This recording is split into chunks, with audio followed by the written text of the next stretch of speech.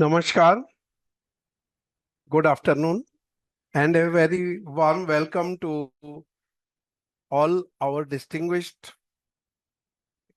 dignitaries for the session, our Honorable Director, my associate team members, my colleague Dr. Ishwari ji, and all the participants who have joined this particular session. We from AIMIL Pharmaceuticals today are organizing a kind of eCME, that is continuing veterinary education celebration on the nearing event of the World Veterinary Day 2025, and various eminent academicians and clinicians, they shall be participating today in this particular session. We are very fortunate to have the distinguished and learned chief guest for the session, Dr. Sujit Kumar Dattaji. He is the Joint Commissioner, National Livestock Mission, Department of Animal Husbandry and Dairying, Government of India, and he shall be delivering few of the highlights relating to the government policies on the animal health and welfare. Besides him, we have very learned speakers of the day, Dr. Narayan Dattaji, who is the principal scientist at IVRI, Dr. N.K. Mahajanji. He is a renowned veterinarian and retired dean from College Dairy Sciences and Technology at Haryana. We are also fortunate to have in the session Dr. Daniel Matuta Sirbu Daniel. She is from United Arab Emirates. Dr. Ujjwal Kumar Dey from the ICAR IVRI Izzat Nagar would also be delivering the session. Dr. Vikas Singh Chauhan sir from the CGS Hospital Gurugram will also share his views in this particular session. And besides him are Dr. K. Rajkumarji from Raivar, Pondicherry, and from Odisha will have the session from Dr. J. Kuruksha Das. So you all are welcome in this particular session. Friends, besides the keynote delivering on this particular event of World Veterinary Day, AIMIL Pharmaceuticals has also organized a kind of the activities in different disciplines from various scholars, students, academicians, clinicians from the veterinary field, and in the form of the quiz competition for the students, in the form of the poster presentations from the students and scholars, and also relating to the clinical reports in the advanced sciences and particularly focusing on herbal products if they have the clinical hands with them, and also relating to the MD and PhD thesis on veterinary sciences. So number of the participants, they have contributed in this particular session. So with our coming sessions, we'll be declaring all the activities what all have been involved into it. Friends, as we all know that AIMIL Pharmaceuticals is contributing its services in the field of the herbal sciences for more than last 4 decades. Incepted in the year 1984, it has started focusing on the innovative solutions from the natural resources and thereby have took the steps from the concepts of the Ayurveda. AIMIL Pharmaceuticals have also, besides serving to the human uh, society, have also entered into the healthcare for the animals and in the veterinary sciences. As we all know that amongst all the body masses in the universe, the count of the human beings is only 2.5%, and rest of all, they are majorly the animals. And the contribution of the wild animals is only 4 to 6%, depending upon the demographical locations. So thereby, the major contribution in the animal health care is around 66% from the, and majority of them, they are the cattles. So looking into our efforts towards the health of the animal sciences, AIMIL, right in the year 1995 itself, have incepted our veterinary divisions, and step by step, starting from the poultry healthcare, we have entered into the different fields. And as on the day, we have different segments for animal healthcare. One is the poultry sciences, then towards the cattle, then towards the livestock, and then the pet market. We further have the projection to advance our progress in fisheries segment also in the coming time. AIMIL Pharmaceuticals, as on the day, is progressively running on our animal health division. And with the concept of the science of phytohealing, we have developed innovatively different products into various different segments. Maybe in the therapeutic segments, maybe in the nutraceutical segments, in the healthcare, in the skin and coat care, with the products like the Fur Paw and Woofs EP, and the feed supplement Curamix 34. We have progressive rate of about 15% our annual growth in the segment, and we have also been rewarded with various recognitions from the prestigious institutions. AIMIL Pharmaceuticals earned the Best Poultry Health Company award on the World Egg Day 2022. Also, Best Animal Pharma Company at the second Animal Health Summit. AIMIL Pharmaceuticals Animal Healthcare have also been recognized as the most promising industry partner award at the Kisan Jawan Vigyan Mela. With a holistic herbal approach at our core, AIMIL remains dedicated to improving the quality of life for the animals. We have endeavored to bring the revolutionary innovations in conceiving and developing concept of medication with breakthrough technologies and manufacturing them under the good manufacturing practices and EcoCert, GDP certified and ISO 9001-2015 standards. Growing at a fast pace, AIMIL with its contribution from the 2000 strong manpower and have earned the turnover to about 600 crore rupees per annum in the recent past. AIMIL has also collaborated with various eminent governmental research institutions like DRDO, like CSIR, NBRI, and CME, and also from the Indian Veterinary Research Institute, Izzat Nagar. We have also sought technology relating to the nutritional feed supplement for the cattle from the IVRI. Dr. Narayan Ratna is the principal investigator for that particular project, and he may elaborate on that particular part. AIMIL has also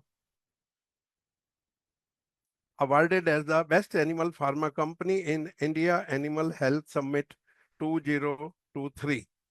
AIMIL has a professional membership with the Ayush Excel, also the member of Indian Federation of Animal Health Companies, member of Pashudhan Prahari, member of Animal Nutritional Society of India, member of Poultry Federation of India, and nominee for honorary animal welfare representative with the Animal Welfare Board of India. We have the professional activities also in the animal health care segment. Had the active participation with India Animal Health Summit 2022-2023, New Delhi. Active participants in South Asia biggest poultry India Expo, and active participants in PAW Learning and Research Council. Active participation at the 10th Kolkata International Poultry Fair. So right from the inception and with years of our contribution in the field, AIMIL Pharmaceuticals is much concerned with the contribution in the health uh, segment of the animal segments. We have reached out to all major veterinary colleges and the hospitals in the country, and particularly uh, we we have innovatively developed a range of the vast products for the veterinary services. So with that particular mission, we from AIMIL Pharmaceuticals uh, are sincerely organizing this particular continuing veterinary education, and we see a good response from the participants.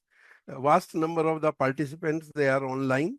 And just to have the formal address and to inaugurate the session, I would welcome our director, Dr. Ikshit Sharma to address all our distinguished speaker of the day as well as all the participants in the session.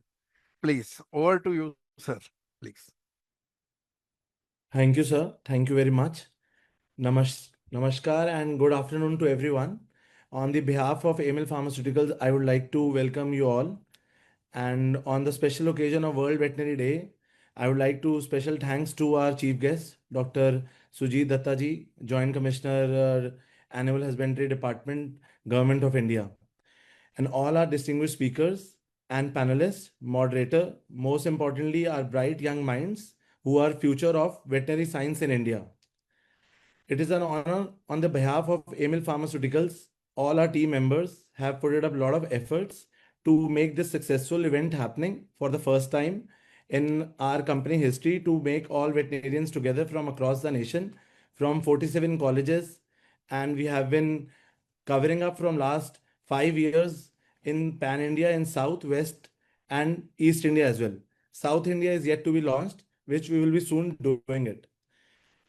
If you know about AIMIL Pharmaceuticals, it has been started by my father, my papa, my our company's chairman, come managing director, whose vision and inspiration has guided us who we are today, what we have become because of him only.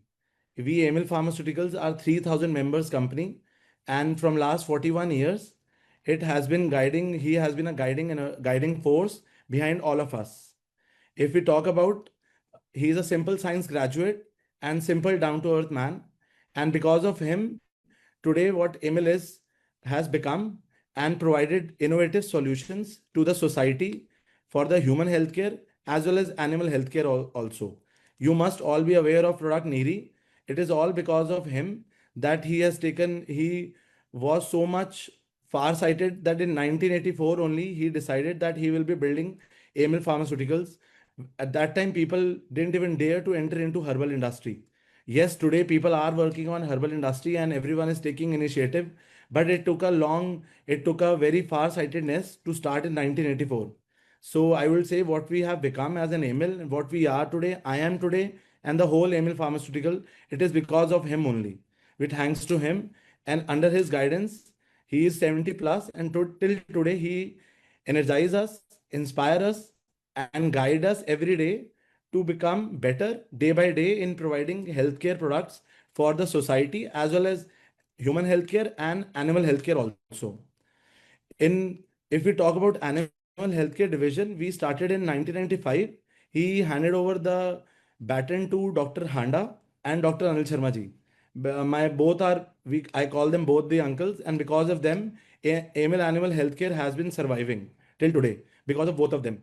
I took started taking initiative in 2017, and from then till today, we have become 3,000 company as a whole. And if you talk about AML Animal Health Department, we have 300 plus colleagues in R&D as well as field staff as well as in the factory also. So for us, it is very important that we keep delivering on providing innovative Ayurveda inspired products in the market. On the occasion of World Veterinary Day, I will say it's not a day, it's a marathon, which as an AML we have joined just now in more aggressively. And now we are planning to launch Pan India and having all our presence across India. On the special day of World Veterinary Day, which the theme is AML Animals Health makes a team, takes a team. And team is not a single community work, but together as in doctors, veterinarians, farmers, as well as scientists, and we as a pharmaceutical company should come together to provide better innovative solutions for animals. Because once we all know that healthier animals and happier animals are the foundation of a healthier society. And on this special day, I would like to thanks all our distinguished speakers as well as panelists, moderators, all of you. If we talk, what is our mission and vision of AML Pharmaceuticals have been very simple from day one to provide innovative products backed by R&D, backed clinically, toxicologically tested, safety study wise done, and research oriented. If we talk about, and then we are not only in livestock, only in poultry, but in pet industry as well.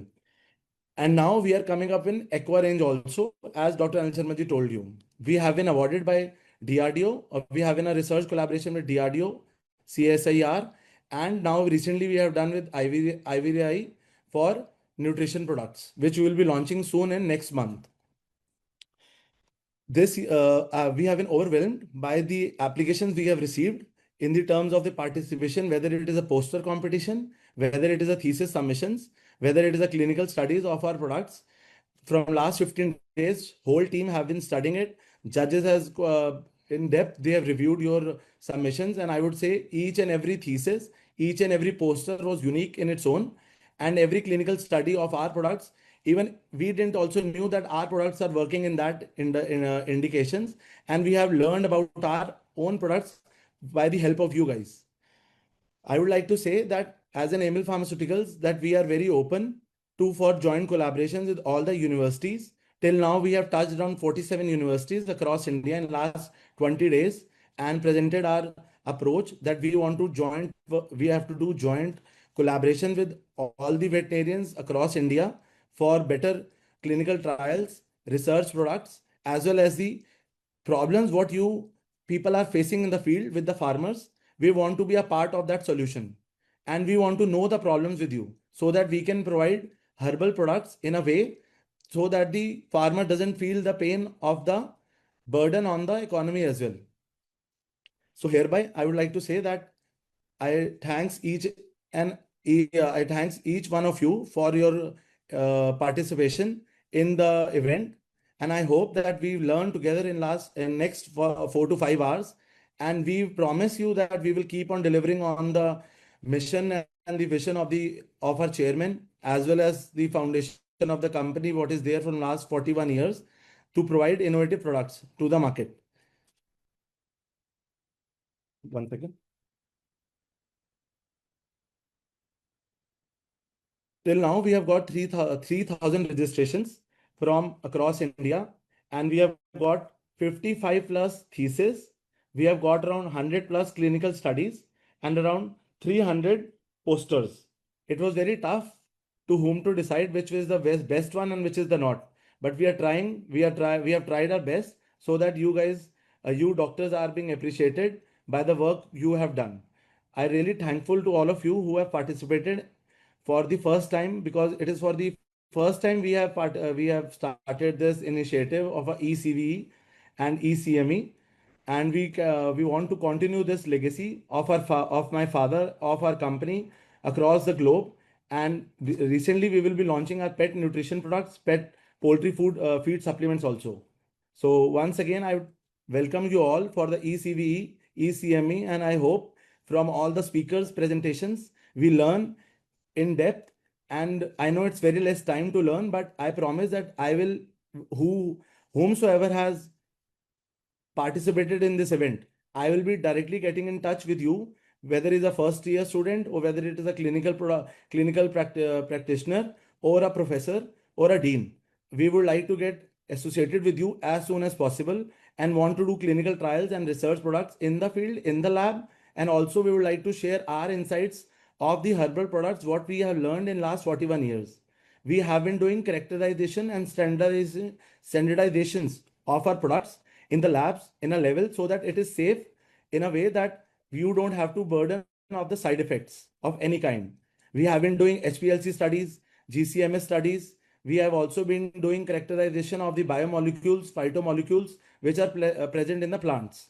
So it is just not the simple Ayurveda, but we have been reading our old scriptures, which are 5,000 years old, and we have been decoding them these days with the help of AI and learning them more in depth and executing in the way what our ancestors and scriptures are telling us to do, whether it is in Ayurveda, whether it is in Unani, whether it is in homeopathy, or whether it is in Siddha, or whether it is in phytopharmaceuticals also.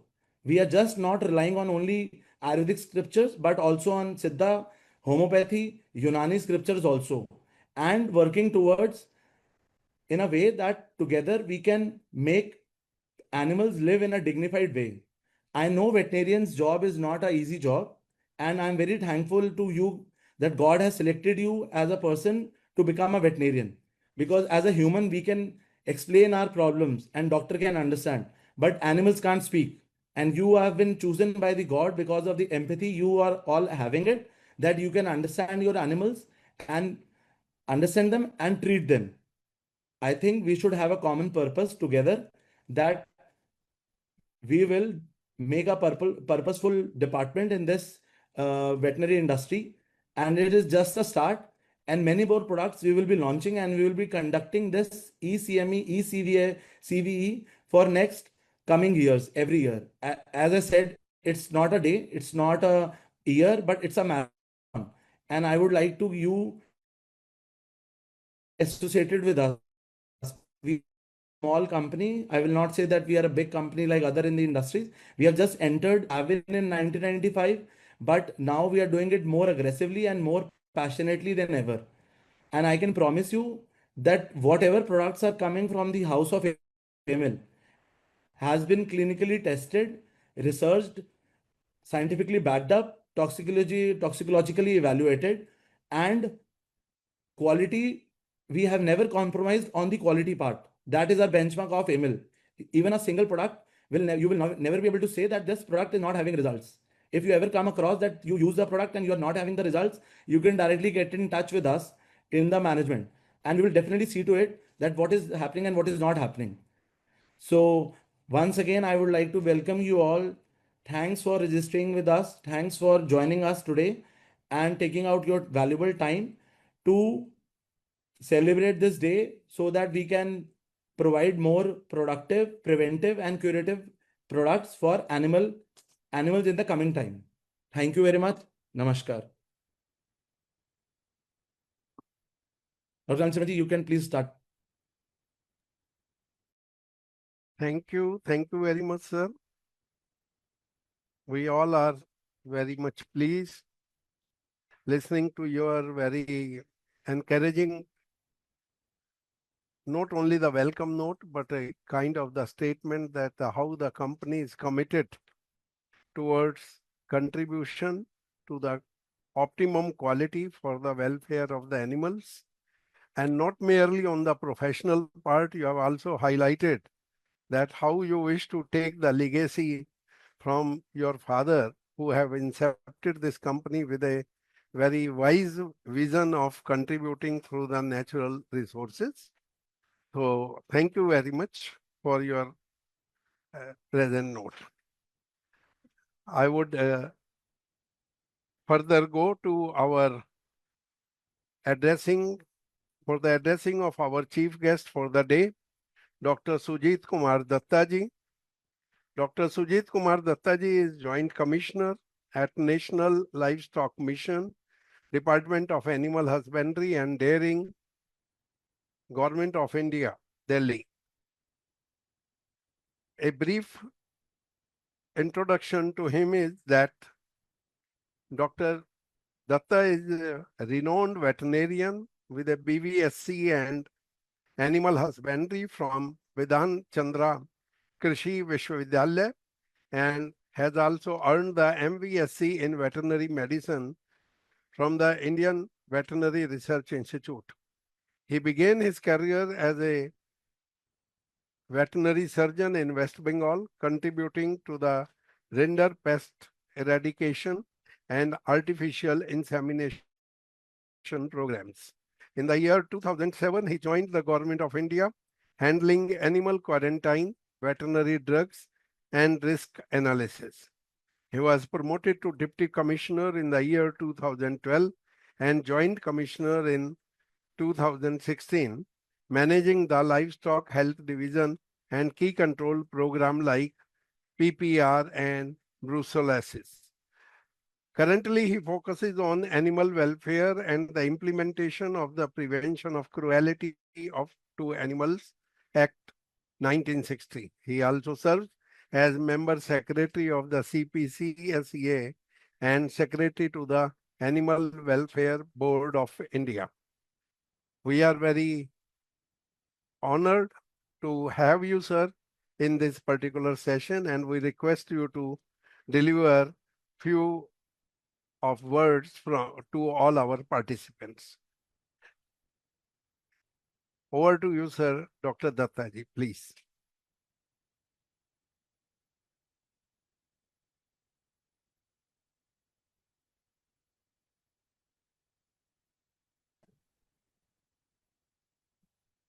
Thank you very much. I am audible. Yes, sir, you are very much audible, sir. Please. Yes, please go on.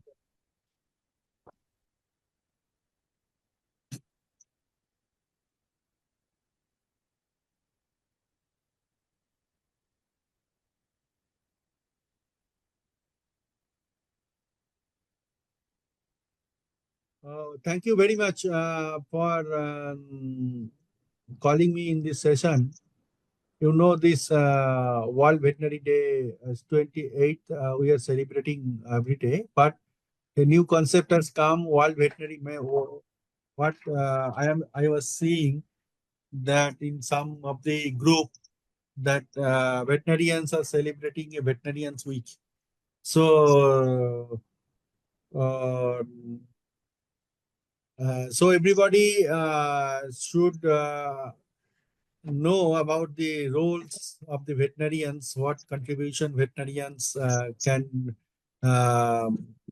do in the betterment of the both the economics. Now veterinarians' roles are so important. We can contribute towards the disease protection, zoonotic disease control. We are contributing to the nutritional security. We are contributing to the economic development of the poor. We are contributing for the sustainable. We are contributing on achieving the sustainable development goal. Everywhere we are participating. So now, little of this, I want to share the little background of the animal husbandry entire sector. You know, this animal husbandry is such a sector. As on date, we are contributing 30%, more than 30% in the gross value addition in the agriculture sector. So 30% contribution we are providing to the agriculture sector and entire country GDP. We are sharing 9 to 10% in the agriculture GDP. Agriculture contributes 18% to the country's GDP. So this sector, we cannot ignore this sector, and we for the this nutritional security, we require protein, and our sector is the only sector we are providing easily digestible, cheap source of protein. So one egg can produce give you the 6 gram of protein, which is 100% digestible. Now uh, we are the one of the growth engine of our country, because you see 46% population in our country are in the agriculture sector. So agriculture sector cannot run without the animal husbandry. Every farmers having their own animals. So agriculture, animal husbandry is a part and parcel, and we are not the allied sector.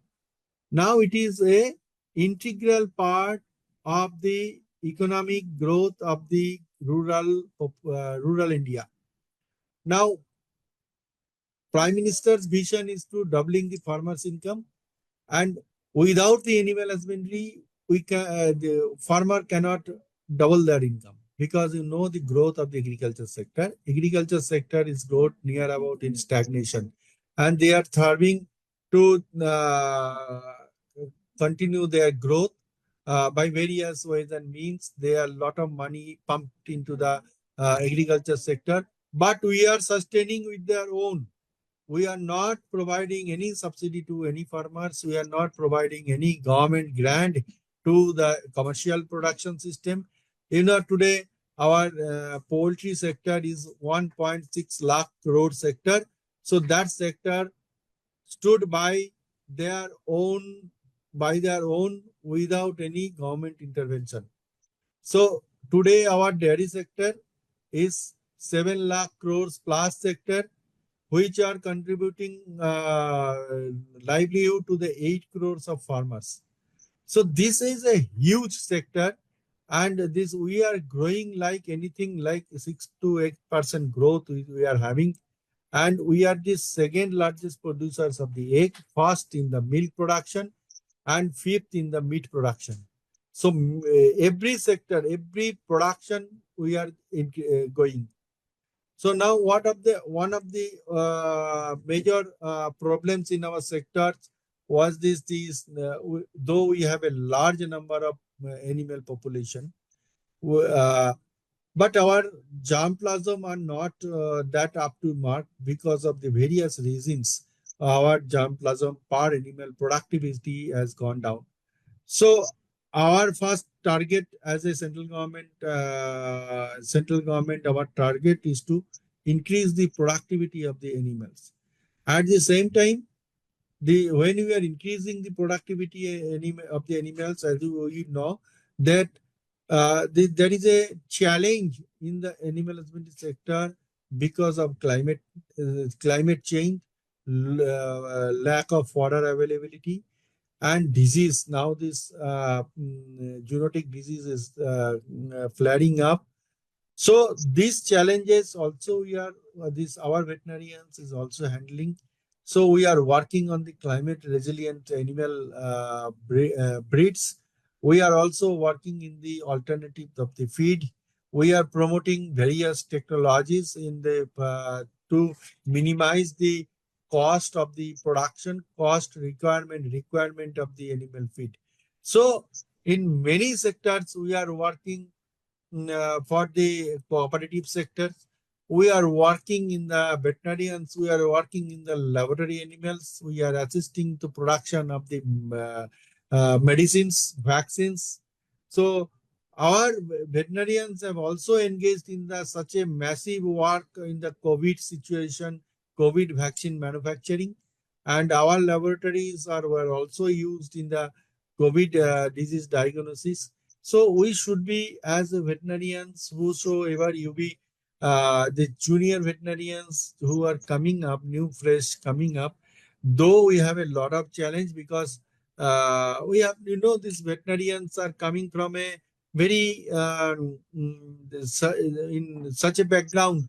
So we look forward for a permanent job. So when we are not getting job, we are not getting absorbed. in the service, so we are very disheartened.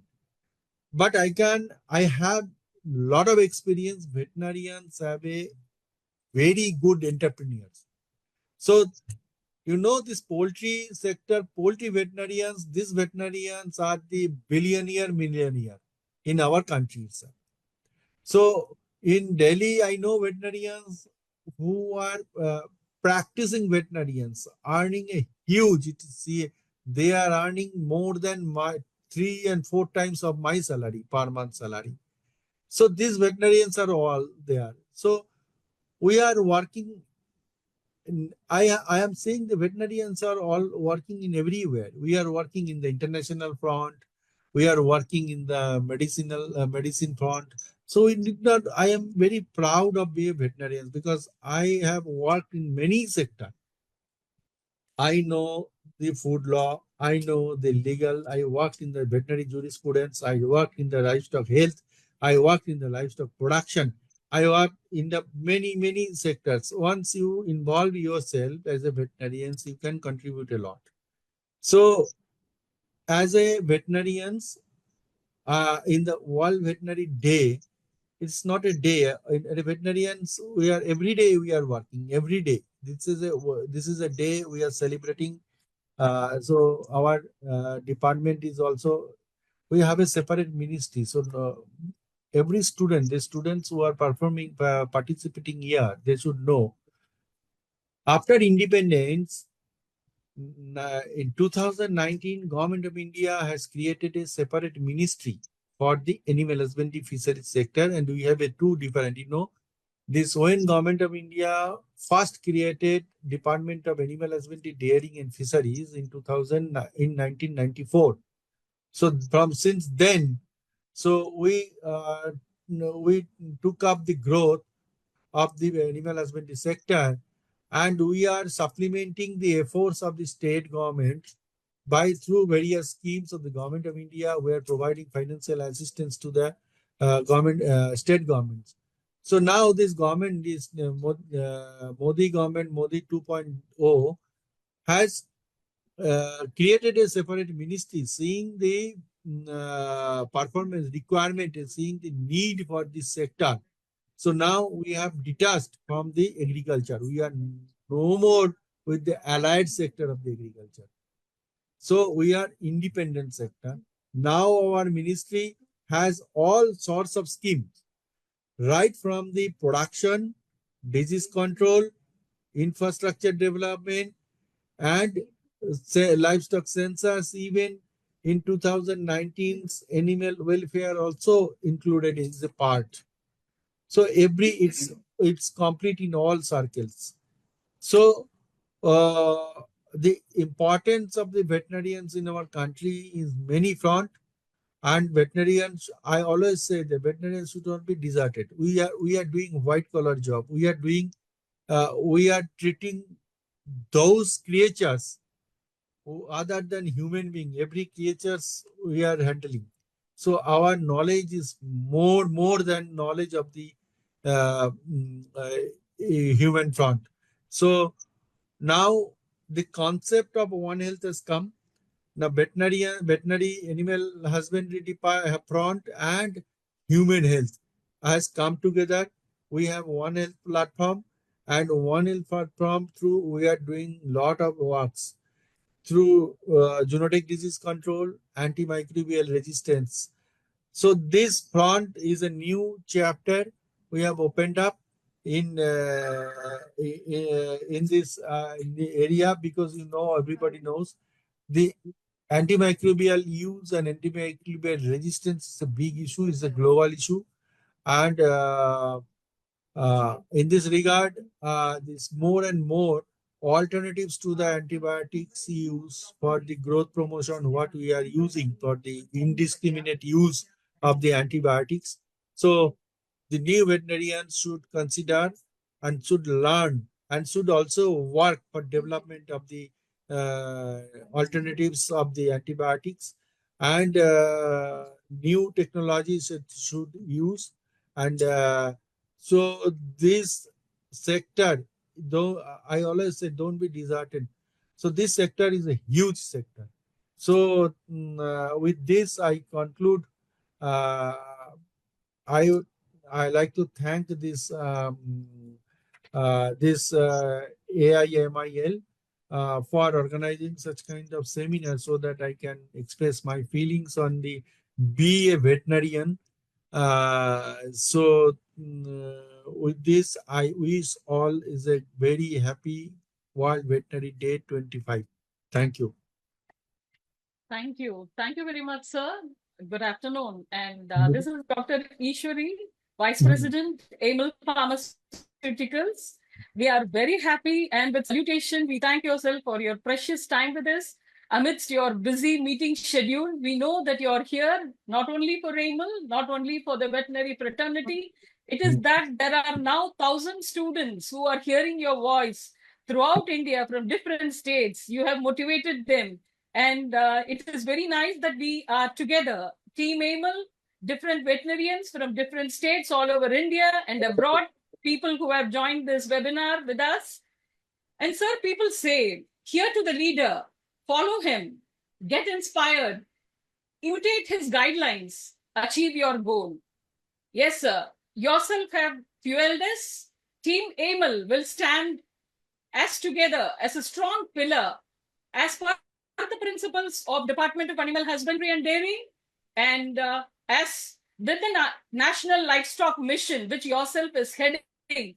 We are here to thank you, to tell you that we are with you. Please do knock us. We are here in Delhi and everywhere in India to support, to follow, and to facilitate that India is one among the leading members across the world in care of animals, and AIMIL is there with the government. Thank you very much, sir, for your precious time. We wish to share that the Indian animal feed market is valued at USD 15.8 billion in 2024 and is expected to grow to INR 1964.8 billion by 2032. This proves that India is a significant feed producer globally. Still, the feed resources must be efficiently utilized as feed cost accounts for 60 to 70% of total animal rearing cost. The importance of forages and livestock sector is more realized in recent times due to their complex role in substantial production, employment generation, drought proofing, natural resource conservation, nutritional security, and export potential. A gap still exists in terms of availability in the country and in terms of qualitative parameters. Aspects as improved feeding strategies, changing in cost-effective feeding systems, which could be region-specific, are required for increasing the production performance. So we have today with us a special person to speak on this issue, Dr. Narayan Datta, Principal Scientist, PhD, Editor-in-Chief, ICAR, Indian Veterinary Research Institute, IVRI. Dr. Narayan Datta, the Principal Scientist, Division of Animal Nutrition, IVRI, is a distinguished academician with 31 years of experience in research and teaching. A PhD graduate from GB Pant University, he has led numerous ICAR and DBT-funded projects and authored over 162 research papers, 300 plus conference presentations, and several books. He has guided 9 MBSc and 14 PhD scholars and specializes in feeding systems, plant bioactives, and nutritional strategies to enhance dairy animal performance. Dr. Datta developed a farming system-based mineral supplement and a novel feed supplement for dairy animals. His accolades include the Hari Om Ashram Trust Award, and he has served as Editor-in-Chief of Animal Nutrition and Feed Technology, the official journal of the Animal Nutritional Association of India. Today, we have this eminent personality with us to speak on the significance of nutrition in cattle and animals. Welcome, sir. Now the dais is with you. Thank you, ma'am. Good afternoon, everybody. So first of all, congratulations to all on this special day. Most Honorable Dr. Ikshit Sarmaji, Executive Director, AIMIL Pharmaceuticals, Dr. Anil Sarmaji, Vice President, Dr. Iswari Mem, Vice President, Dr. Rajan Hondaji, and today's chief guest, Dr. Sujit Kumar Datta, Joint Commissioner, Livestock Mission. Ladies and gentlemen, so first of all, I'm very much thankful to AIMIL for inviting me for this event. So I think, yeah, so my topic of my presentation is nutritional strategy for enhancing the reproductive efficiency in the farm animals. So as we know, the productive and reproductive performance of dairy animals are much lower than the desired optimum level. And the main reason, this may be due to the poor quality of the germplasm, poor nutrition and management, and some other factor. But here is nutrition is very, very important, because we are spending about 65 to 70% in the feeding of the animal. So if they are not being provided the balanced diet, so it would affect the health and performance of health and production performance of the animal. The reproductive efficiency measured in terms of early attainment of sexual maturity and number of calves during her entire lifespan. Under the ideal condition, a heifer should reach sexual maturity at an early age of 2.5 to 3 years, but under the farm condition, it is more than 3 years. The first calf should be produced early and subsequently at every 12 to 14 months of interval. Next. During early lactation, the demand for nutrients to support maintenance and milk production is given the highest priority. Thus, the reproduction takes a back seat until these demands of nutrients are met. Because usually after the postpartum, during the early postpartum, the animals are under stress and they are negative energy balance. So if they are not being provided the balanced diet, so that ultimately affect the productive and reproductive performance of the animal, because reproduction takes the back seat. The care to getting cow to milk to their genetic potential and to getting their to them bred back is to provide them with a well-balanced diet composed of quality forages, supplement, and a mineral and vitamin mixture. In rural area, most of the animals are reared on cereal straws like wheat straw, rice straw, and supplemented with unbalanced supplement. Or sometimes they supplement with individual feed ingredient like wheat bran or oil cake. Sometimes green fodder, and occasionally balanced concentrate are fed. Feeding of dairy cow during lactation. So there are 3 phases of lactation. Early phase from 14 to 100 days of lactation, mid lactation 100 to 200 days of lactation, and late lactation 200 to 305 days of duration. So usually the lactation period is accounted for 300 days. The peak milk yield is expected up to 150 days. Thereafter, the milk yield decreases at the rate of 10% in the subsequent month of lactation. Next.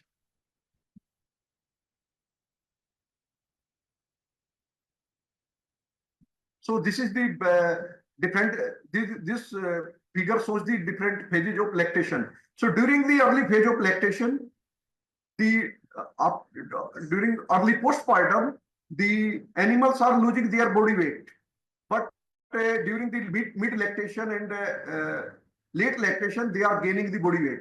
The reason for this, because the milk yield peaked around 6 weeks of postpartum. So at this stage, milk peaked, but dry matter intake is peaked after 10 weeks of postpartum. So during this period, the animals are underfed and they are under the negative energy balance. So the intake is low, but milk production is peaked during this period. Though this difference created the negative energy balance. And negative energy balance is the main culprit that affect the reproductive performance of the dairy animals under farm condition. Next.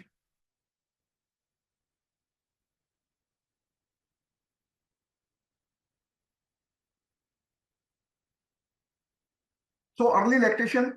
So at the beginning of this phase, cow will achieve peak milk production. Feed intake is lagging behind and cow are usually losing body weight. Already I have discussed in the last slide. At the end of this phase, peak dry matter will be achieved and no weight loss occurring. So to achieve maximum production from the dairy ration should be balanced for effective fiber, non-structural carbohydrates, ruminant undegradable protein and soluble proteins. So dairy rations are usually formulated to maximize the microbial yield and for requirement of ruminal and undegraded amino acids. Next, role of various nutrients in milk production. So as I told that energy is the most common that is responsible for the reproduction failure under the farm condition. So energy is the most common nutrient limiting the reproduction. And as I told, because during the early postpartum, if the animals are not properly fed, so they can meet their maintenance and milk production requirement, but reproduction takes the backseat.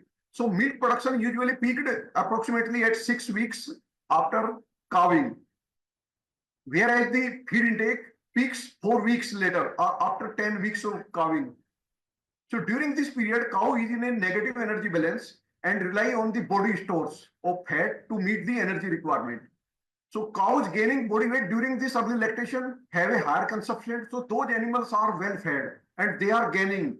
So they have the higher consumption rate and need less services for consumption. Cows lose body weight during this early lactation, have longer interval to first ovulation and first stress, lower first service consumption rate. So the balanced feeding are very, very important during the first lactation phase of the dairy animal. Next.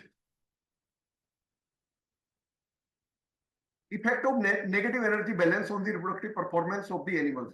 So whenever the animals are suffering from this negative energy balance, so the production of the insulin and glucose concentration decreased significantly. Insulin and insulin growth factor, insulin IGF-1 also decreased significantly, and lipolysis, the catabolism of the fat in the body started. The concentration of the leptin hormone decreased, that affects the central nervous system, and that reduced the GnRH secretion and reduced the FS and LH secretion, and that affected follicle lutein cells and follicular growth, and ultimately the dysfunction of follicle growth, follicular maturation, and ovulation. Ultimately, this altered the progesterone secretion, expression of heat, and embryo survival. So that's why this negative energy balance is the most negative factor that affects the reproductive performance of the cattle and buffaloes under the farm condition. Next. So protein, next element, nutrient is protein. So protein deficiency increases the incidence of silent heats. Particularly in the buffaloes, the protein deficiency is important because silent heat is more important in the buffaloes, and lower consumption rates and decreasing feed intake and milk production. Cows deficient in protein increase milk production within a couple of days when additional protein is added to the diet. But sometimes excess protein have been implicated in lowering consumption rate with increasing the number of service for consumption and days of wean. So we should be very, very careful while supplying the protein. So high protein diet should not be fed to the animal because this is the most costliest ingredient of the animal diet, and at excess protein feeding that adversely affects the reproductive performance of the animal because that affects the consumption rate. So excess ammonia, because during the course of protein degradation in the rumen, excess ammonia is produced, and thus excess ammonia and urea in the bloodstream may decrease the fertility. At the same time, energy is diverted from the milk production and reproduction, and that leads to the reproduction failure. So blood urea nitrogen, if more than 20 mg per 100 ml, may decrease the chance of pregnancy. So this is the very, very good indicator, the blood urea nitrogen. So if blood urine nitrogen is more than 20, so that indicated the chances of reproduction failure. Because the normal level is 15. If BUN level is 15 mg per deciliter, so that indicated the better nutritional performance of the animal. But if this is less than 15, that indicate the animals are kept on lower plane of nutrition. So it should be around 15, but at 20, it leads to the reproduction failure. Next. So minerals also very important. Calcium. So low calcium level has been reported in ancestral heifers. Reduced blood calcium may delay uterine innovation and increase the incidences of dystocia, retained placenta, and prolapsed uterus. Cows diagnosed with clinical hypocalcemia were 3.2 times more likely to experience retained placenta. Retained placenta and metritis can have devastating effects on the reproductive efficiency in the lactating dairy animals with reduced conception rate and extended interval of the pregnancy. Next. The phosphorus is also very important element.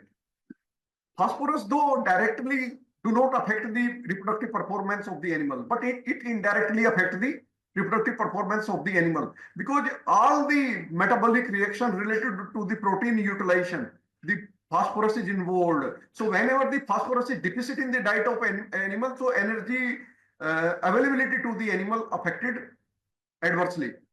So even a marginal deficiency of phosphorus has a direct adverse effect on the pituitary ovarian axis, causing the failure of onset of estrus. Next. So trace minerals particularly selenium, the deficiency of the retained placenta are the most common reproductive problem associated with the selenium deficiency. Early embryonic death, increased metritis, poor fertility, and the birth rate of birth of dead or weak cows also associated with the low level of selenium. Copper, deficiency of copper is associated with the early embryonic death, reduced ovarian activity, delayed or reduced estrus activity, decreased conception rate, increased incidences of retained placenta, and increased difficulty in the carving. Next. So next important element is zinc. Zinc is very, very essential. Particularly, it is very important for the male reproductive performance, and that also very important for the maintaining the antioxidant status and immunity of the animal. So zinc deficiency reduces the spermatogenesis in bull, delays sexual maturity, and can cause the fetal abnormalities. Iodine has an indirect effect on the reproductive performance of the animal through the action on the thyroid glands. So iodine deficiencies may indirectly cause early embryonic death, abortion, stillbirth, prolonged gestation, and an increase in the incidence of retained placenta. Next. Next.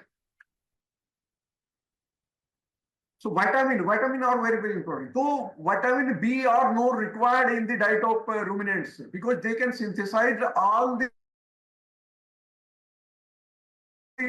vitamin to meet the requirement of the animal. But the vitamin A is very essential, and if the animals are not properly fed on green fodder, the vitamin A deficiency may occur. So vitamin A is the most common deficient vitamin in dairy animals, and reproductive problem associated with vitamin A include delayed sexual maturity, abortion, birth of dead or weak cows, retained placenta, metritis, and certain gestation period. Supplementation with vitamin A should be considered when feeding poor quality forage or low amount of green forage. Vitamin E, function of vitamin E on reproduction is not clearly defined. The selenium and vitamin E are closely related, but each believed to be functioned separately, but they are very, very important for the antioxidant status and maintaining the immunity of the animals. By that way, they affect the productive and reproductive performance of the animal. Next.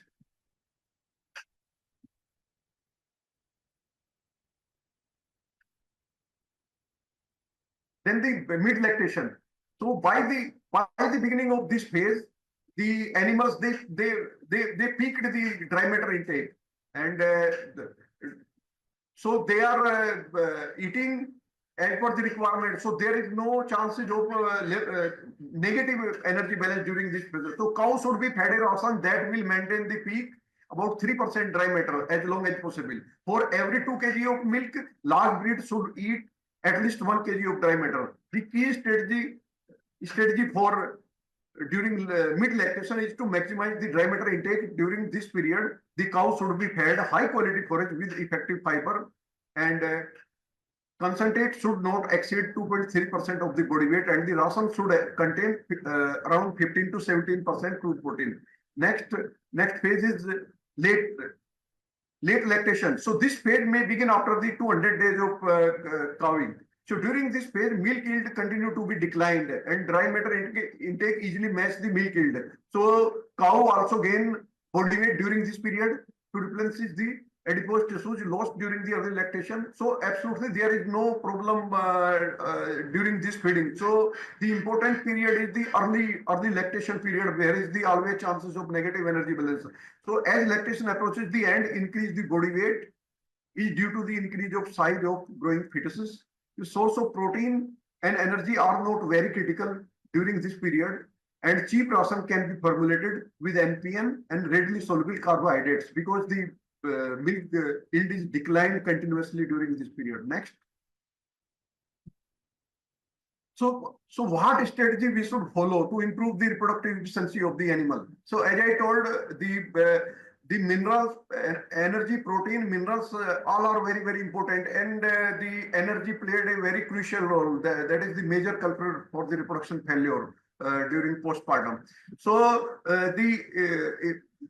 usually the farmers, or any dairy owner, they increase the amount whenever the animal, the good quality of green fodders are not available for the feeding of the animals. So they increase the amount of balanced concentrate mixture. So effect of concentrate mixture. So supplementation through balanced concentrate mixture has been proven to be one of the easiest economic way to increase the intake, digestion, and performance of the animal fed cereal, crop residue, and poor quality roughage.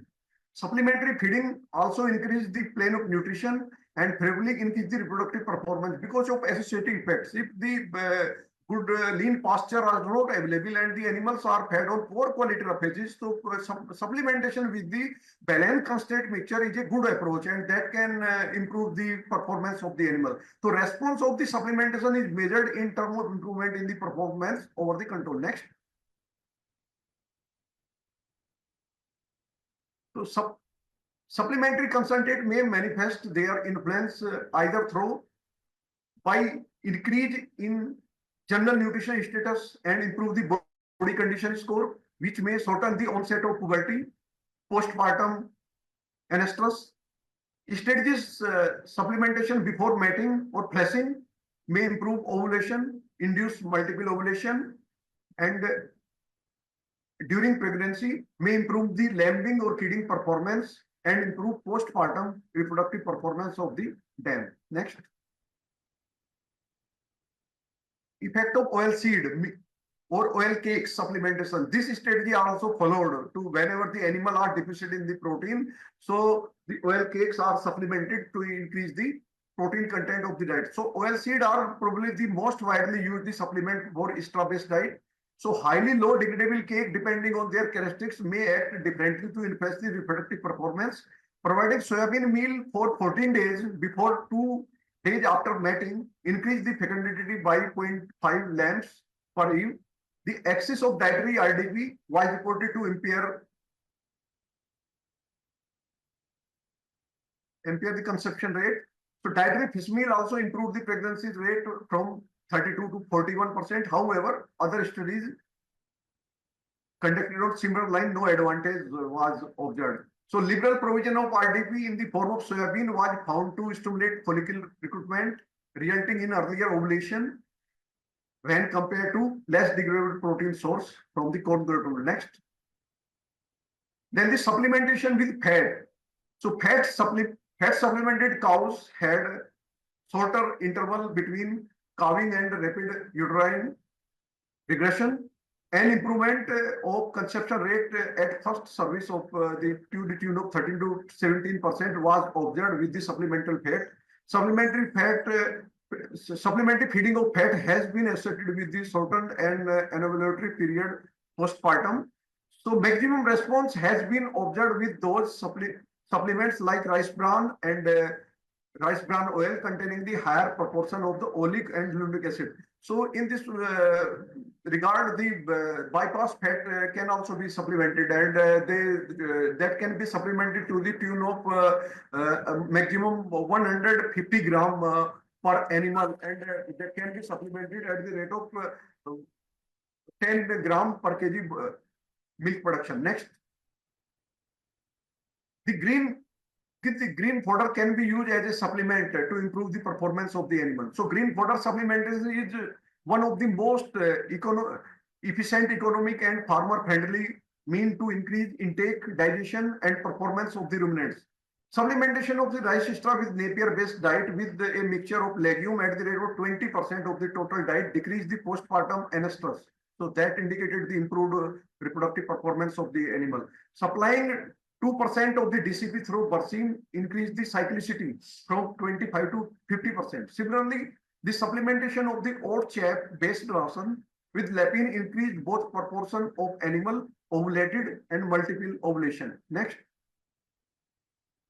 effect of farming system, effect of farming mineral supplement on the milk yield in the cow. So various supplement or area specific supplement or mineral mixture have been used, and they have shown the improved milk yield in the dairy animals. So this experiment was undertaken on the low yielding cows, but there was an improvement about 13-14% improvement in the milk yield after the feeding of this area specific mineral mixture. Next. Similarly, the mineral mix area, specifically the farming system based mineral supplements that improved the reproductive performance of the animals. So the number of known as so concentrate at first AI was higher after the feeding of this. So ultimately, the consumption rate was around 66% when the mineral mixture feeding. Next.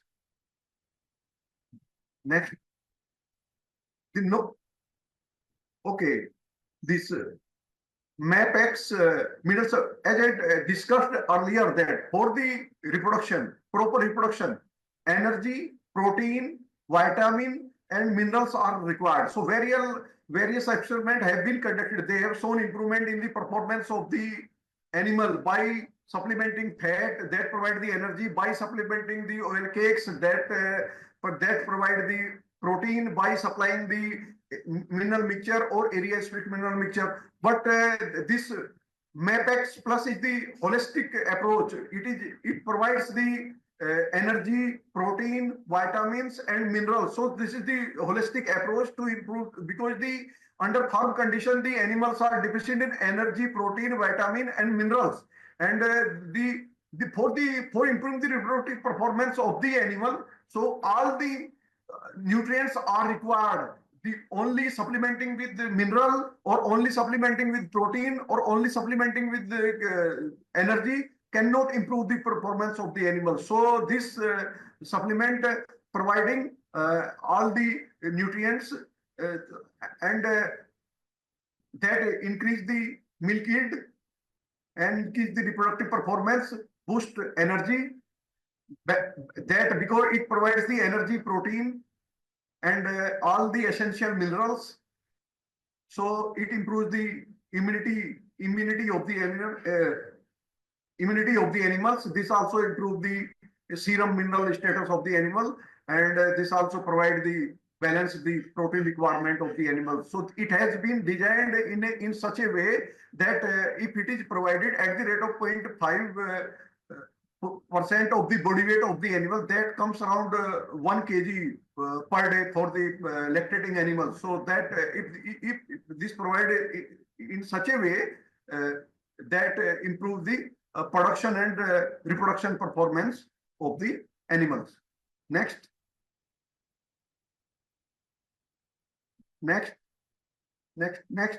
Already we have discussed this. So thank you very much. So thank you very much, sir, for providing me this opportunity. Thank you. Thank you very much.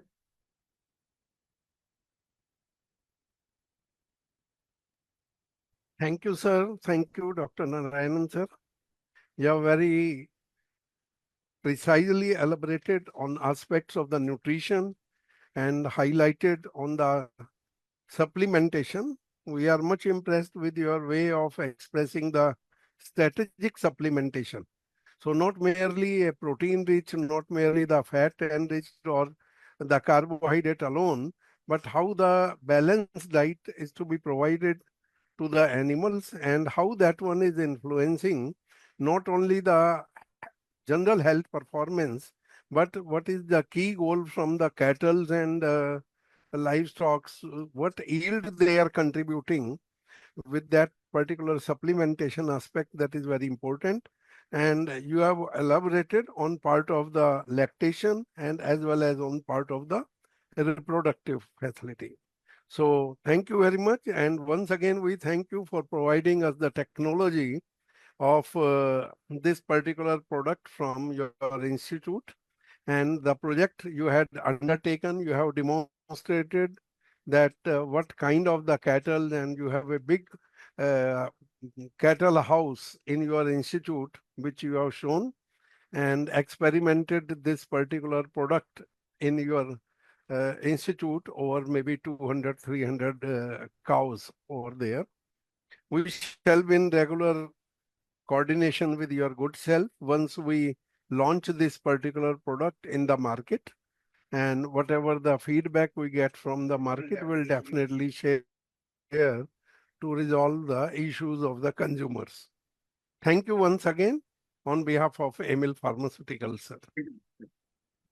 Now we have the next speaker for the day, who Mr. Venkat Golapudi.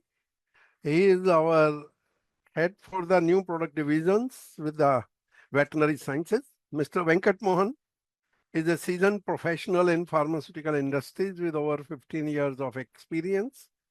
His deep knowledge in R&D, regulatory affairs, and commercial operations, particularly in the veterinary sciences, led him to lead various cross-functional activities and contribute to the launches of several high-impact products. So very precisely, we request to Mr. Venkat Mohan to just convey a few words relating to AIMIL's global ventures and the new project relating to the veterinary sciences. Please, Sure, over sir. to you, Thank Mr. you very Venkat, much. sir. Yeah, sure, sir. Thank you very much, and thank you, ma'am. And first of all, I'd like to thank eminent judges and eminent speakers and chief guest Sujit Dattaji for giving this initial speeches and then being part of this World Veterinary Day celebrations. And first of all, I'd like to thank and congratulate to the entire team of AIMIL who have been working tirelessly for the past 1 month to make this event successful. And also, I'd like to thank our director, Dr. Ikshit, for initiating one of its kind of event to bring entire veterinary fraternity under one roof and to celebrate the World Veterinary Day in India for a first time through a big eCME event. I think it is one of its kind, and first time we had.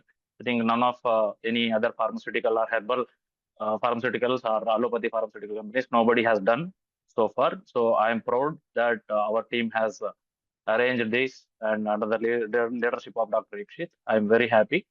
And once again, thank you. I'd like to just take you through what are the products that we've been working globally and what are the products that we are working under the pipeline, which we are going to bring in into the Indian market and for the international market as well. Okay. Next, please. So, as you are all aware, AIMIL Pharmaceutical is a science-driven Ayurveda company. We are standing tall on 4 pillars of holistic healing like quality, safety, efficacy, and innovation. Next.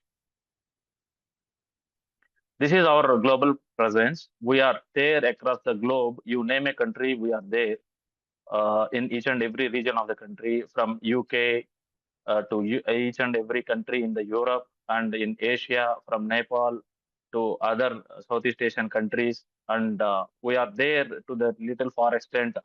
We are there in Australia as well. Okay, just next.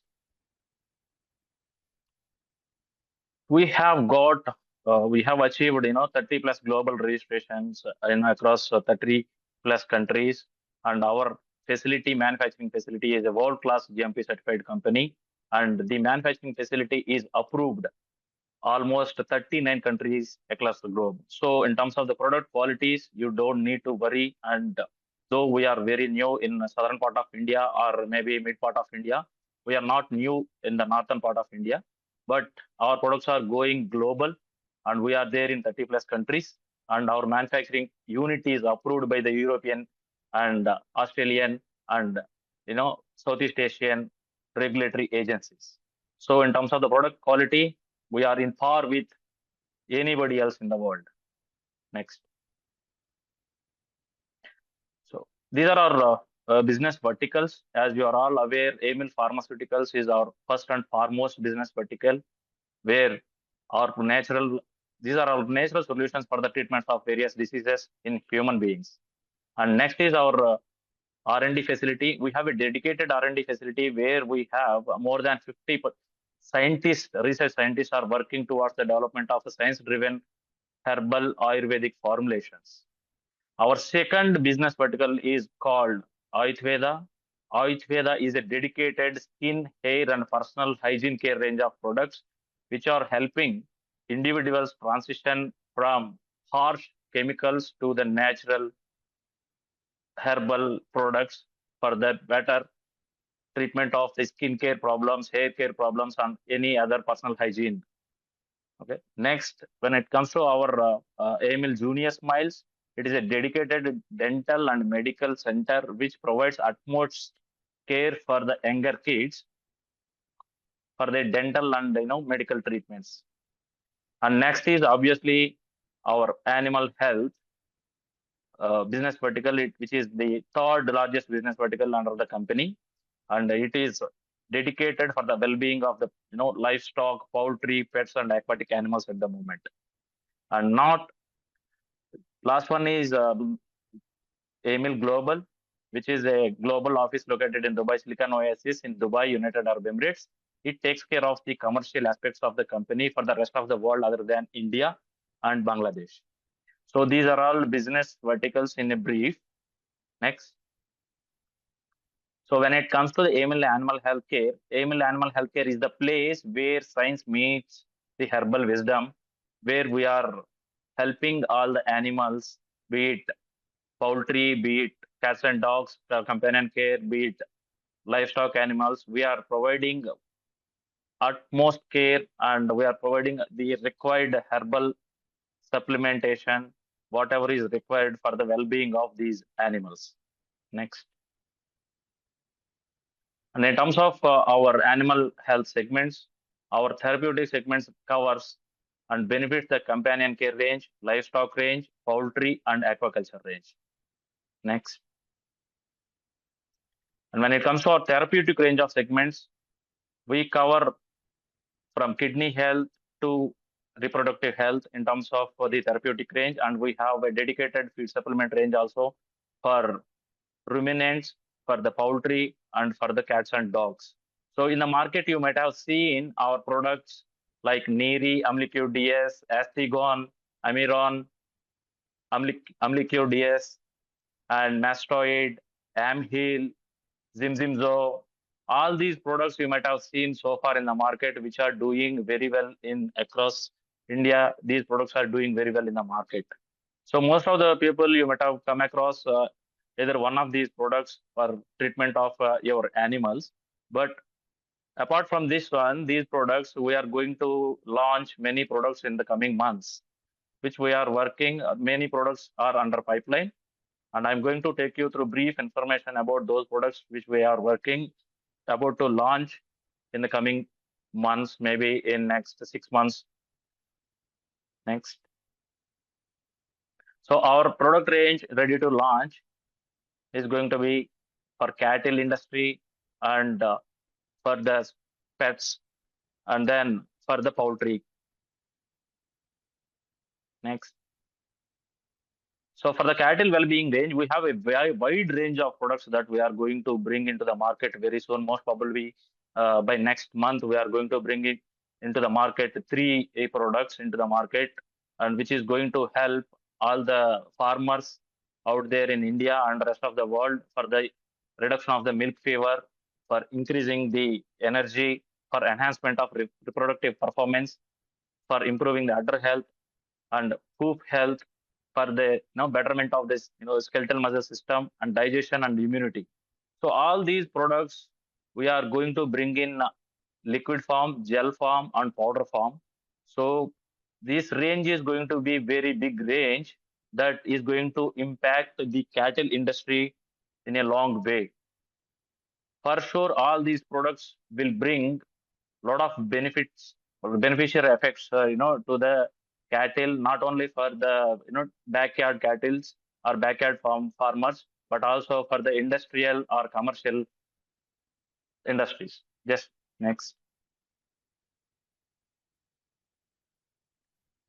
This is one more product that we are about to launch maybe in the next month or next to next month, and which is ready, and this is clinically tested, and it is developed in collaboration with every Indian Veterinary Research Institute, and it is a super combination of the minerals, energy, protein with a powerful technology, and it is going to give all-in-one, all daily support to the cattle or to the ruminants or to the horses and camels as well across the globe. Though the camels and horses market is not there in India, but it is going to have a huge impact on the ruminants' health. This is going to be launched in very soon in 5 kg and 10 kg and 50 kg and 20 kg bags very soon, most probably in the next coming months. Next. Next is our poultry feed supplements range. In the market, you might have seen our liver tonic Amlicure DS, which is doing very well in the market.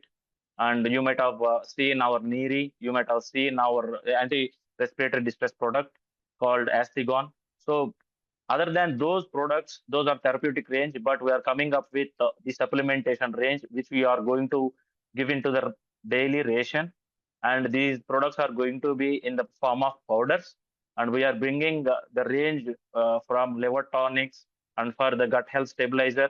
And now, some time back, Dr. Sujit Datta was, emphasizing on the usage of the antimicrobials or antibacterial products in the poultry.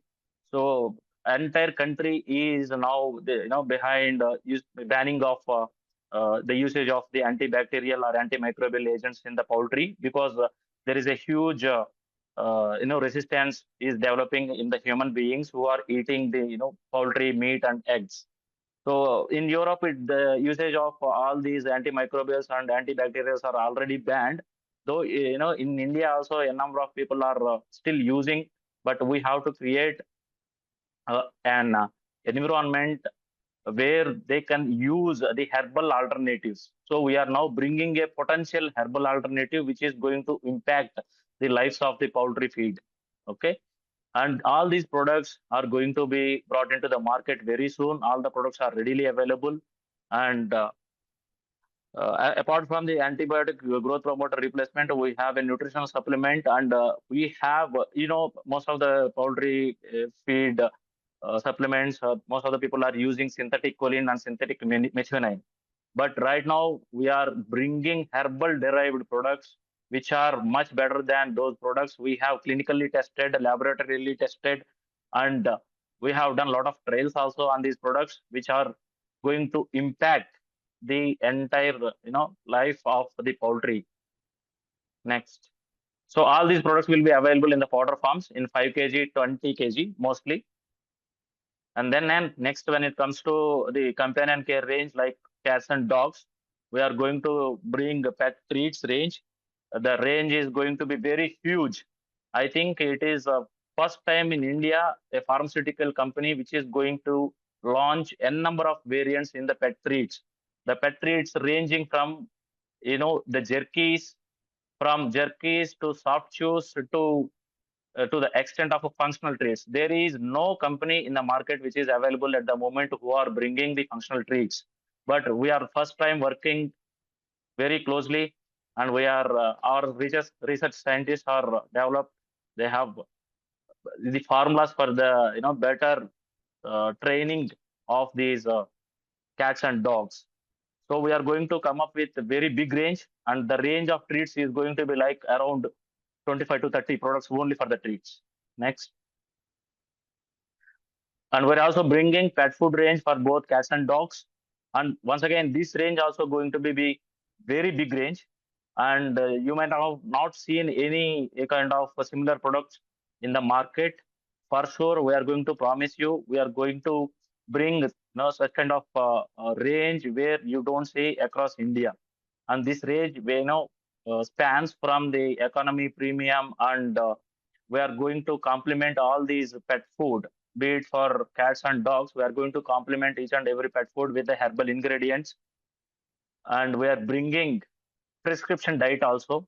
And this is going to be once again a game changer in Indian market. For sure, nobody is there in the market, and hopefully we are going to be the number one in this segment as well. Next. And like all human beings, pets also need some kind of pampering, in terms of you have to give them a good bath, you have to give them, good shine to their coat, good smile to their teeth and everything, right? So we thought of, just bringing a personal care range of products for the pet, for the cats and dogs. So right now we are about to bring personal care range starting from the oral hygiene to the skin hygiene and bombs and a lot of new products. I don't want to disclose at the moment, but this entire range is going to be unique range for the Indian pet market. Once again, this range is going to be very huge. We are expecting this is very unique range. Next. And apart from all these products, whatever I have discussed earlier, we are going to work on many, many more products we are going to launch very soon. And our research scientists are working in development of new formulations, but all formulations are herbal-based formulations only. Yeah, many more products are come to market maybe in the coming future. Next. So with your continuous support from all the veterinary fraternity across the India and across the globe, with your kind cooperation and continuous support, we would like to grow bigger, better, and bolder. Next. So with this above preamble, I'd like to thank you, all the veterinarians, for changing the lives of animals with your utmost care, compassion, and dedication. And once again, thanks to all whoever is participated in the contest, be it quiz contest or poster presentation contest or thesis contest or case study contest. I'd like to congratulate each and everybody who have won the prizes. But I'd like to congratulate each and everybody who have participated. Thank you very much. Have a nice evening. And once again, a very happy and happy World Veterinary Day. Thanks to all. Thank you very much. Thank you. Thank you very much, sir. It was very interesting to hear from yourself. Dream. It is the one that does not come in your sleep.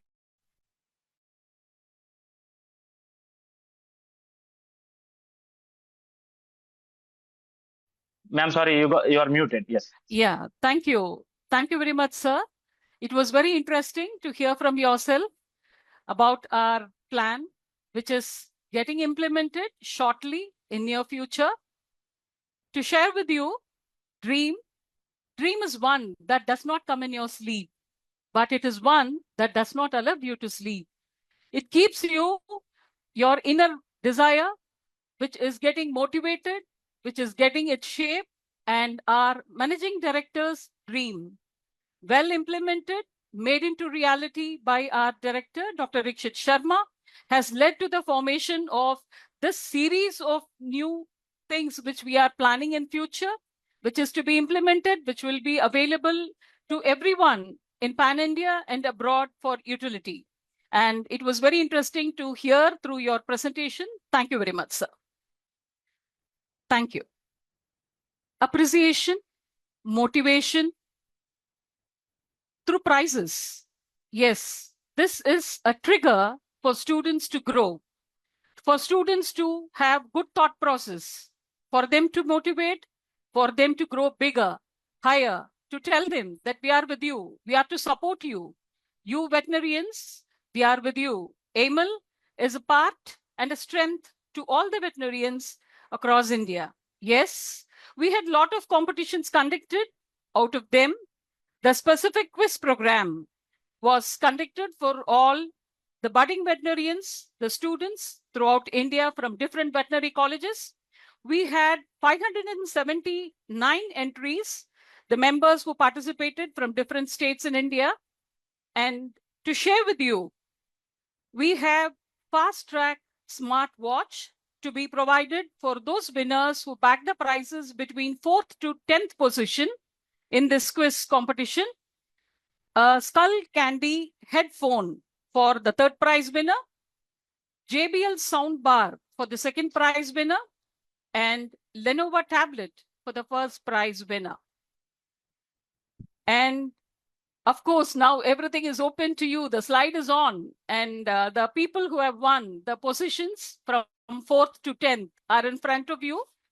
We are very happy to share with you that we have Naman Pratap Singh Tomar, College of Veterinary and Animal Science, Meerut, bagging up the 4th position. Chaudhary Bharat Mansungbai, College of Veterinary Science and Animal Husbandry, SK Nahar. P. Revati from Veterinary College and Research Institute, Tamil Nadu. H. Soham Sivaji from Saurabh College of Veterinary Science, Rajasthan. Dharmesh Goswami, Veterinary College, Jabalpur. Amir Suhel Barbia, Lakshmipur College of Veterinary Science from Assam. Shanmandi M.R. Shivabharati from Rajiv Gandhi Institute of Veterinary Education and Research, Pondicherry. Congratulations to all the winners of these different positions, and special wishes and applaud to every participant, because you also deserve a special appreciation for your active interest in participation with us. So everyone would be receiving e-certificate and assured Ayurveda gift coupon worth of rupees 500 for everyone who have attended this particular contest. Congratulations to everyone. Now to the next speaker. Metabolic diseases have developed into major problems in broiler industry, which is responsible for high morbidity and mortality in poultry. Forced selection for faster growth of broiler chickens result in an increased burden on CVS, which predisposes birds to metabolic disorders such as ascites, liver, kidney damage, etc. Today, we have Professor Dr. N.K. Mahajan, MBSc, PhD in Veterinary Public Health and Epidemiology, retired Dean, College of Dairy Science and Technology, Haryana. He's a distinguished veterinary expert, has an illustrious career spanning 34 years, marked by significant contributions to poultry disease, diagnosis, research, and academic participation. He has guided multiple postgraduate scholars, published over 91 research papers, and collaborated with international institutions, including the University of Minnesota and University of Pennsylvania, honored with 2 Lifetime Achievement Awards and the Outstanding Public Health Veterinarian Award. He is a fellow of the National Academy of Veterinary Science and esteemed member of several scientific societies. Currently, he serves on National Veterinary Health Committees, teaches BVSC students, and provides expert consultancy in poultry health and diagnostics. Welcome, sir. We are eager to hear your voice. Thank you. Yeah. First of all, I must congratulate the team of AIMIL Pharmaceuticals for organizing such an event for the first time on World Veterinary Day. So, it's led by Dr. Ishit Sharma, Dr. Anil Sharma, Dr. Ishwari, and Dr. Handa. So all they put a lot of efforts in bringing this to all of us veterinarian together. So well, as I was given this topic of liver and kidney health problem, because this is a burning topic right now in Haryana, because the poultry industry is one of the leading. Haryana is fifth largest poultry producer in the country, being a very small state, having only the it is only if you compare it by geographically, it's only the third one at the level of around 0.3% of the total geographical land of the country. So, but production-wise, in poultry production, it is fifth largest in the country. So that's great achievement for Haryana people. So liver, and because there is a lot of integration going on in poultry sector all over India right now, and so is in Haryana. And the broilers, which are used for meat purposes, they are grown very fast, and as a result, we require. So first slide, please.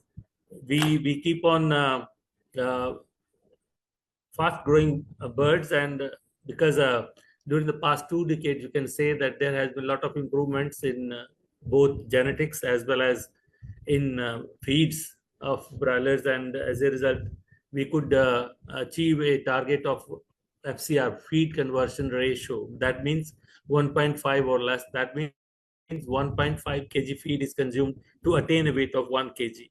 So that is you can say very good by all standards. And if you go beyond less than that, that means you are excellent. If you go less than 1.5. So within 30 to 32 days, we are gaining a weight of 2 to 2.5 kg. When I started my career in poultry science in way back in 1985, at that time the broilers were growing at a very slow rate of taking around 2 months to grow at a weight of around 1 to 1.5 kg. So now you can think there has been a lot of improvement all over, and because of such much advancements in genetics, in science, as well as in feed science, people have now new breeds have come up with high potential genetics. And similarly, the feed, there is a lot of change in the feed also. There are pre-starters, starters, and then finishers for broilers. And every formulation is based on the requirement of each breed separately. So, but now why we have discussing liver and kidney problems, because I'm doing postmortem every day almost for the birds, and for the past these years 34 to 38 years I have conducted postmortem on more than 6 lakh birds, and we can see that visually whenever birds are brought for postmortem, what are the problem the birds flocks they are facing. So liver and kidney are very common at present because of the reason that they are the major organs in broilers, and there is a lot of stress on them because of achieving the required weight within a period of time. So they are fed a very rich diet, maybe in energy as well as protein and everything.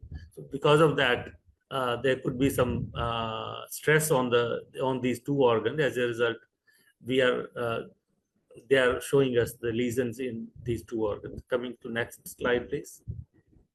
So liver is the largest gland. As all of us know that even in human beings also, everything whatever we eat, it is digested with the help of liver only. It produces the enzymes. It goes into produces the bile, which utilizes which helps in metabolic digestion of the food, and particularly the oily food or fatty foods.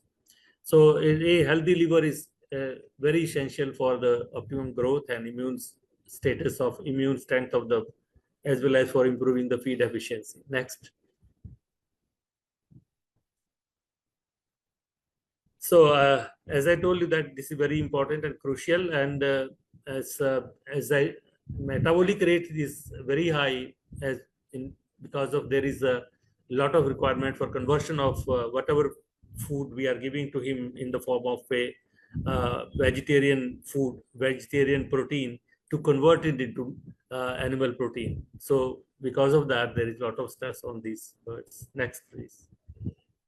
So you can say different major functions of liver. They involve metabolic functions, detoxification, whatever things which even we as a human beings are consuming. We do not know, because there are a lot of risk in the market nowadays, because a lot of pesticides are being used in different crops, Then because of if there is more moisture in the crop, like maize, which is the major source of energy to the birds, and the soya, which is the major source of protein to the birds, if they are at the time of their harvest, there is rainfall, or there is some moisture in the moisture content is more than 12%, it leads to production of mycotoxins, different types of mycotoxins. Out of that, aflatoxin is the leading one, followed by aflatoxin, fumonisin, T2 toxin. Likewise, so many toxins are there which result into the cause damage to the birds, and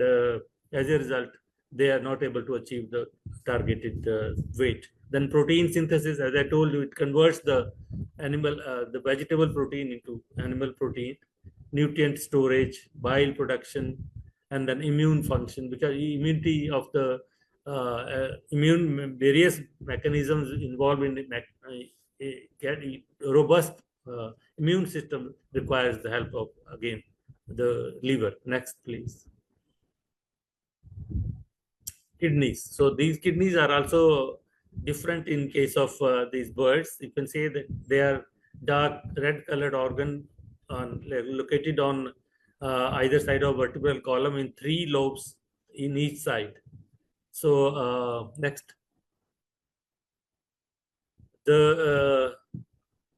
The importance of kidneys is in broiler is that they are very helpful in waste filtration, maintaining acid-base balance, water regulation, and uric acid excretion. And this has become more so important during this summer season, when summer has already set in Haryana, and Haryana is very hot these days.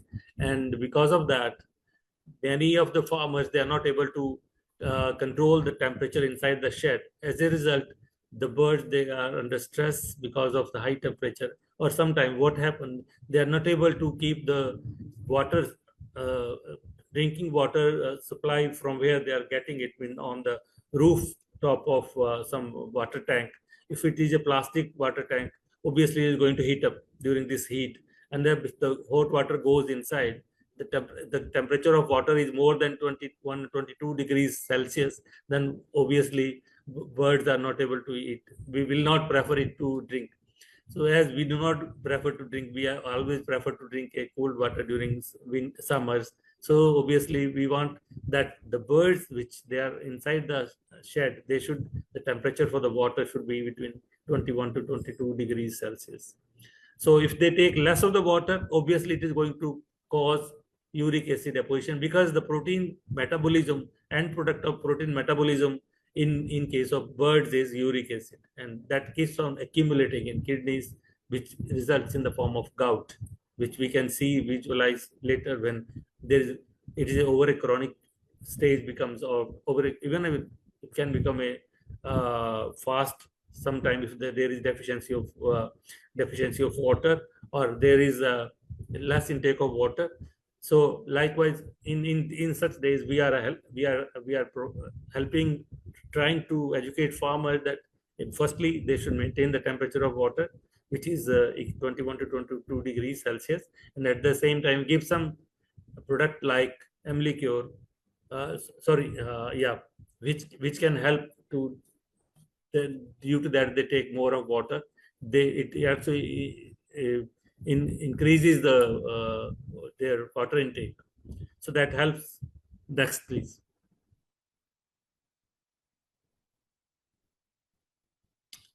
What are key factors affecting liver and kidney health?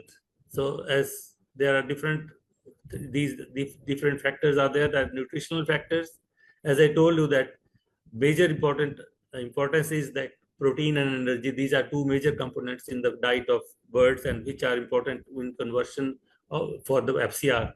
Metabolic disorders result because of that, and because sometimes during winters, what happens, there is requirement for increasing the temperature as the environmental temperature is low. So we use some heating system inside the sheds. As a result, that heating system also utilizes the oxygen, and the birds, they get less of oxygen if there is no proper ventilation, and that results into ascites because there is more production of ammonia, and that and less of oxygen, that leads to damage to the internal organs, and that leads to release of serous fluid from the blood vessels into the body, as it results into the ascites. So the rapid growth and genetics, as I told you, that breeds have been that developed in such a way that they are machines. Medication and toxin exposure, similarly environmental stress. If there is a lot of heat, as I told you, and temperature of the water is not good enough, so they're not going to consume enough of water. Infectious diseases, there are n number of diseases which can affect liver as well as kidneys, and all our other organ also, but at the same time, these organs are also affected. Water quality, because in every place you will find people, many people are using the water supply system, but many are using canal water and others are using underground water. But the quality of water varies at each of these sources. So it depends upon the type of source which you are using in the farm to provide the water supply to the birds, and must get them tested in the lab to find out. It should not be hard, it should not be having any salt, because birds are not they cannot tolerate the salt content nor sodium chloride content beyond 0.5% from all sources of feed and water. So that way we have to be careful that the water, particularly in the water, it should not be salty, it should not be containing sodium chloride content, it should not be having more of these salts. So and then at the same time, we should keep on monitoring the quality of water for microbiological tests also, particularly E. coli, because coliform E. coli disease is very common in poultry, which is because of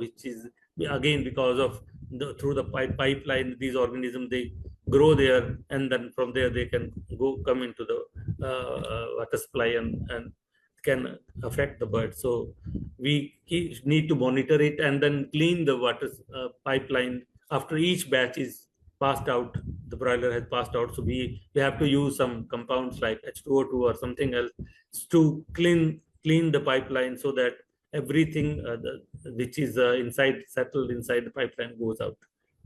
Next, please.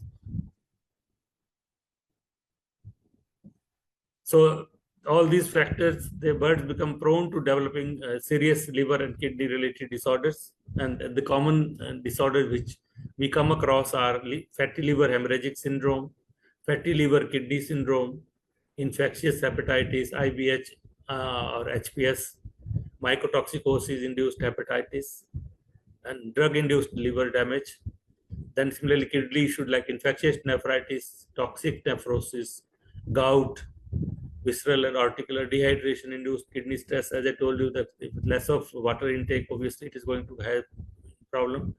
And then infectious, like various virus like infectious bronchitis, and those, so they can affect the kidneys. Next, please. So this is one photograph showing you the fatty liver hemorrhagic syndrome. You can just visualize that the color of the liver has become it should be purple in color, but you see the color this has, because more of deposition of fat inside the liver. As a result, this has become very you can say oily sort of, you can say different shape, different color. So this is, and there will be hemorrhages also, there can be bleeding also. So this is this becomes this type of liver becomes very easy to break. This will break very fast because there is no this has been fitted with most of the fat. Next, please. So fatty liver hemorrhagic syndrome causes are nutritional imbalance, high energy diets, low activity, because now most of the birds we are keeping in an environmental controlled houses. So they are not going to move much because the environmental is controlled inside. So whatever they are eating, they keep on eating at their will. And if they eat more, obviously it is going to affect them, and there is no activity or movement. So it leads to a lot of problem and oxidative stress on them. And then high producing laying hens and breeders. Also, even in broiler, lately we are finding this problem in broiler also, which are fast growing.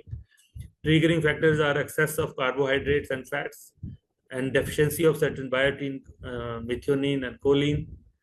These are the mycotoxins.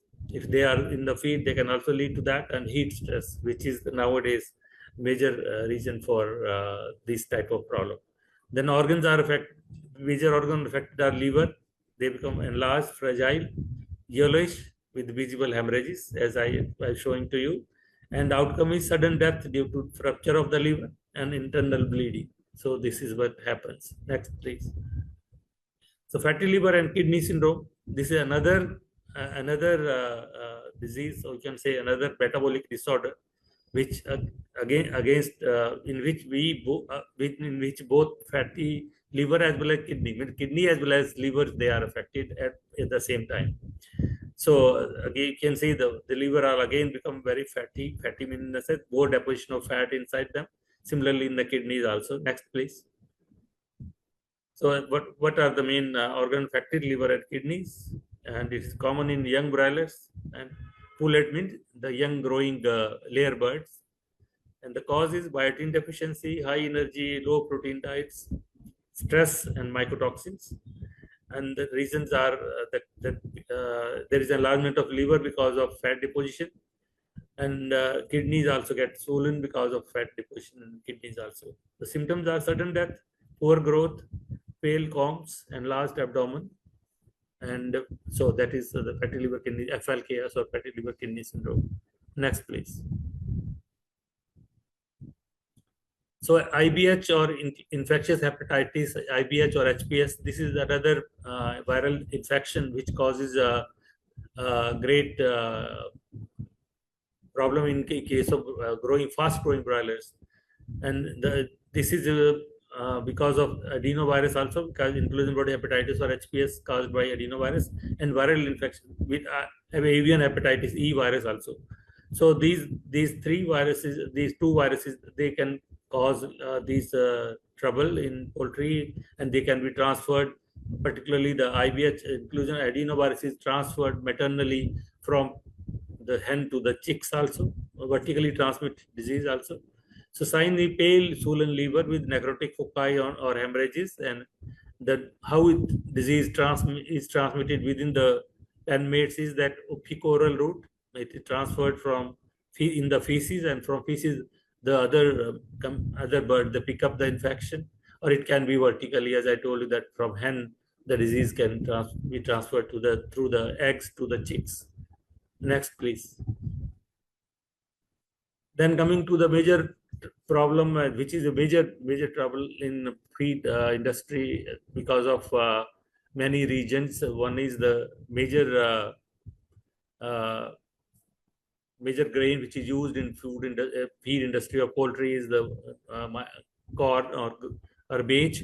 And maize is if it is affected with moisture, it's more than 12% moisture, it is going to come down with the infection with various fungi infection during the growing stage itself, and then at the time of harvesting it can contaminate these grains, and then it can, when you are storing those type of grains in such situation with high temperature, it will produce a lot of these mycotoxins.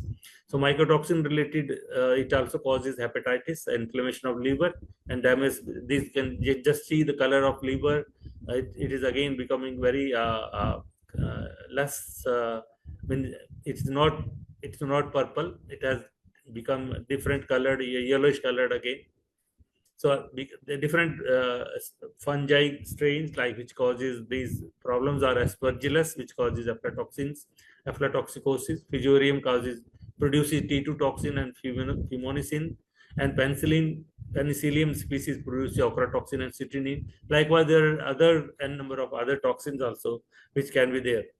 So over a time, these protein it leads to the inhibition of protein synthesis, and fat metabolism is also disrupted, and because of that the cells get damaged, leading to cell death and necrosis, or because of apoptosis, when the cell start eating itself. Next, please. So drug-induced liver damage. So what happens sometimes if we are giving excessive amount of medication, particularly the chemical medication or antibiotics for a very prolonged use, or some disinfectants for a very long use, because in field situation the farmers they may not be very much educated, so they sometimes they hear from one another that if there is some problem you can add, like if there is a problem of mycotoxin, people they what they say, they will say use copper sulfate. I mean, this is a just a you can say layman's notion, but this is again it will not help at all, but it will aggravate the situation further, because that is a poison and it will again go to the liver and will damage it further. So this type of thing should be avoided, and people should need to be educated on this aspect, the farmers. So drug-induced liver damage could be because of antibiotics like tetracycline, sulfonamides, and rofloxacin. These are all used in different flocks in almost every flock in some days. Antifungals, ketoconazole or itaconazoles, coccidiostats like amprolium, sulfaconoxylene, anthelmintics, levamisole, albendazole, and growth promoters. So if they are used in higher numbers, higher amounts, so they can lead to damage to the liver and other organs and immunosuppression. Next, please. So kidney problems, the urate deposition, or this which we call gout. As I told you, it can be because the deficiency of drinking water. There is either because there is a lot of automation nowadays in poultry farming, environmental control shed, and in the water system is also having nipples, and very few farmers are having the drinkers nowadays. So nipples, if some nipples are blocked sometimes somewhere in some areas, so that can lead to some problem, because bird will not be getting water through that. So you need to regularly check on those nipples also and flushing them out so that they are not clogged. So occurs when there is excess of uric acid build up in the body, blood, and for that form crystal on the kidneys, and subsequently it can go to all visceral organ, on heart and all other organs, including on the muscles also. So that is how this gout is causing the uric acid, which is, as I told you, the end product of protein metabolism in birds. If it is not flushed properly because of more water intake, it can lead to this type of problem. So the product like Niri will be, and Amiron will be both of very much use in that, because Amiron will increase the water intake, and Niri will flush out these all crystals out of the body. So next, please. So infectious nephritis, this is again because again caused by some viral etiology, refers to the inflammation and dysfunction, and as a result of which viruses and bacteria. And you will see the type of changes you can see in these kidneys of these birds. Next, please. Again, there are a few urate deposition inside the kidneys. Next. Okay.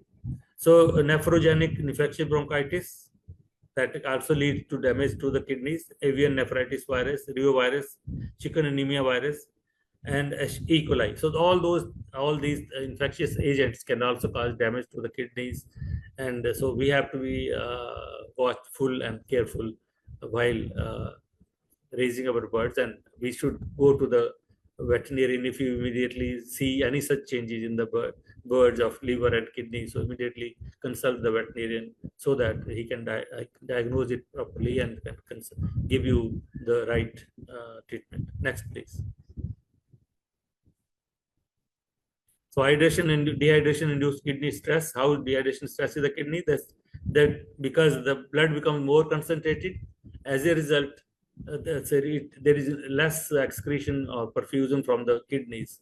So it gets accumulated, it keeps on accumulating inside, and uric acid excretion is impaired, leading to urate deposition, and electrolyte balance, particularly sodium and potassium, disturb the cellular functions.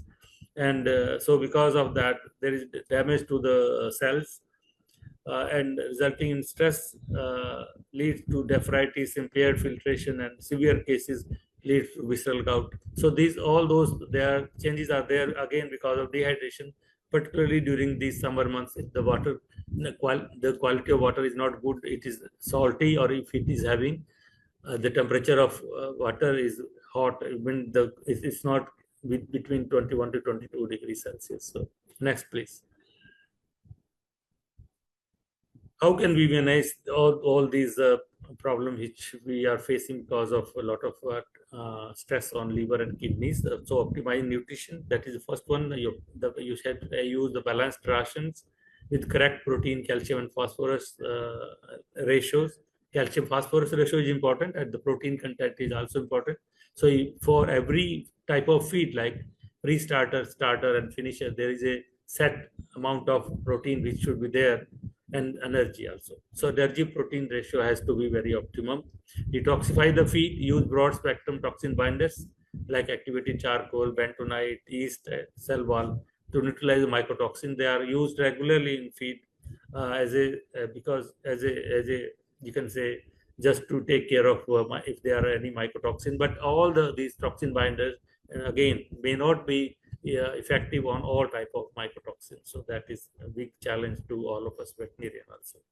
Prevent dehydration and heat stress during particularly this summer, and ensure cool, clean water which is available 24/7, and use electrolytes and anti-stress supplements during summer, particularly the vitamin C like amla, anything derived out of vitamin C is helpful in this type of situation. Next, please. So as we can manage with the rational use of drugs, avoid unnecessary or prolonged use of chemical drugs, follow proper doses and withdrawal period for antibiotics, not to overuse them. Next.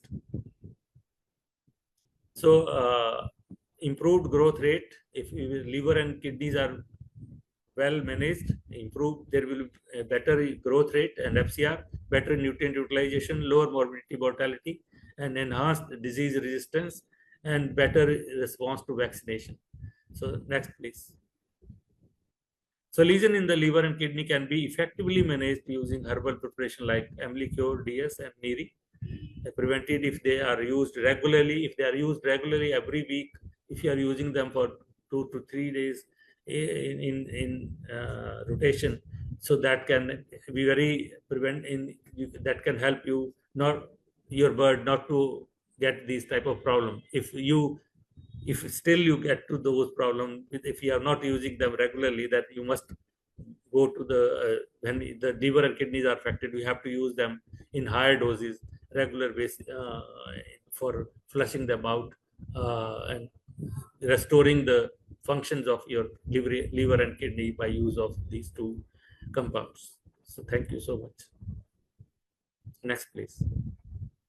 So thank you so much for hearing.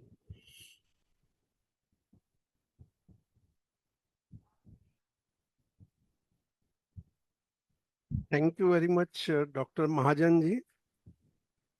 You have very well elaborated on the very vital organs in the brawlers, liver and kidney, and also have highlighted on part of their functionaries as the metabolic factors and how physiologically they influence in the healthy conditions or in the adverse condition. We are thankful to you that since long time you have supported our products, AIMIL DS and NIRI and Amiron in all these vital conditions. We are very sure that all our participants, they will have the benefit from your elaborated talk. Thank you once again for sparing your precious time. We are thankful to you. Thank you so much. So friends, next we go to another activity in our World Veterinary Day. In addition to the quiz, that was the poster competition. Poster competition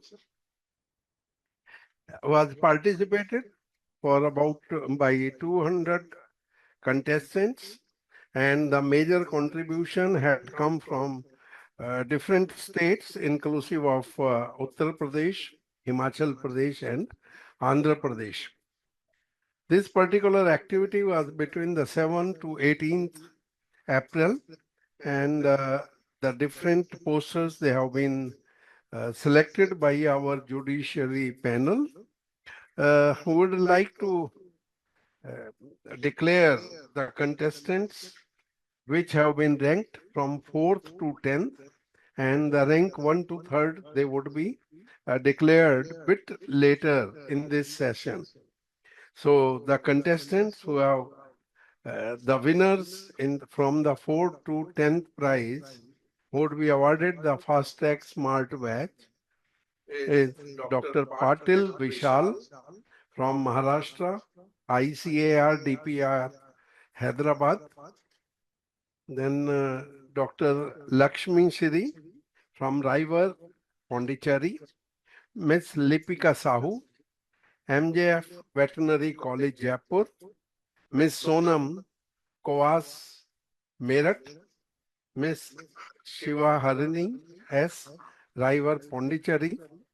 Miss Khushi Pratap, SVBP University, Meerut, and Mr. F. Asra Thosnim from VCRI, Tamil Nadu. So congratulations to all the participants as well as the winners of this particular session. And you would be receiving your awarded gift shortly by post. Thank you very much. And next we proceed to our next speaker quickly because we are running a bit late from the schedule, Dr. Vikas Singh Chauhan ji. Dr. Vikas Singh Chauhan ji is functioning as the Assistant Director at CGS Hospital, Gurugram. And Dr. Vikas has earned his BVSC and AH as well as MVSC in surgery and radiology, and presently is having about 14 years of the expertise in veterinary surgery and diagnostics. He specializes in endoscopy and laparoscopic surgery, orthopedics and joint surgery, spine surgery, and radiology. A respected member of the Haryana Veterinary Council of India, ACVR and IVRA. Dr. Vikas has made significant contributions to the veterinary education, training over 150 veterinarians nationwide in advanced diagnostics and surgical techniques. Dr. Vikas' impressive certifications include advanced TPLO surgery and arthroscopy from Chulalongkorn University, Thailand, and specialized spine surgery training from the University of Surrey, United Kingdom. A sought-after speaker, he has delivered CT scan training lectures for the National Veterinary Foundation and attended prestigious WSAVA conferences in Portugal and Mumbai. Honored with accolades like the NVF Ratna Award for Professional Excellence, Dr. Vikas continues to lead advancements in veterinary diagnostics and surgery, fostering innovations and excellence in the field. So today, Dr. Vikas has kindly consented for delivering the lecture on part of the scope of herbal medicines in canine osteoarthritis and fracture bone healing. Thank you very much, sir. Please, Dr. Vikas, sir. Thank you so much for the great introduction, sir. And I thank AIMIL Pharma team for having me here. Dr. Anil Kumar Sharma, Dr. Ishwari, Dr. Ikshit Sharma, Dr. Narayan Datta. Thank you so much for having me here. So today I'll be discussing very briefly about the scope of herbal medicine in the canine osteoarthritis and fracture bone healing. Next, please. So the traditional medicine history, the long back in the history, we see mostly in developing countries, the treatment part is mostly consists of herbal medicines, and historically the knowledge of medical plants was crucial, and herbs were used to reduce the swelling, pain, and promote the faster healing. So one of the very famous herbal constituent, harjod, has been used for centuries in Ayurveda, and is supported by scientific studies suggesting it accelerates the fracture healing and possesses analgesic and anti-inflammatory properties due to its rich content of vitamin C, calcium, and phosphorus. And herbal medicines generally are cost effective, and they traditionally validate the approach to the supporting bone healing. Next, please. So the fracture bone healing, you see, bone is a living tissue that forms the skeleton in the animals, and it generally helps to provide the shape and support the body. It protects the organs and also as a storage house for minerals. It constitutes of protein, collagen, minerals, and specialized bone cells.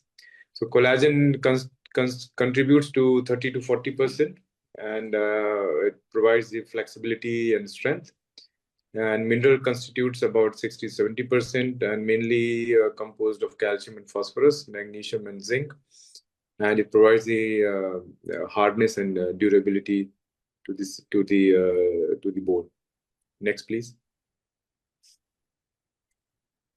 So the remarkable healing process of the bone, actually, the fracture healing actually happens in the stage wise, and the first whenever the fracture happens, that leads to tissue injury, and there is localized bleeding, which forms the hematoma and the fracture gap, and the inflammatory phase begins, which is very essential for initiating the healing process, as it attracts a lot of healing cells, the phagocytes and the growth promoting factors at the fracture site.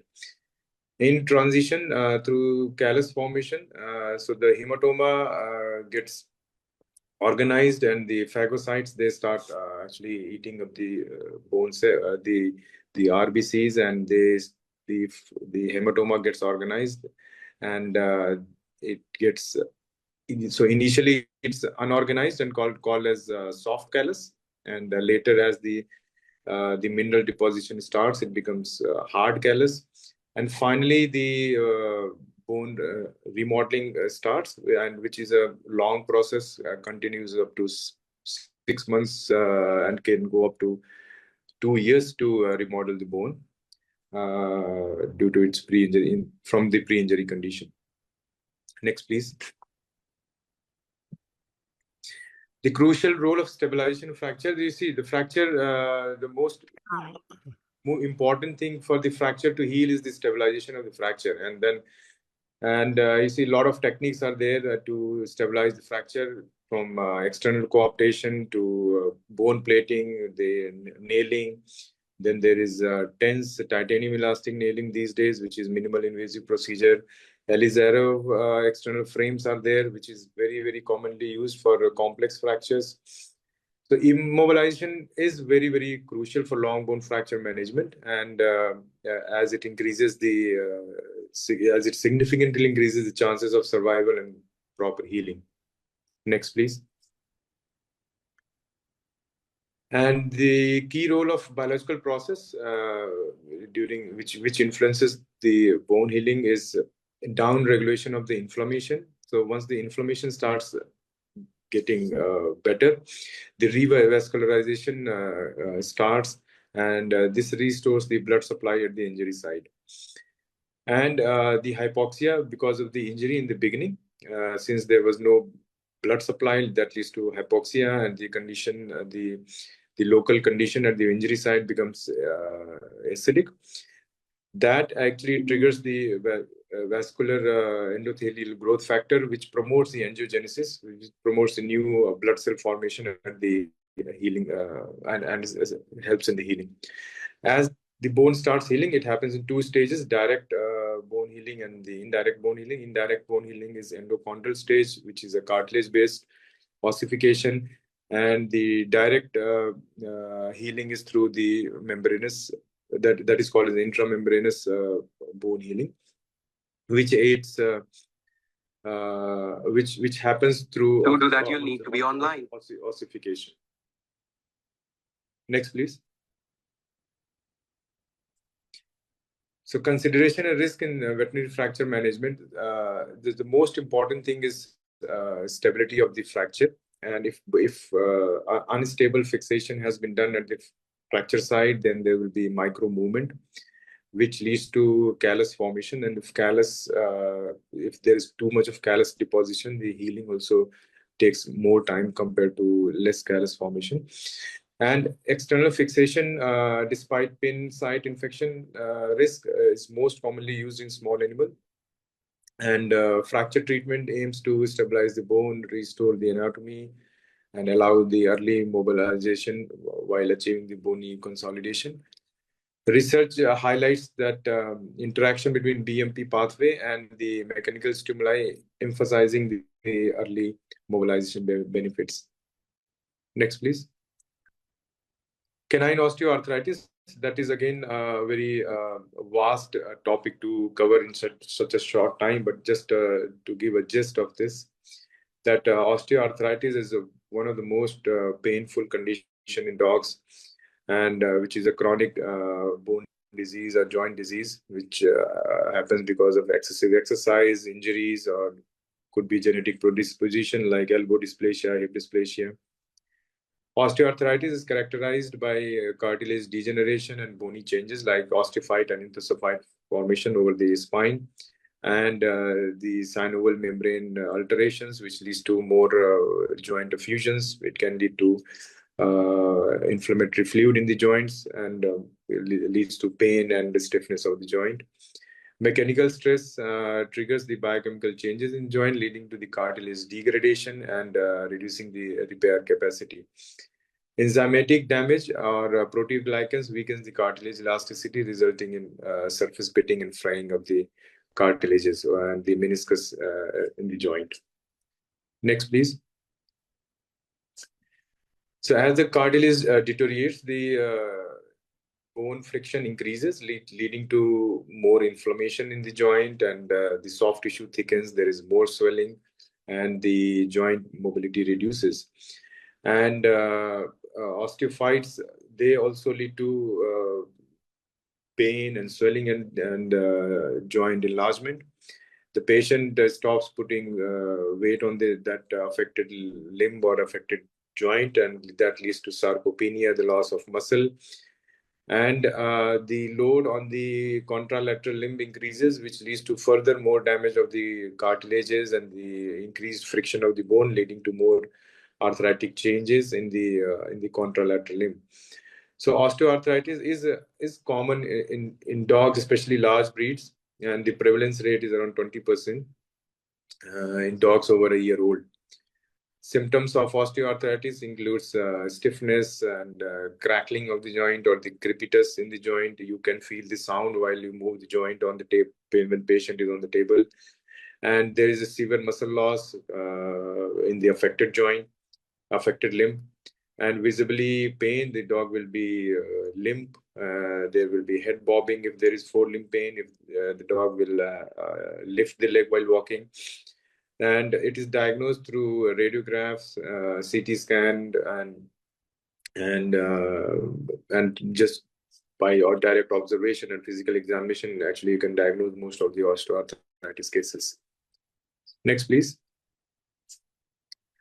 So treatment and management includes for the osteoarthritis includes pain management basically, and to control the inflammation in the joint, and slow the cartilage damage, and enhance the joint flexibility to improve the quality of life.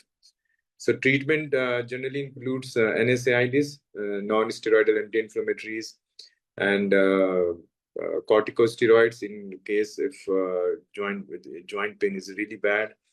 Nutraceuticals like glucosamine, they play a major role in cartilage repair and reduce the inflammation. So these days, physiotherapy has been very, very famous in orthopedic world, and no neuro procedures or orthopedic procedures is successful without physiotherapy. So low impact exercise, swimming plays a crucial role in regaining the joint mobility and increasing the strength of the joint. And experimental therapies and stem cell treatment, sodium pentosan sulfate injections, they show a promising result in osteoarthritis management. Next, please. So the herbal medicine, which helps in fracture healing and canine osteoarthritis management. And the one of the greatest product which I have come across in my 14-15 year of career, and I have been into orthopedics from 2016, is Bony Heal, where it has got amazing results, and I've been using this from quite some time, and the results are really, really amazing. And so the content in Bony Heal is one of the content that Salaki and Sujan, which reduces the inflammation and has a it reduces the inflammation basically, which happens in initial phase from 0 to 7 days of fracture. And it has Harjor, which is one of the famous ingredient, and this fastens the reparative system by augmenting the IGF system in osteoblast. And the Vajjata, which helps in callus maturation and remodeling, and giving the strength to the bone. Next, please. And this also have constituents which improves the bone density, like vitamin C is from Ashtashrinkla, and then there's natural vitamin D from pumpkin seed and Terminalia arjuna, and supports the alkaline phosphatase activity and calcium release, together promoting the optimal bone health and vital botanical extracts.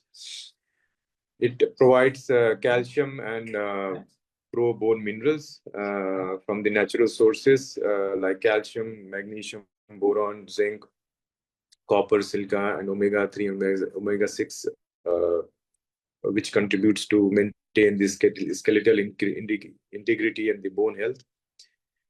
And it promotes the calcification of the bone through shalaki, one of the ingredient, which supplements the natural calcium and phosphate. Natural vitamin D is derived from pumpkin seeds, enhances the calcium absorption. It also increases osteoblastic activity. Warfarin A found in Arjuna and ashwagandha extracts show promise in osteoporosis treatment, which is one of the major disease process in geriatric patients.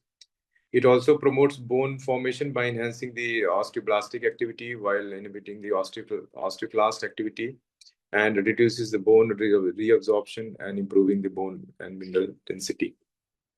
Next, please. So overall, Bony Heal, what I feel has it fastens the fracture healing process. It promotes the calcium calcification of the bone. It increases the osteoblastic activity, improves the bone density, and provides calcium and pro-bone minerals. Next, please. Thank you.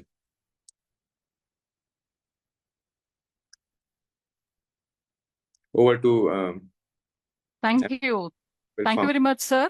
It was a very informative session. We were able to understand about how to take care of canine, particularly when they have problems related to calcium. Now, not taking much of the time, let us go with satisfaction of the curiosity of students to hear about the results of Best Thesis Award. Yes, we had a very good response from 51 submissions of students from different states. They had their thesis or their pre-thesis with abstract and research papers submitted between the duration of 7th to 18th April. We have attractive prizes for those people who have scored between the 4th and 10th position. Fast Track smartwatch is given. And for the third prize, we have MI TV 32-inch. For second prize, it is JBL soundbar. And for the appreciative first prize, we have Samsung smartphone. Now, the winners in front of you. For the positions 4th to 10th, we have Dr. Pubalim Dekha from the state of Assam, who has presented the topic Immunogenic Potential of a Thermostable Mesogenic Newcastle Disease Virus Genotype 13, Isolate from Assam.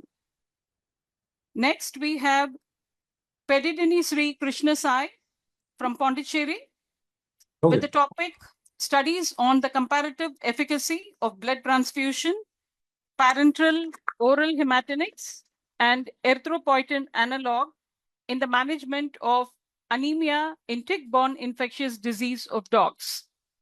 Dr. Anjali Jeena from Uttar Pradesh with the topic Studies on Ameliorative Efficacy of Boiravia diffusa and Tinospora cardifolia in paracetamol-induced hepatotoxicity in rat model and its therapeutic evaluation in clinically affected dogs with hepatic dysfunction. Dr. Akansha Gupta from Punjab with the topic Studies on hair cortisol, testosterone, and fertility biomarkers in buffalo bulls. Dr. Harshit Kumar Amrubai Prajapati from Gujarat. Topic Immunopathological changes and efficacy of allium cepa extract in the rat mastitis model. Dr. Deshpande Nilay Dhyaneshwar from IVRI UP. Topic Effect of feeding variable dietary energy and protein levels on the performance of Kari Nirbek chickens. Dr. Neev Jaishibai Patel, Gujarat, effects of Hermetia illucens larval meal as a substitute of soybean meal on growth performance, nutrient utilization, and carcass characteristics in broiler chicken. Congratulations. Best wishes to all the winners from different parts of India for the positions of 4th to 10th prize. We have consolation prizes for all the participants in this event. Now let us pass on to the next speaker. We have a very special, interesting person with us today as our next speaker, Dr. Daniel Matut Shibru Daniel, DVM, Doctor of Veterinary Medicine, PhD in Exotic, Avian and Holistic Specialist from United Arab Emirates. He is one of the youngest falcon doctors in the Middle East. He dedicated his life to optimize falcon health, performance, and resilience. He is closely working with the royals across the Middle East and changing the lives of their falcons into world champions. His interviews and podcasts have been broadcasted on various TV channels in Saudi and Dubai. His treated falcons have been awarded world-class racing champions across the Middle East. With tools, connections, and a touch of humor, Daniel's mission is simple: heal, inspire, and make transformation as natural as breathing. He's with us here to speak on the topic herbal medicines in veterinary practice, myths and facts. Welcome, sir. We are very curious to hear from you. Welcome. Thank you. Thank you. I'm so happy to see you all in here. I've been wanting for a very long time to come to India, and India comes to me first. And I'm very happy for that. I love when there is an actual live meeting so we can all engage. But even in this way, it's beautiful. So keep your questions. I'm sure you are not exposed much with what I'm going to show you. but I'm sure you'll all have a lot to learn from it. When I started as a vet, I didn't start as a vet directly, so I was much more into falconry. So who doesn't know what falconry is an art of hunting using birds of prey. So in the ancient times where people didn't have food to eat, that's the way how they used to catch their food. Nowadays, of course, it's very different. I started in the Middle East in Dubai about 10 years ago. I was employed directly by the brother of the president, where I had in charge not only falcons, but a lot of exotics, including baby lions, all types of gazelles, antelopes. So I was dreaming all the dreams that I had when I was young were accomplished in this realm. While I was a falconer in Europe, it's very well preserved as a tradition. So when autumn starts in September, we all meet on the field in a different country in every weekend.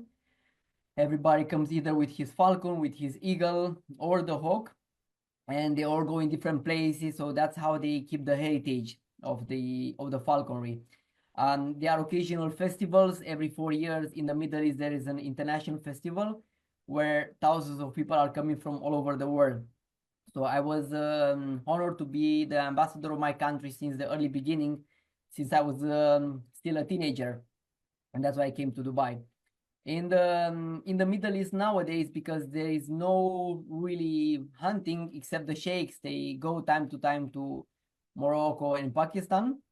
They have introduced the falcon racing, and in the falcon racing, it's not an abuse like it's in other types of racing, because if the falcon is healthy, he will fly. If not, he will not. So they cannot beat them, they cannot force them to do it. They will fly because they love it. It's a pleasurable thing to do. And you remember how you play with a cat. If you take a stick and a small little rope, the cat will play around with you. And that's the same thing that we do with the falcons in the racing. So 400 meters, somebody will call the falcon, so the falcon will sprint there because he loves it. That's his life. So it's let's say a more organic kind of sport. And being in this industry for such a long time, let me see how okay, got it. I got introduced to many species. So I don't know how many of you seen falcons.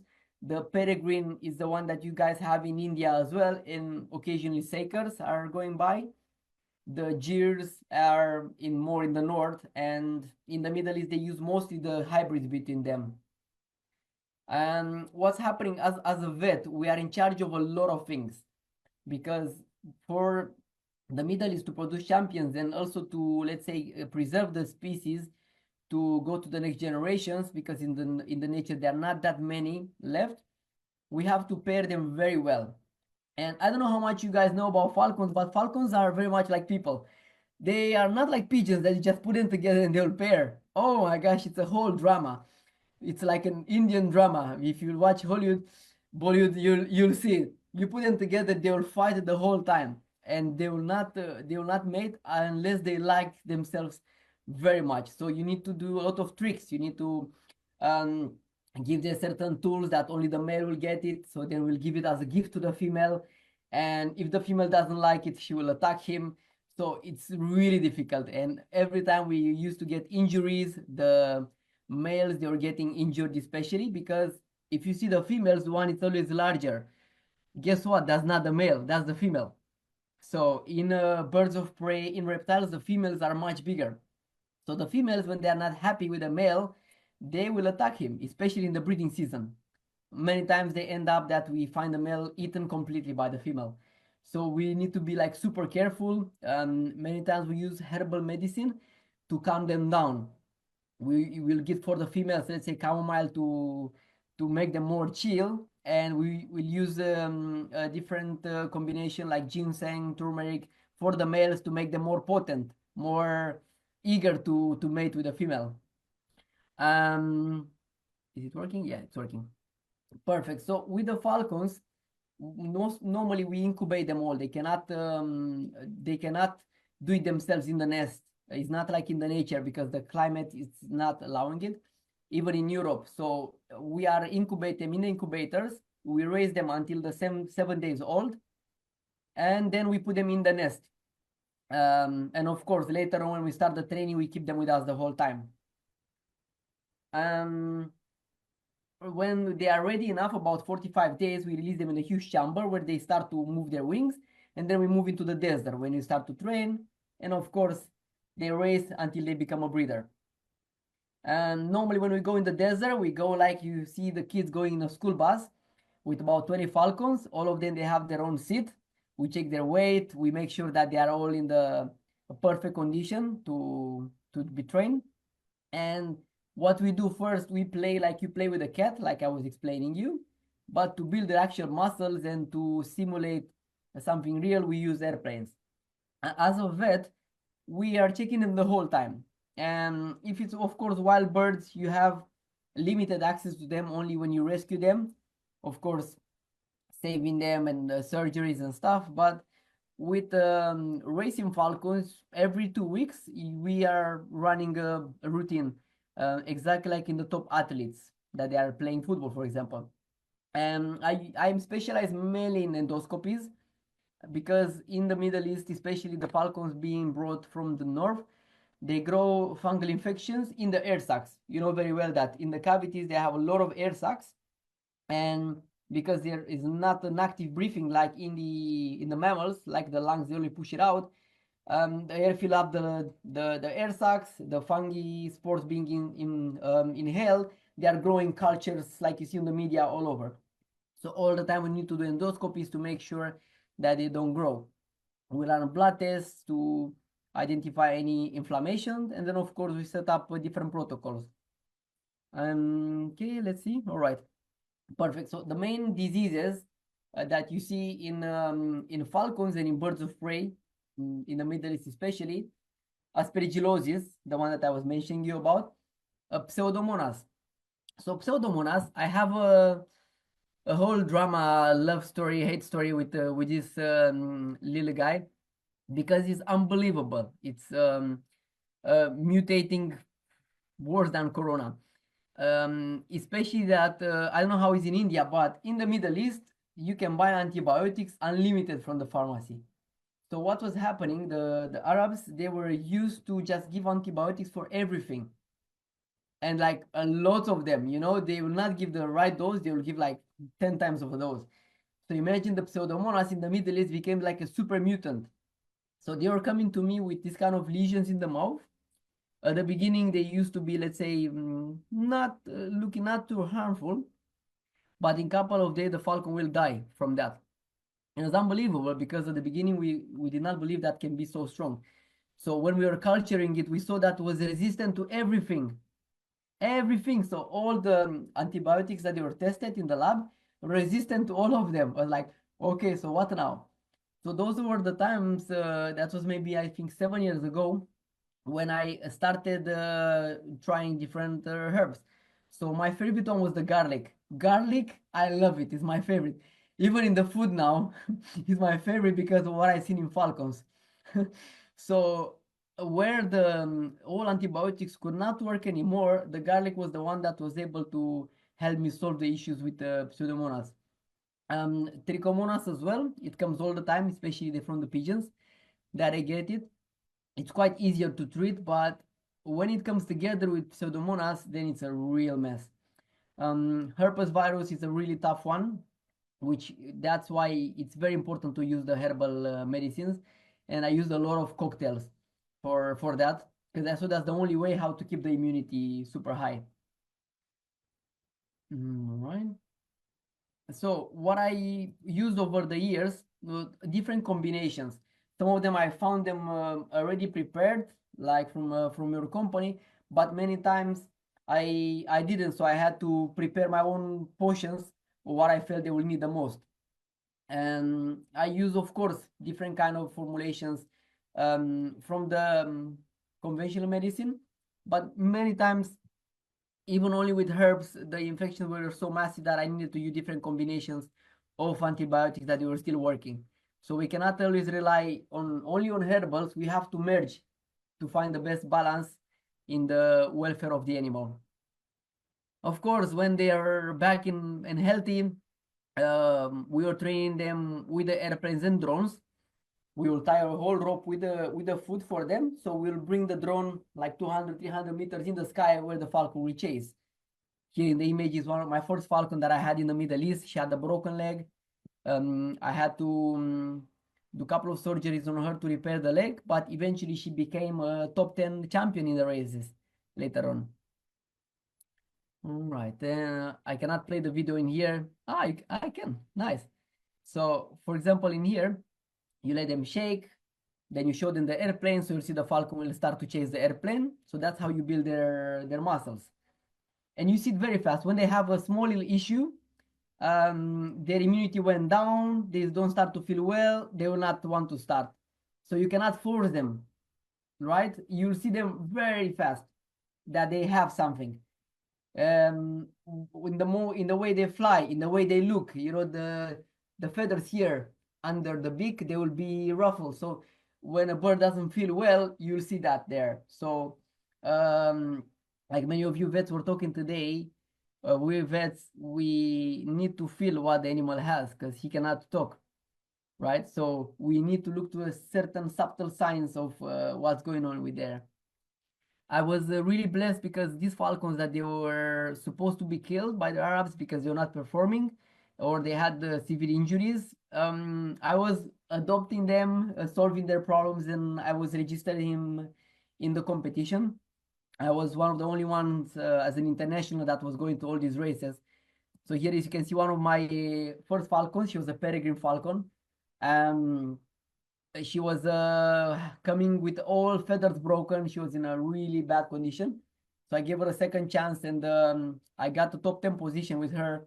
It was a very proud moment. So you see the falcon goes 400 meters. That's the stretch that they are having for the race. And of course, used to teach a lot of children as well to be kind with the animals, to be back to origins, not only on the tablets. And they have kids competition in the Middle East. So after the racing season, we have a huge chambers where they can rest there until the next season. So we talk a lot about herbal stuff. Some of them are myths, some of them are facts.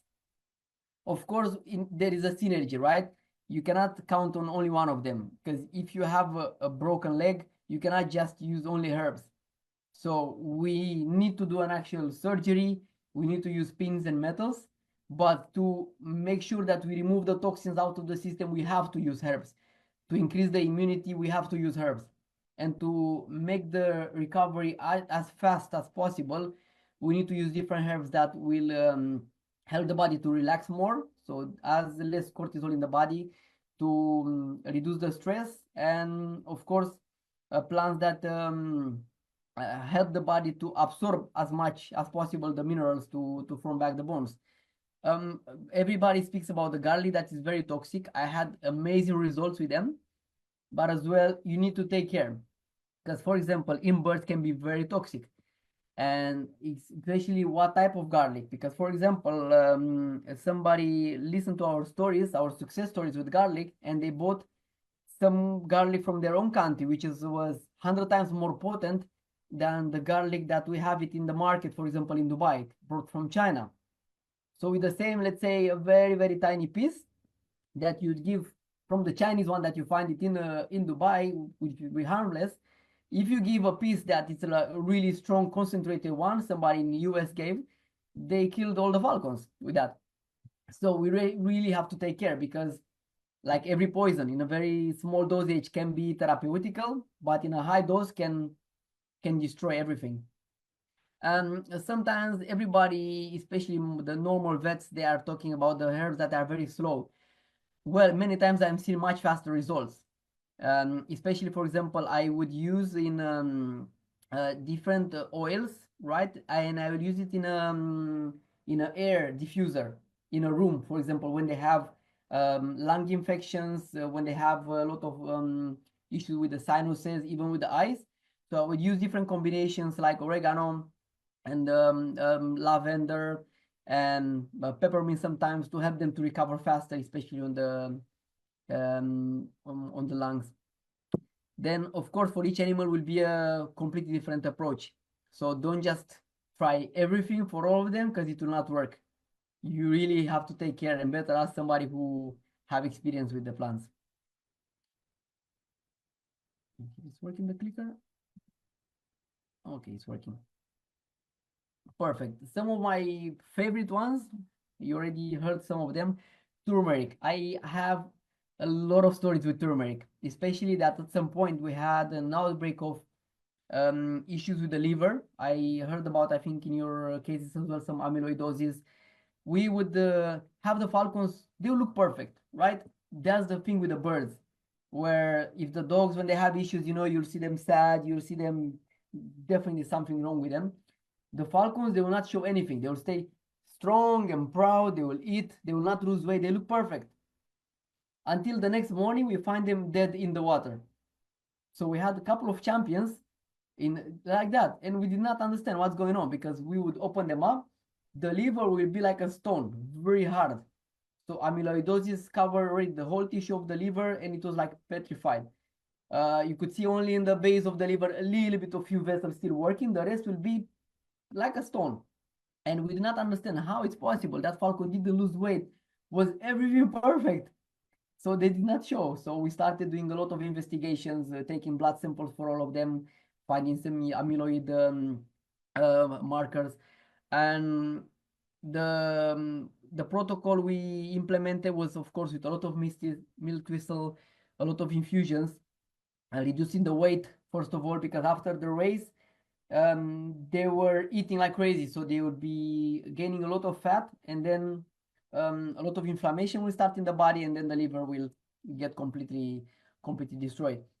So the only way that I was able to get them solved, get them back in action, was with turmeric and losing weight. So we'll take them out, we'll do a restrictive diet and turmeric, but not the powder form. So I was trying many types. It needs to be in a extract form. So I had normally special ones from Japan that I'll bring, the organic one. They will extract the spring one and the autumn one. So different the actual active oil from the turmeric, and that was the one that was getting really well absorbed and giving me fast results. In birds, when they have an issue, you'll see the especially the urine, it's completely green.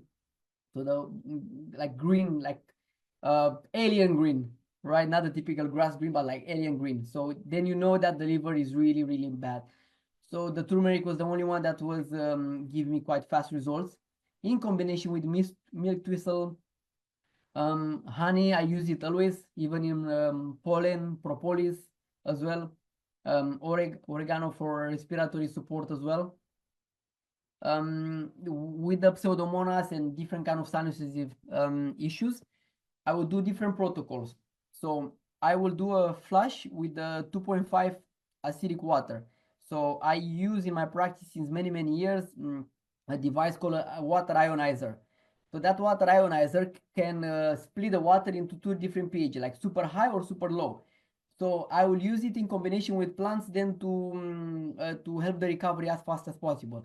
So the 2.5 being super acidic, I'll use them to neutralize the infections that they were occurring in the sinuses and even in the mouth time to time, and in different combination with plants. And then the 9.5 or sometimes even 11.5 together with honey, turmeric and ginseng to energize and boost the antioxidants inside the body.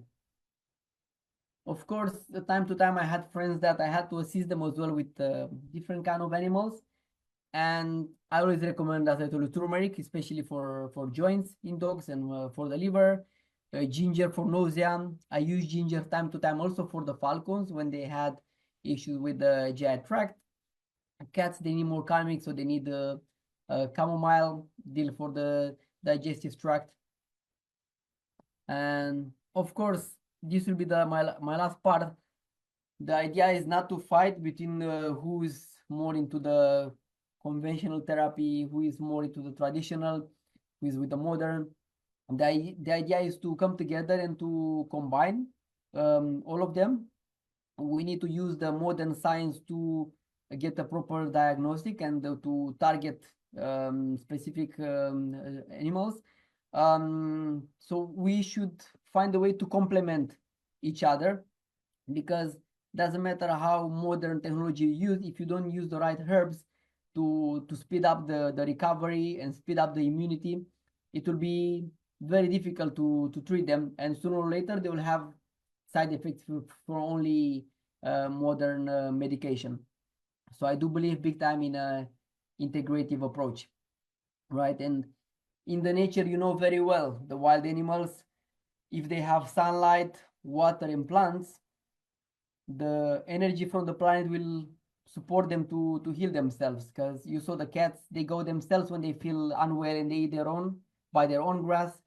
You'll see even falcons, they go and they ingest certain plants as well when they know they have issues, or they know that they have different parasites. So the nature knows already, the animals, they already know, and they do that by themselves. So if they did it for thousands of years, we should definitely continue to do it ourselves as well. All right, we have any more slides?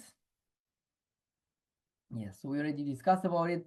I'm very happy that I was invited to you guys in here. I'm planning to travel as well India at certain point. But if you guys are traveling to Romania or to Dubai, feel free to reach out. We have many farms of falcons that you can see as well. In the winter season, you can come and see the falcon racing. I'm happy to have you as a guest. And for any other questions, for any ideas, collaborations, I don't know, speaks, talks in India, I'm very happy to be part of it, and to support any studies, especially when it comes to the herbal medicine. So thank you so much for inviting me. I wish I could see you all as well. I'm sure you have a lot of questions, and looking forward to hear from you. Right. Thank you. Thank you very much, Dr. Daniel. You have very well elaborated on aspects of your topic, and how highlighted on part of life growth of the falcons, and how from their birth to the breeder state, how they are functioning. You have also highlighted various herbal components which are good for their growth, like the biotics, beetroot, shilajit, vitamins, and various kind of the herbs like turmeric, milk thistle, garlic, honey, oregano. We are very happy that with your concluding remarks that the herbs complement the medical treatment, and they definitely help the animal recover faster. So that also is our theme while we are promoting our polyherbal range of the products in the market. So thank you very much for your big contribution and sparing your precious time. Now, next we go to the declaration of our clinical case studies. In the clinical case studies, we had 89 participations from different states, and the major contributors were from Delhi and Odisha. The top 10 ranking that have been shortlisted by our judicial panel, and the ranking from 4th to 10th in the clinical case studies, they have been mentioned. I am pleased to declare the name of these winner, Dr. Yogesh T. Thorat. He is from Maharashtra.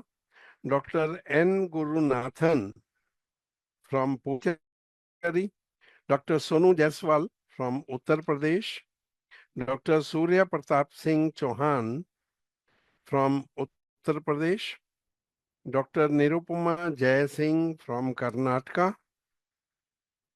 Dr. Jashandeep Singh, Punjab, and Dr. Suresh Vishnoi, Uttar Pradesh. The details of their findings and title that will highlight on the social media while we upload the details of these clinical studies and the contest. Next, we go to our next speaker,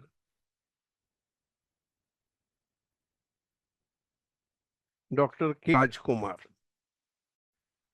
Dr. K. Rajkumar ji is a professor and head of the Department of Veterinary Medicine at Rajiv Gandhi Institute of Veterinary Education and Research.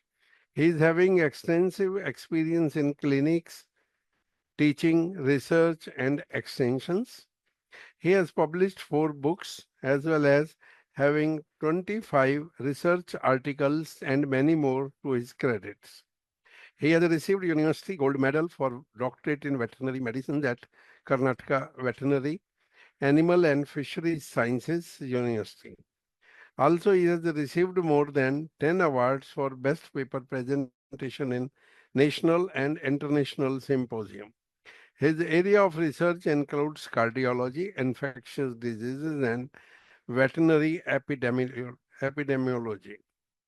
So today he would be highlighting on aspects of common medical issues in companion care animals and their treatment approach.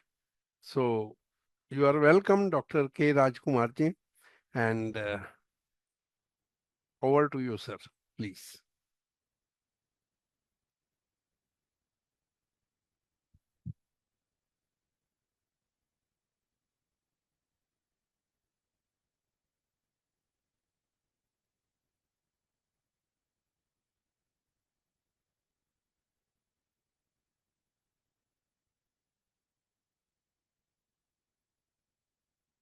Excuse me, sir, are you connected?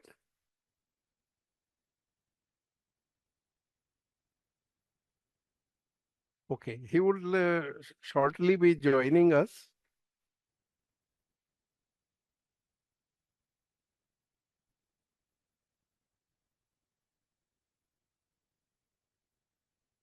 Yes, sir.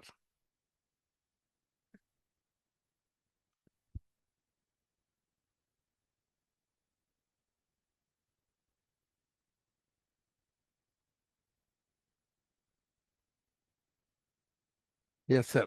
You are now connected, sir.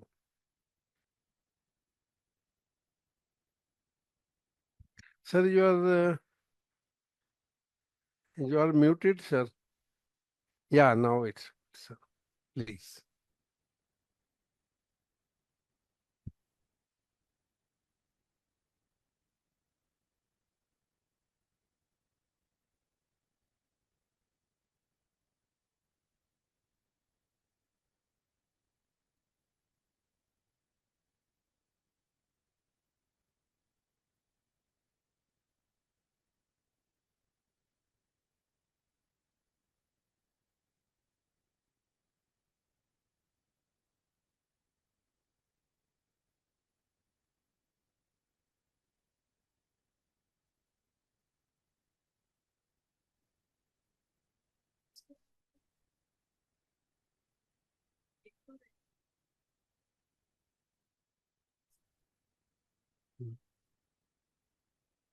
He is connecting.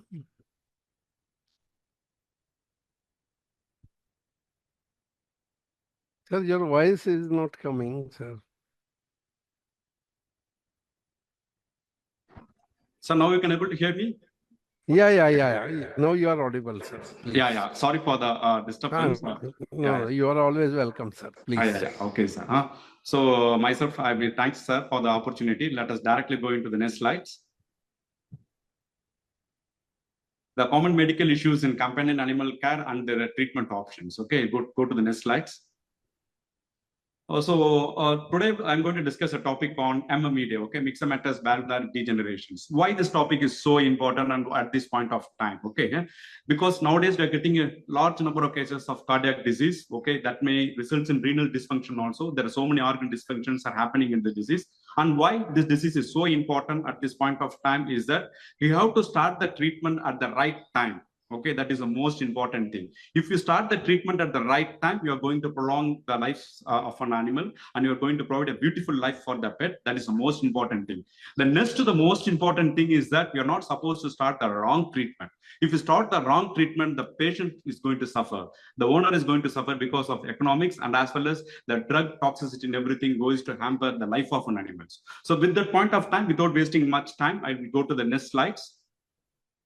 Okay, staging of MMED. Okay, myxomatous valvular degeneration. The staging seems to be of very important, because according to the staging, you are going to start the therapeutic protocol. The first stage, the breeds which are going to be risky on getting the cardiac disease, like Dachshunds, like toy poodles, there seems to be risk. Every year echocardiographic assessment is very important. The next stage is B1. That means that is asymptomatic. There is no clinical signs. Number 2, there is no echocardiographic findings. Number 3, there is no radiographic findings. So at this point of time, which is very important, you have to identify at this early age, and you have to provide a quality diet, that is a quality protein, and the supplements, which seems to be very important. Okay, I'm not directly going into the supplements part of it. Okay, let us move into the next stage, which is the stage B2. That means the dog is asymptomatic, it's not showing any clinical sign, but echocardiographic and as well as an electrocardiographic and radiographic signs seems to be much more evident. Okay, go to the next slides. We'll directly go into the disease. Okay, so why it seems to be very important? We have to diagnose the disease at the right time, and you have to start the right treatment. For example, let's say that when we have a transitional BP, we go to a doctor and accidentally we have been given a BP tablet. For the entire lifelong, we have to take an antihypertensive drug in which our activity is going to get reduced. Okay, the same thing happens in case of the dogs. Okay, then there are many practitioners which are not aware about starting the treatment at the right time. They are wrongly starting the treatment, and what happened is that means the dog activity is reduced, and there is a side effect also is there, and there is huge economic loss for the pet owners. So starting and diagnosing the case at the right time seems to be of utmost importance. So 3 criteria. What are the 3 criteria? First is the intensity of the murmurs intensity. So you can able to have the ongoing for auscultations, you can able to have the heart sounds like that means one sound. There is no S1 and S2 sound. That is S1 and S2 sound. You are going to have only a one sound is there. Okay, you are suspicious. The dog may have the disease. The next thing, what you have to do is that echocardiographic measurements. There are so many measurements is there. The most important measurements are left atrium to the aortic ratio. That is the most important. You see the right-hand corner of the picture, the aorta and the left atrium, the echocardiographic picture, the ratio should be more than 1.6. That is a vital important things to start the positive inotropic drugs, the most important thing. The ratio should be more than 1.6. If it is less than 1.6, the treatment protocol seems to be the different one. Okay, that's the most important one. Echocardiographic assessment of the left aorta to the left atrium should be more than 1.6. The next, the normalization of the left ventricular internal dimension in diastole should be more than 1.7. And what is that normalization of left ventricular internal dimension in diastole? Left ventricular internal dimension in diastole divided by the body weight to the power of 0.294. It seems to be the formula. Okay, it should be less than 1.7. That is the most important criteria. The first criteria is aorta to the left atrium should be more than 1.6. The second criteria is normalization of the left ventricular internal dimension in diastole should be less than 1.7. The third, the very easy one, the vertebral heart score should be more than 10.5. If all this criteria is met, then only you have to start the post-inotropic drug. Next treatment, next slide. Next slide, please. Okay, then only you have to start the pimemendone, because the pimemendone is a very costly drug. It's a post-inotropic drug, which is going to improve the cardiac functions. Okay, and when you want to start this pimemendone drugs, we have to satisfy these 3 criteria. So many vets, I'm sorry, sir, I recently wrote one international article itself. Many vets globally also, they're not following this protocol. Accidentally starting the drug, what happened is that the patient is going to suffer. Okay, the owner is going to have a lot of economical burdens. Okay, and it is not right. What is the dose of pimemendone? 0.2 mg is the preferred dose. You have to give every 12 hours, and once it is started, it has to be lifelong. Okay, that is the most important criteria. Take-home message: pimemendone should not be given in hypertrophic cardiomyopathy, which is a common phenomenon in case of a cat. Once you start the pimemendone hypertrophic cardiac myopathy, or in recently I'm getting so many hypertension in case of dogs with hypertrophic cardiac myopathy in dogs. Okay, so if you start pimemendone in such cases, the dog is going to collapse within few days, okay, because of the side effect of the drugs. Okay, so that's why these three parameters are seems to be utmost important in starting the drug payment terms. Okay, what dietary restrictions you are going to give? Okay, so our heart problems are different. That is atherosclerosis, and pet heart problems are different. The pet is not going to suffer from atherosclerosis. Okay, the pet has to be given the quality proteins. Okay, the first and most important thing I give to I'll inform the pet owner is that to give the quality proteins and supplements. Okay, and these things are very important. And mild sodium retention. Dogs do need sodium, okay, that is salts, okay, but at this stage the dog needs a mild sodium retention, which is of the vital part, okay, and that is the most important thing. Next slide, please. Okay, so how about ACE inhibitors? Okay, whether we have to start ACB inhibitors or not means no. If the left atrium to aortic ratios are larger, then we can go for enalapril and benazepril. They are excellent hypotensive drugs, very commonly used in enalapril, commonly used in humans. Okay, excellent hypotensive drugs. But they have one at this stage 50-50 action is there. Okay, when it is the left atrium to aortic ratio is bigger, okay, it's increased, then we can go for that. Okay, then try to avoid beta blockers and as well as the spironolactone. What I say that recently I met one case in which the dog is having a very less activity. The owner complained that before the dog, I met the doctor, the dog was having only partial disease. And after I met the doctor with some prescription, the dog activity is totally gone down. That was the things. When I viewed the prescription, the dog was in spironolactone, okay, and it was in a stage MMED B2. There is no fluid accumulation. Okay, the drug should not be given in such stages. Okay, the drug reduces the activities of the pet. Okay, that's why the accurate diagnosis seems to be the more important thing. So, okay, so now it is very clear is that in stage 2, you are going to start payment down, looking into 3 criteria. That is, iota to left atrium ratio is increased, normalization of the left ventricular internal dimension is decreased, and the vertebral heart sum is increased. And that classified as B2. Next slides. Okay, so now there comes to stage C. So what happens is that, okay, the dog is having a terrible weight loss. When my pet is not having a weight loss, I least suspect for the cardiac problems. Okay, that is the one important criteria. See the lower down pictures, how much is the weight loss is there? The pet seems to be highly cachexia. We call it as cardiac cachexia. Okay, and that is the most important clinical signs. That many people think that that my pet is very fit and very bony, like Bruce Lee. No, it's very brawny. Not like that. Okay, it is very it's losing the body weight. Okay, the ones, it's not the six pack we are seeing in case of the pet. Okay, it's the ribs. Okay, it's a muscle loss we are seeing in the case of the dog. In the pet, it needs an immediate diagnosis, and starting therapeutic protocol is very important. On the upper dog, we can able to see the fluid accumulation, which is very serious. Okay, and we are not handling the dog. When you're not hospitalizing the dog at this stage, you are going to lose the pet. You're going to lose the client. Okay, it's a very important things. Okay, so this kind of diagnosis is very important. The dog is having the clinical signs, and as well as there is an echocardiographic signs also has been present, radiographic signs also has been present, which I mentioned in the previously. So what treatment I'm going to do? Next slides. Okay, so first I have to start with I'm going to hospitalize my pet because there is a fluid accumulation in the lungs, and that has to be removed at this point. Otherwise, my pet is going to get collapsed. Okay, so what has to be done? You have to start with furosemide. Everyone well aware about the drug, the dosage of the furosemide. It is 2 mg per kg body weight every 12 hours. Okay, but at this stage, you have to start 2 mg per kg body weight every hour for the next 4 hours. Okay. So next 4 hours, I'm going to give at the rate of 8 mg per kg body weight. Preferably internationally, I recently met Dr. West from abroad. Okay, he's an international cardiologist. He used to give around 5 to 7 mg per kg body weight for the first 4 hours. Okay, and that's a treatment protocol. So we are going to restrain the dog which is having a respiratory distress for the next 4 hours. Okay, the dog is not going to be comfortable. So we need a sedations. Okay, sedations are more important. So which sedative you have to be given? Already cardiac issue is there, the pumping ability is low. Diastolic and systolic dysfunction is there. And which sedative? We cannot use the normal sedations which has been commonly used. We have to use a sedation which I'm mentioning here, that's butorphanol. The dose rate is 0.2 to 0.25 mg per kg body weight, either IV or IM. Or you have to go for a combination of buprenorphine. The dosage of buprenorphine is 0.0075 to 0.01 mg per kg body weight, or azithromycin 0.01 to 0.03 mg per kg body weight. So you are going to use any one of the sedative drugs for the pet. Okay, continuous furosemide therapy. In between, you rest. Okay, then the pet has to be allowed to urinate. That seems to be the utmost important, because you cannot keep for 4 hours with continuous furosemide therapy, because when the pet is not urinating, the most drastic thing is going to happen. Of course, you're going to continue with payment on as 0.2. You can get the owner consent and you can start at 0.3 mg per kg body weight for every 8 hours for 2 days only, but getting the owner consent is very important.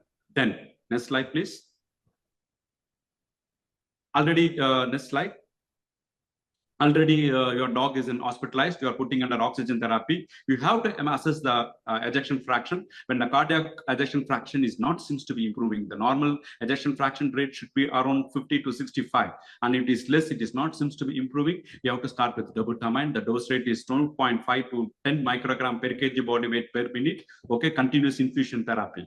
But if you want to start with either dobutamine or sodium nitroprusside, you have to have a vital signs monitor, and continuous monitoring of ECG is utmost important. What happens is that when you're starting this drug, the animal may go for arrhythmia and collapse. That's the most important thing. Once the arrhythmia starts, you have to stop the dobutamine and or the sodium nitroprusside, that is 1 to 15 microgram per kg body weight per minute. Okay. Of course, enalapril, benacepril, which having 50-50 actions, you have to continue with that. Mechanical intervention like thoracocentesis, apnocentesis has to be performed to remove the excess amount of the fluid. Nitroglycerin ointment, which is a life-saving thing, has to be done by the owners or immediately. That means half-inch paste. Okay, you have to take it. Okay, then up for 10 kg body weight, half-inch paste. Where there is no hair is there, and you have to keep in the inner aspect of the hair, and that seems to be the utmost importance. Okay, the next slide, please. Next slide. Okay, what's the home-based treatment? What you have to do is that I'll conclude with these slides. Okay, what are the home-based treatment has to be done? Okay, then next first 2 days the dog is hospitalized. The next what? This is the end of this slide today. Furosemide can be given, or we can go for torsemide. Torsemide is better than the furosemide. Both are loop diuretics, but advantage of torsemide is that it acts is a long-acting. Off-life is 6.5 hours. That is number one. It doesn't cause less potassium and the calcium depletions may happen with torsemide.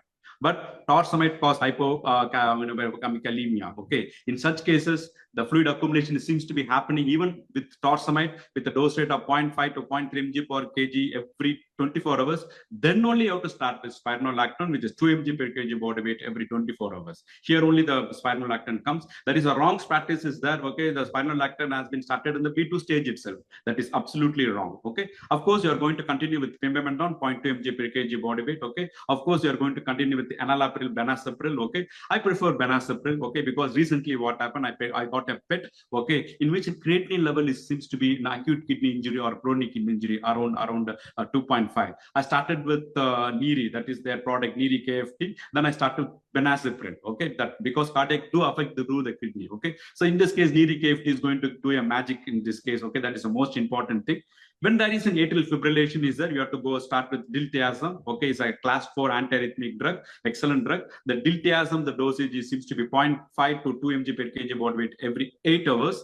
You can also start along with it digoxin. The digoxin, the dosage seems to be 0.0025 to 0.005 mg per kg body weight. Okay, every 12 hours. Beta blockers, of course, if it is started, we can continue with beta blockers. Otherwise, it is not essential. Calcium channel blockers are dangerous. Okay, we are not supposed to start as and when you want. Cough suppressant is very important. Okay, when the animal is having the cough. Okay. Now, finally, I would like to conclude that in case of cardiac disease, diagnose correctly and start the treatment at the right time, and the right supplement is very important because you are going to provide a quality life. And understanding these two stages and starting these two correct treatment seems to be of vital importance. So thank you very much for the supports. The time is limited. Okay, if there is any questions or anything, I'm ready to answer for that. Thank you. Thank you very much. Yes, Thank you very much, sir. It was very nice, interesting. Yes, and you really cooperated with us, understanding that our session is getting late. Yeah, And, sure. Yes, ma'am. Of course, we have heard about treatment and care of human cardiac disease at different stages, very carefully treated and taken care. And for the first time, we are hearing from yourself so carefully that at different stages, how do you detect it for such small animals which cannot speak or express their problems? That's why we are here, ma'am. That's why we are here. And you are on there to support us with supplements and the drugs. Yes, ma'am.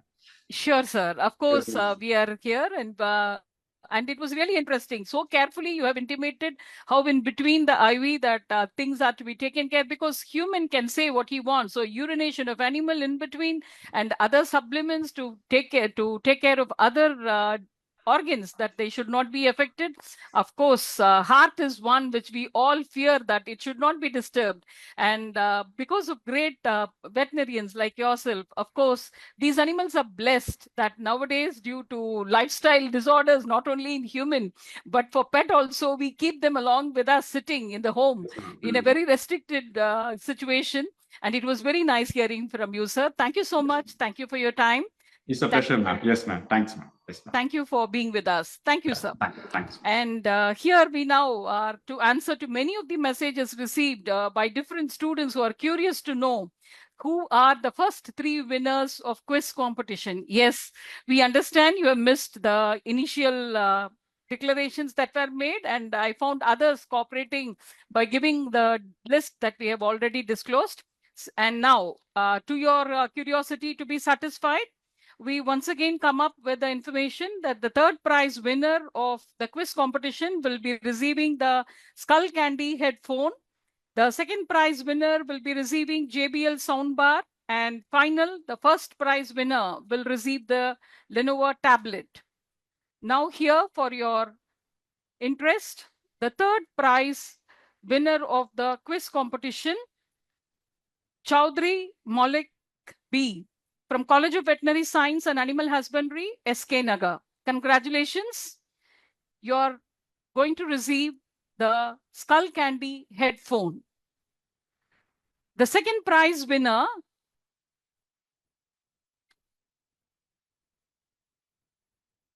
we have Mr. Chaudhry Malik B from COVS, SK Nagar, Gujarat.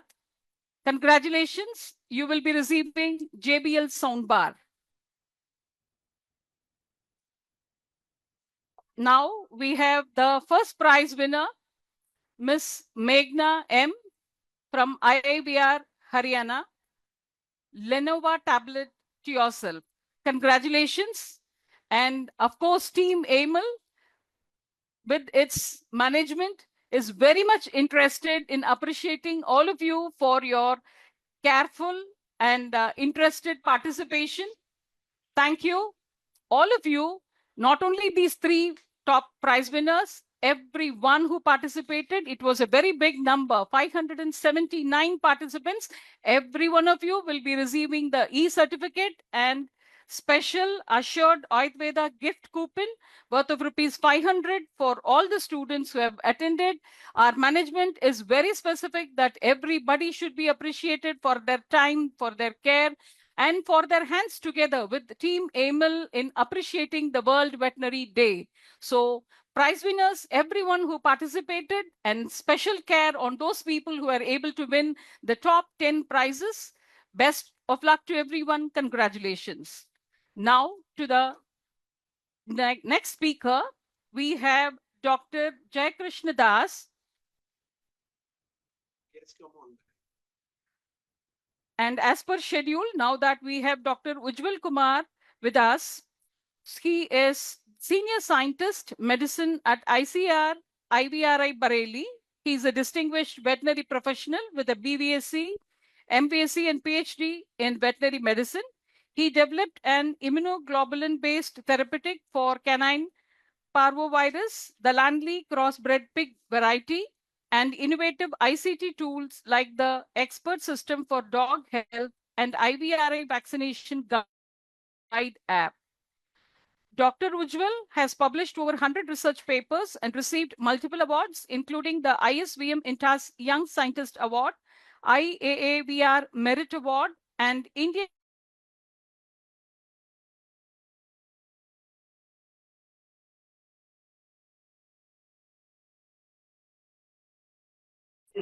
Unmute कर दिया आपने तो ठीक है ठीक आ गया doctor नाम आ गया ठीक है अच्छा अनम्यूट कर दिया तो म्यूट करना पड़ेगा तो हाँ आपने चेहरा नहीं दिखाया वैसे चेहरा दिखता आपका वीडियो ऑन करना है तो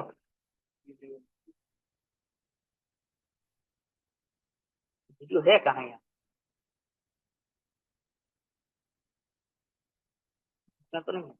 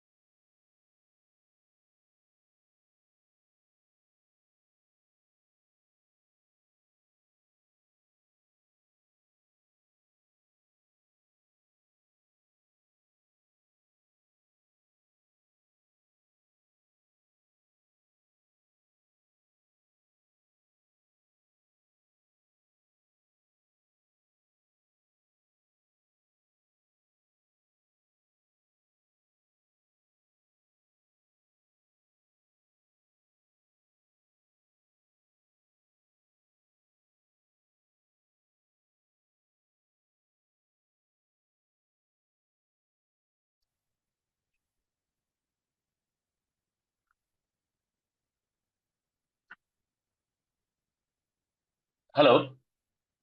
Hello. I hope Dr. Ujwal is there. Dr. Ujwal, can you please raise your hand if you are able to hear us? You are unmuted, but we are unable to hear you.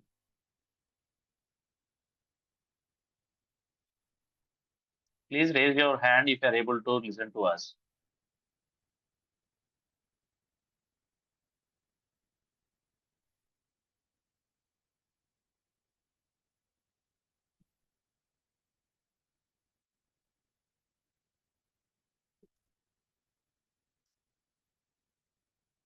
Hello. Dr. Ujwal, can you hear us?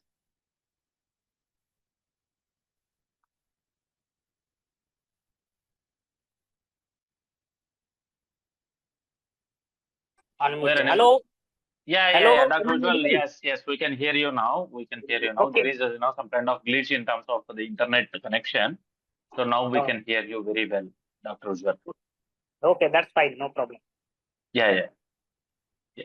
You can start your presentation, Dr. Ujwal. Okay. Please Next. share my screen. Yes. Yeah. You're audible now. Thank you. Thank you very much, AIMIL Pharmaceutical, for inviting me for this talk. Today we'll talk about the recent advances in diagnosis and management of intramammary infections in the dairy cattle. As you all know, intramammary infection or mastitis is a leading cause of economic loss in the dairy industry.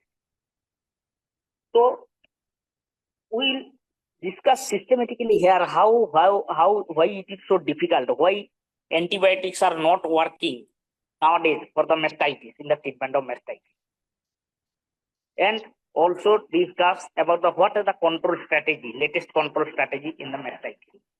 So regarding the intramammary infection, as you all know, it is the inflammation of the mammary gland and physiochemical properties of the milk.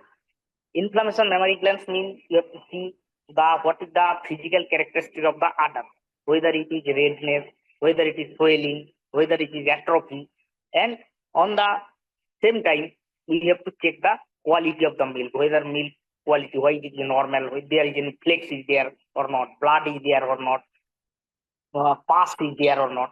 In that way, mastitis we can diagnose. And most mastitis diagnosis, clinical mastitis diagnosis is not a difficult, but problem is the subclinical mastitis, where you will not get any clinical signs symptoms, only you will get the increased cell count in the milk. Next. So what kind of mastitis are there? Mastitis, generally two type of mastitis based on the clinical signs. One is the clinical mastitis, another is the subclinical mastitis. Clinical mastitis, where the udder swelling will be a typical feature, which may be redness, asymmetry, or if you touch the udder or examine, then clinician can feel the hot. These are the characteristic inflammatory indicator of the any intramammary infection. Whether it's subclinical mastitis, in subclinical mastitis you will not get any visible clinical signs, and only change is the somatic cell count in the milk is the change. And this subclinical mastitis is also equally important, but more dangerous than that of clinical, because it silently decreases the milk yield in the dairy herd. So this is the typical characteristic differences between the clinical and subclinical mastitis. Next. Clinical mastitis, microbial etiology. To see the mastitis is mostly more than 95% cases is caused by the bacteria. But there are different type of bacteria there, and that I will tell in subsequent slides. Apart from the bacteria, there are some cases are seen in case of secondary to viral diseases, suppose foot and mouth disease, pox disease. They also lead to the development of mastitis. Also some fungi, some algae, they are also reported in the mastitis, but their incidence is very less, or sporadic cases of mastitis cases have been reported. Next. Then etiology mastitis, here we can categorize the etiology of mastitis into several categories. First is the contagious mastitis. Contagious mastitis means when the infection spread from infected quarter to healthy quarter during the time of milking. And environmental mastitis means when the pathogens are transferred to mammary gland from the environment, cow's environment. Then these are generally caused by the Streptococcus aureus, Streptococcus dysgalactica, Streptococcus bovis, E. coli, and Proteus, Pseudomonas. While in the contagious pathogens are mostly important in the Staph aureus, Streptoagalaxia, and Mycobacterium bovis. Apart from the contagious environmental mastitis, there are several miscellaneous pathogens are there, though their incidence is very sporadic in nature. So these pathogens also called substantial number of clinical mastitis in the field cases. These mastitis sporadically affect, and they generally affect these pathogens affect on the single cow or few cows at the heart level. So what kind of these are pathogens? Actinomycosis, Nocaria, Haemophilus, Pasturella, Campylobacter, Mycobacteria, etc. And other pathogens that I have already told earlier, suppose fungi, there's a Trichosporum, Aspergillus, then yeast, Candida, algae, Prototheca. So this type of mastitis has already been have also been reported in the literature, but their incidence is very less. Next. Then detection of mastitis from traditional test to modern diagnostic. So what kind of mastitis diagnostic test? If you see the first you have to examine the physical examination. Then we have to see whether any behavioral changes is there in the animal or any systemic clinical signs is there. The systemic clinical signs means there is any systemic signs means the high fever, pyrexia, ruminal atony will be there. Then screening test, you have to go for there we can go for the somatic cell count at California mastitis test.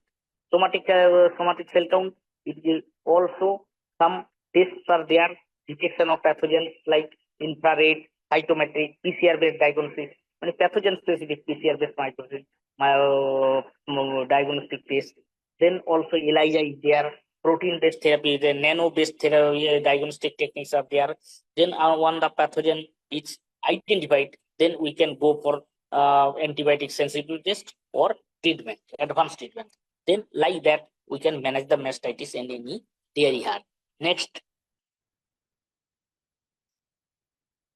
Then suppose California mastitis. California mastitis is an important test, which is the IDF recommended, International Dairy Federation recommended test. And this California mastitis test is a very simple test. It is called the cow side test. So these are the reagents which are required in the laboratory who can prepare the CMP reagent, and equal amount of milk and equal amount of CMP reagent we have to add and mix it. If there is a gel formation, then we can say this is the mastitis. And this test is very much useful for the detection of the subclinical mastitis. And based on the intensity of the gel, we can categorize the mastitis accordingly.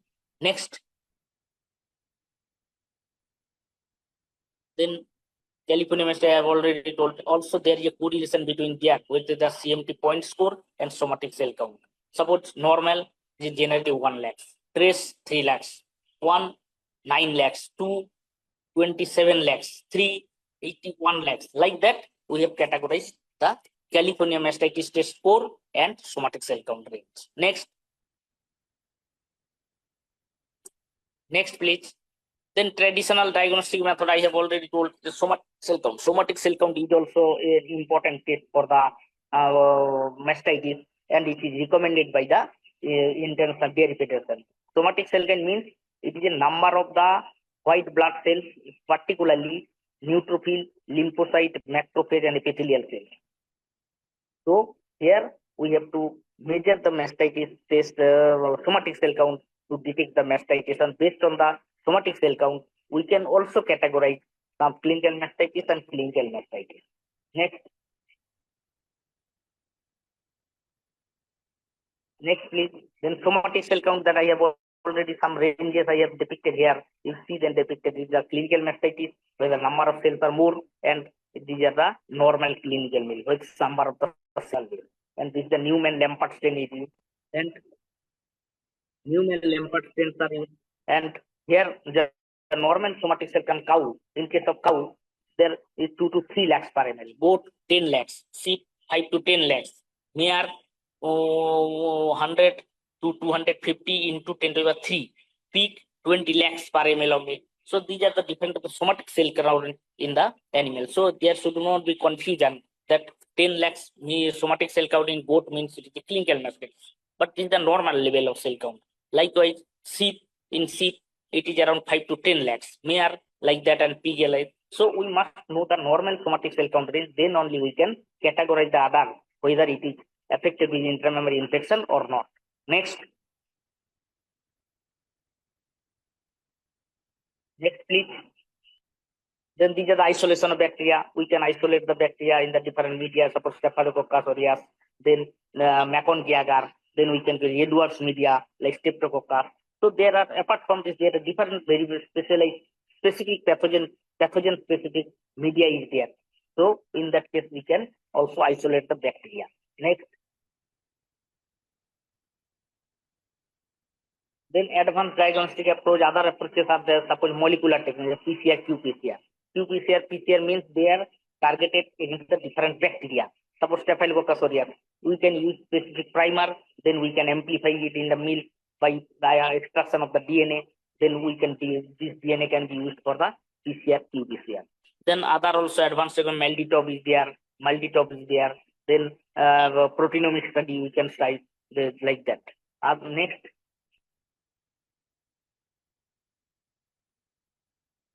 Next, please.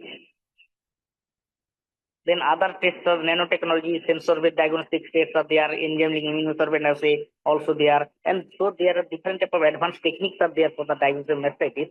But basically, for the international, as per the International Dairy Federation, in California, mastitis, somatic cell count, and bacterial isolation is the three are the main pillar of the clinical mastitis, diagnosis of the mastitis in any organized dairy herd. Next.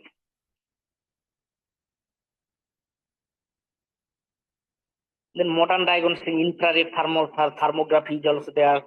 Cytometric fingerprinting is there.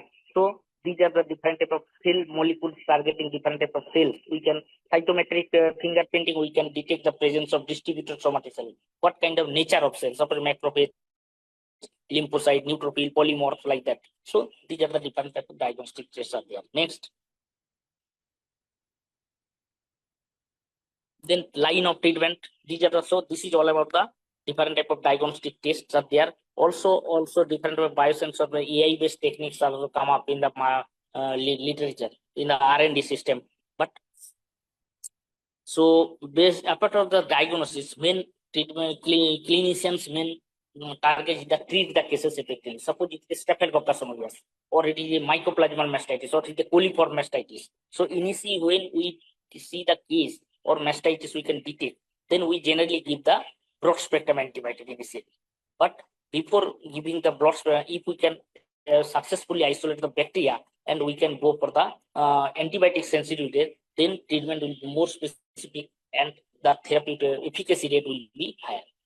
So in case of Staphylococcus aureus, we can start with the non-steroidal anti-inflammatory drug. If there is pain, inflammation is there, then intramammary infusion of the antimicrobial drug, then parenteral administration, then intravenous large quantity of electrolyte solution. We can give oxytocin can be to promote the milk let down, and in case of gangrenal mastitis, we can go for surgical. Oxytocin, why we will give out? Because it promote the milk let down, because milk is the good media of the bacteria multiplication. So as much as we can evacuate the milk from the udder, then bacterial load will be reduced, then antibiotic will work good. Intravenous and large quantity electrolyte solution we are giving because in case of Staphylococcus aureus, they generally causes the acute type of inflammation. Then coliform mastitis are the same line of treatment, but here antimicrobial using using the pathogen based on the pathogen, then it will work good. Mycoplasma mastitis, oxytetracycline, tylosin tartrate is the drug of choice. Next, please. Then intramammary infusion, it is very important for the dairy managers or dairy farmers, that how you will effectively infuse the intramammary infusion. The compress the area at the base of teeth with the hand, insert the cannula using a partial insertion method, slowly infuse the content to seal remain in the teeth. But before administration of intramammary, the teeth should be sterilized with the 70% alcohol, then it will work. So in that case, here the drug is infusion. So during the clinical mastitis management, the clinician should also give the awareness provide the awareness among the owners or livestock raisers that before intermammary infusion, evacuation of the milk is very critical. Otherwise, milk is remain engorged in the other, then distribution of the antibiotic will be less and efficacy will be less. That's why maximum treatment in the mastitis through the intermammary infusion does not work. Next.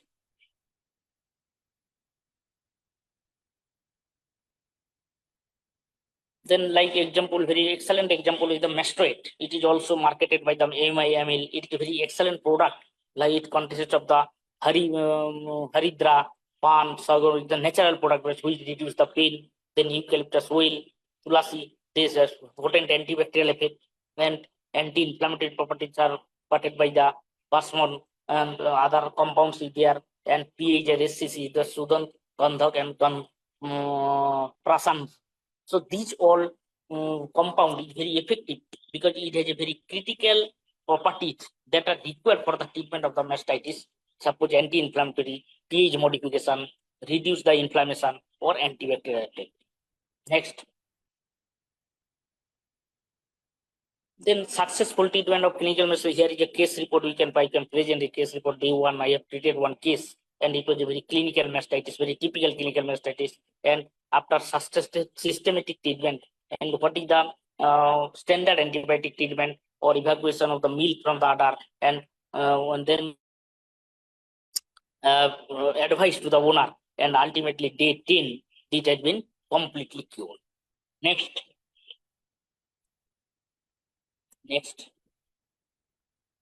Then what happens when the treatment is delayed? If the clinical mastitis, sometimes we just get the case, then the people report their case for after a certain time of the onset of the clinical sign. So in that case, what's happened? That when the reporting of case is delayed, these intramammary tissues with the normal mammary tissues are replaced by the fibrous tissue. So in that case, this regeneration of the fibrous tissue is not possible. So in that case, fibrosis will be manifested, and in that case, treatment will not work. So that's why fibrotic mastitis is not curable. Next.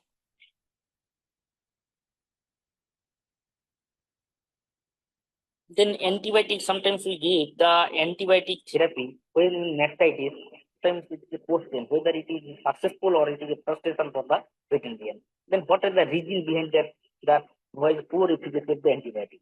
Suppose first is the ill form of the organism. This organism, cell synthesis are not much, cell wall synthesis. So in that case, antibiotic will not work properly. Escape from antimicrobial effect. Antimicrobial milk contains different type of lactobacillus, lysozyme. So in that case sometimes escape from the antibiotic. Adverse effect of drug of immune cells. In some drugs may produce the negative impact of the polymorphonuclear cells or immunity. Then improper distribution of physical obstruction. Suppose there is a abscess is there, edema is there. So antibiotic administration distribution will be less. Necrotic tissue, then infection on teeth canal, questions on metabolic status of the microbe, drug tolerance resistance, intracellular location of pathogen. Suppose Escherichia coli, maximum staph aureus, E. coli population, they remain the intracellular. So drug distribution do not occur properly. That's why antibiotic sometimes fails to the treat of the antimicrobial. Next. Then mastitis management, another is for preventive aspect. We can use the vaccine. J5 vaccine targeting the E. coli is the only vaccine available in the World Dairy industry. I do not know whether it is used routinely in our country or not, but US dairy yard, European dairy yard, they routinely practice the E. coli mastitis to prevent the coliform mastitis, J5 vaccine. And because in their countries that I have seen, that E. coli mastitis are not recommended for the treatment. They generally discard the cows. Apart from this, antibiotic therapy, antibiotics are frequently administered preventive measures. So different type of antibiotics we can use based on the bacteriology or whatever the commercially available antibiotics you can use. Next. Then bacteriophage therapy, they are herbal therapy. Herbal therapy, they are coming in market, emphasis is given by different pharmaceutical industries as well as the different type of institutions through the R&D activity. They utilize the various species and promising medicine plants which are having anti-inflammatory, antibacterial properties. So in that case, we can also develop the herbal-based intramammary treatment. Next.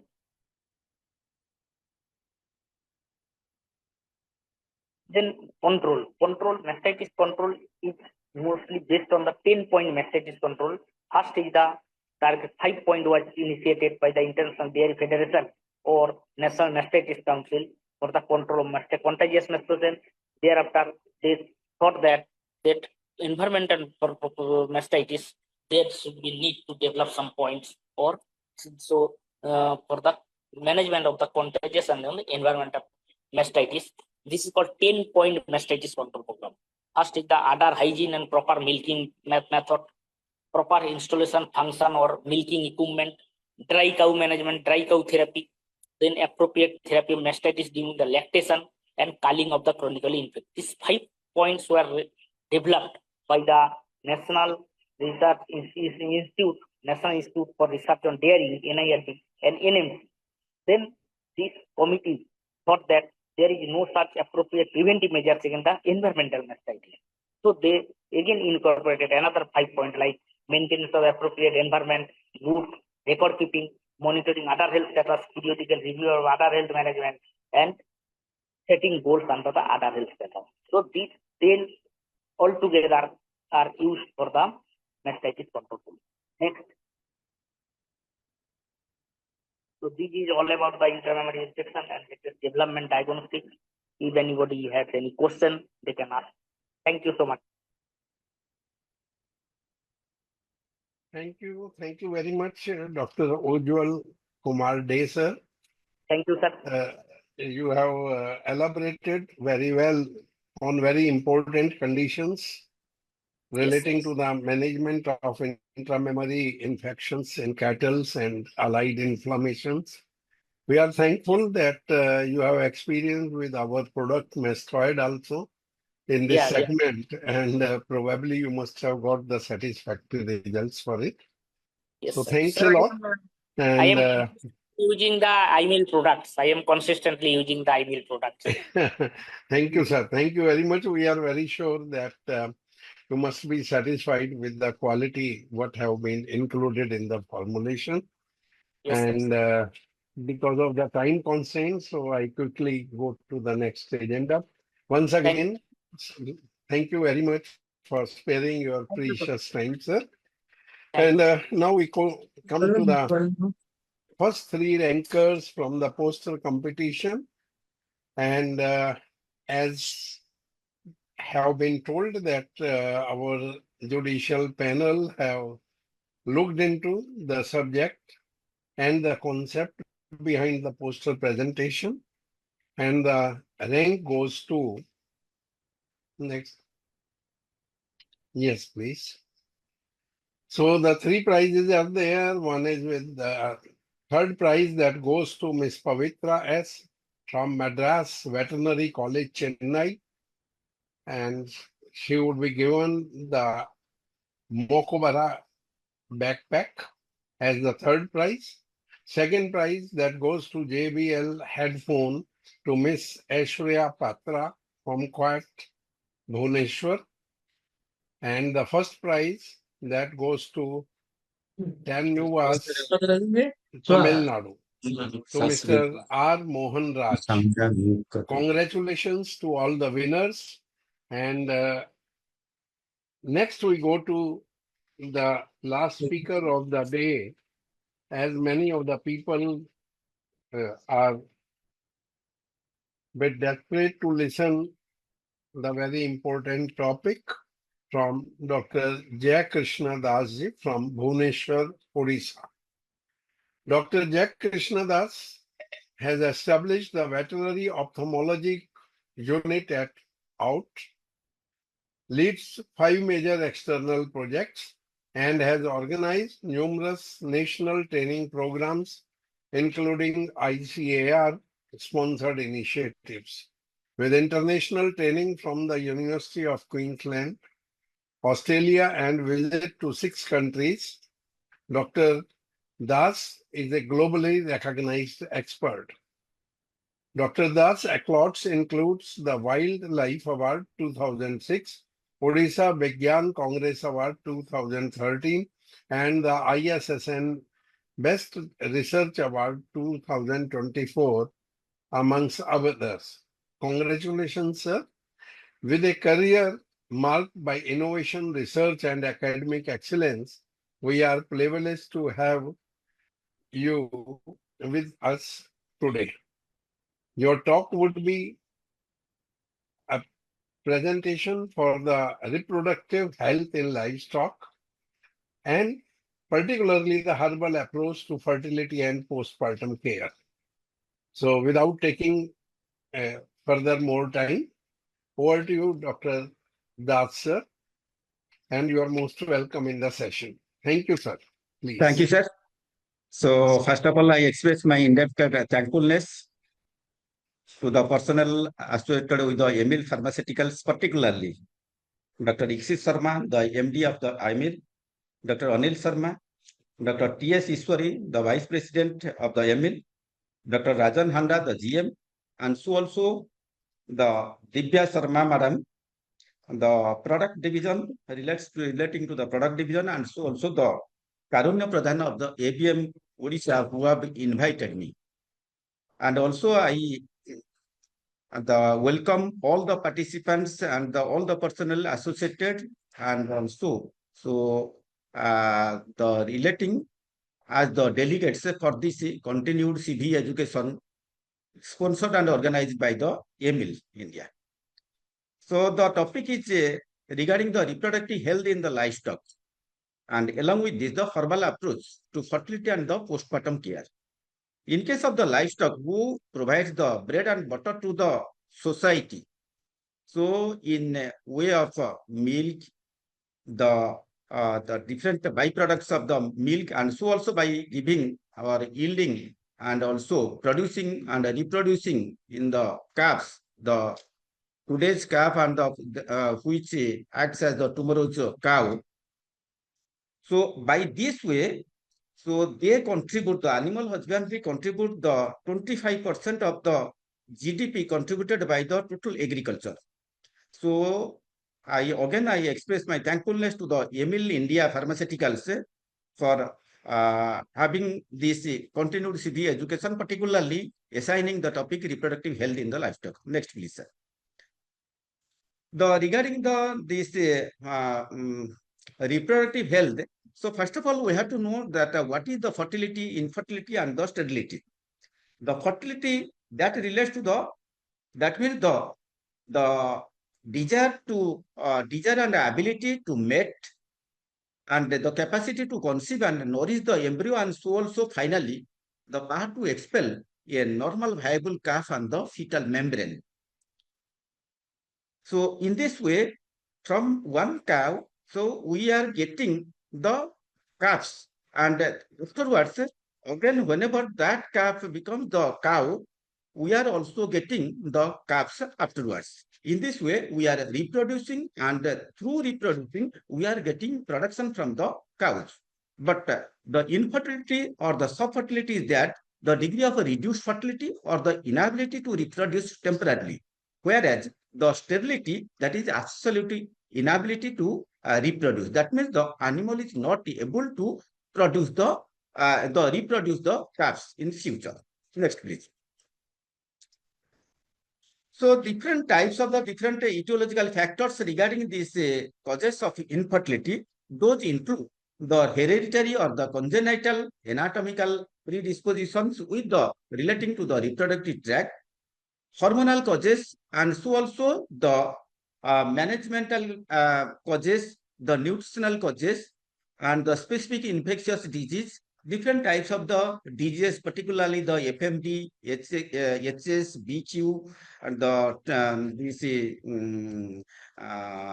other diseases relating to the thalaria, brucellosis, and so also the non-specific causes and the miscellaneous causes. So whenever the animal is producing the more amount of the milk, so it is getting the heat, I mean the yielding stress. So accordingly, it has to be supplemented by way of this water, the feeding, and the feeding supplement also. So whenever these used to get affected, the animal is being affected with the fertility.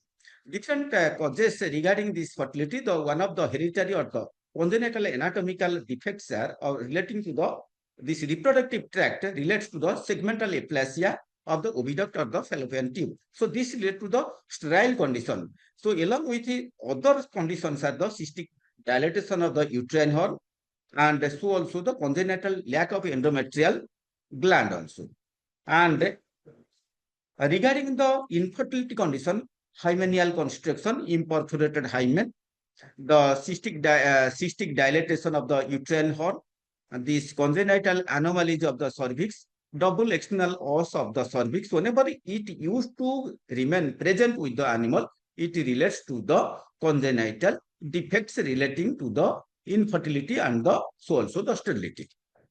Then afterwards, so we are getting the different pictures which relates how the congenital anomalies relating and affects the fertility of the animal, thereby whether it remains towards the fertility or infertility or the sterility condition. Next one, please. So then the hormonal causes of the infertility, different types of the factors used to predispose on the animal regarding the hormonal balance of the body. Whenever there occurs the imbalance of the hormone, particularly this estrogen and the progesterone, and so also this whenever the animal used to go for the calving, so at that time the prostaglandin, the estrogen height should be remain by this estrogen, and so also the relaxin and the oxytocin. Whenever these get imbalanced during either in the pregnancy or during the calving time, so it causes so regarding the reproduction, and so also it directly reflects to the infertility of the animal. So whenever the larger group, it relates particularly a particular animal, these hormonal causes, but due to some of the conditions, a larger group of animals also get affected with this the hormonal causes of infertility. And so also the different diseases include relating to the hormonal conditions and stress, repeat breeding, and so also the cystic ovarian degeneration. Regarding this repeat breeding, so whenever the animal has the experience of the 3 or more unsuccessful services, that means either AI is being done, or else the natural services are being done, but afterwards the animal is not getting the conception. Then the estrous cycle is going on regularly at an interval of the 21 days. And so there is no palpable abnormality. Whenever we are going for the rectal examination, we are not getting any of the abnormal deviations with the palpation. And no abnormal vaginal discharges also during this period. So, but the animal to which we are telling it as the repeat breeding, that it must has calved once, and it must be within the age of 10 years. Then only we are telling it as the repeat breeding. Then another condition that is called the cystic ovarian degeneration. In case of the cystic ovarian degeneration, what will happen? The ovaries are said to be cystic when they contain one or more fluid-filled structures larger than the mature follicle. That means whether it may be the more than or equal to 2.5 cm diameter of the follicle.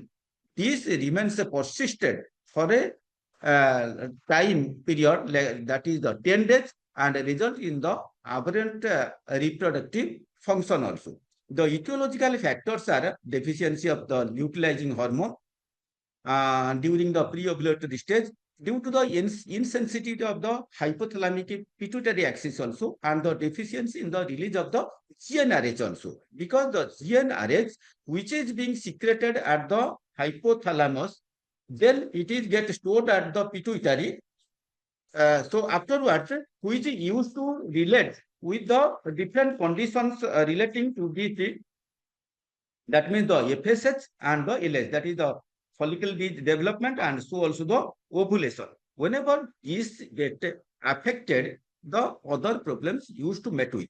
And also along with that, the defects within the ovary, maybe the LH receptor timely formation may not occur or the number of LH receptors.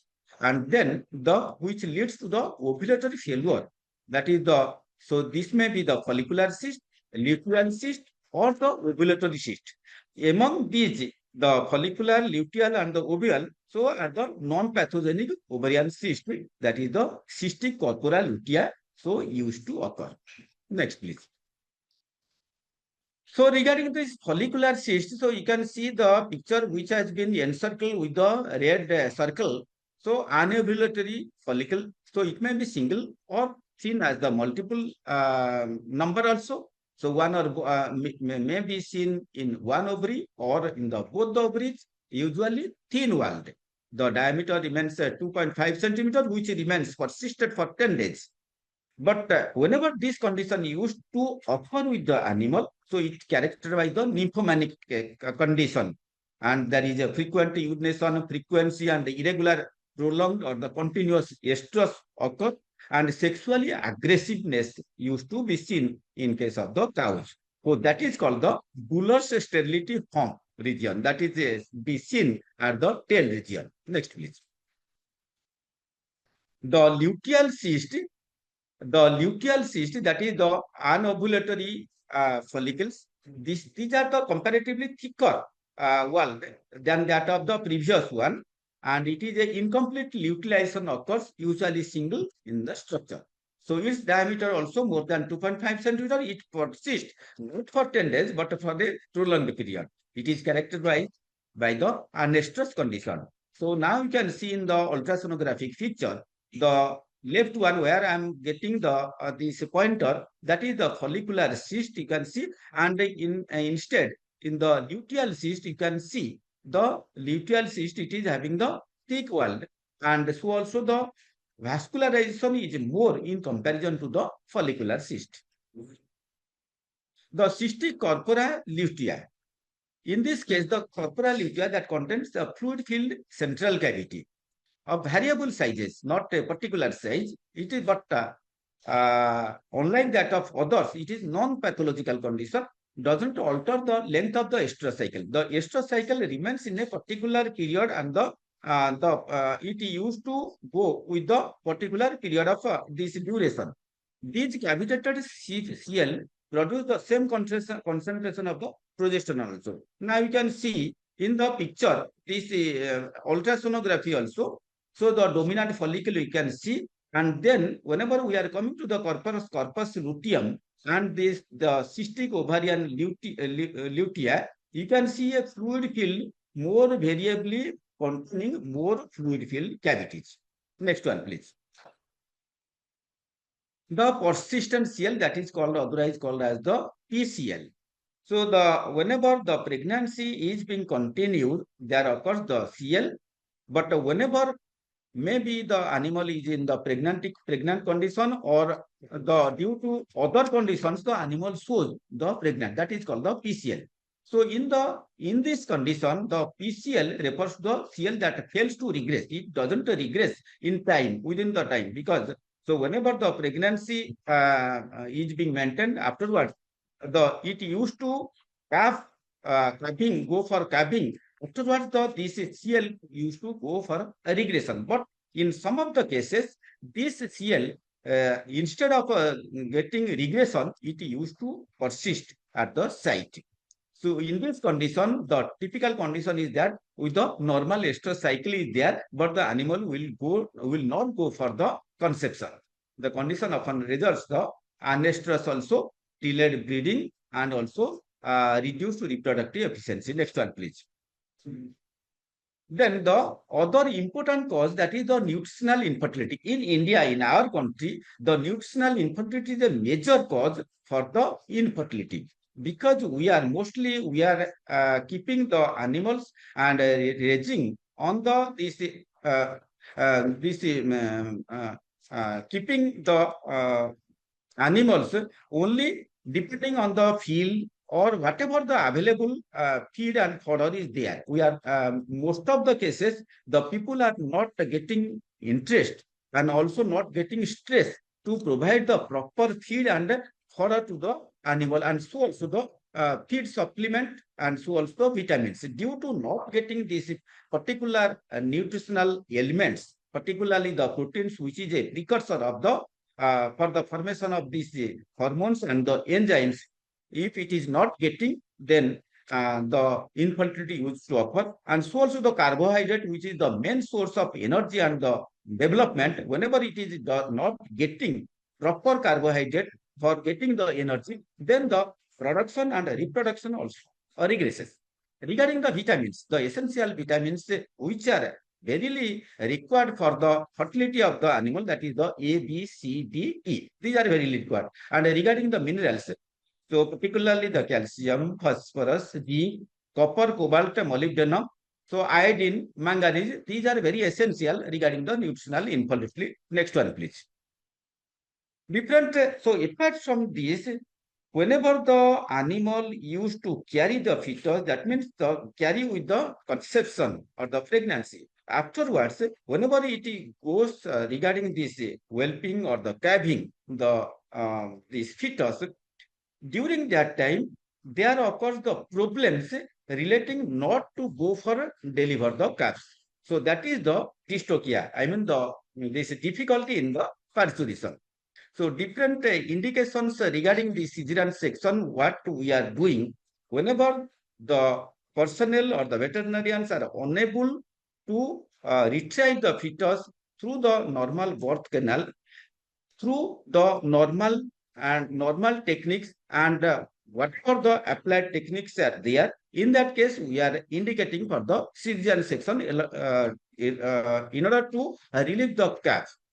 In this case, the animal, but in our condition, since the people are not fully educated, by that, they are allowing many of the personnel to go for to relieve the fetus during the dystocia condition.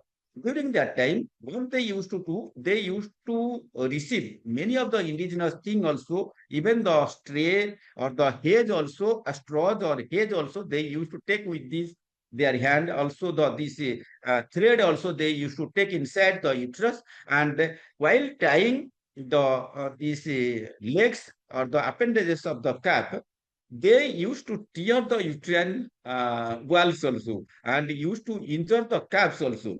And also during this mismanipulation, sometimes the legs used to get breakage, and the wounded leg used to come retaining the whole fetus inside the uterus.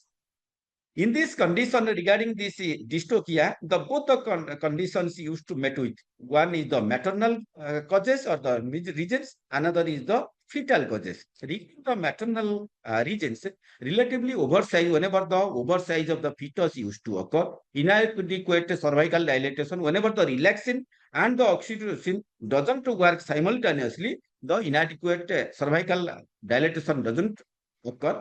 Abnormal pelvic conformation, whenever it is being due to any of the congenital causes or due to the accident or a trauma, it has received the pelvic conformation abnormality, or the prepubic tendon rupture, uterine inertia, the hydrops or the this amnion or allantoids, or due to the any of the congenital or the traumatic induced vaginal constriction. Due to that, these are comes under the maternal regions. Next one, please.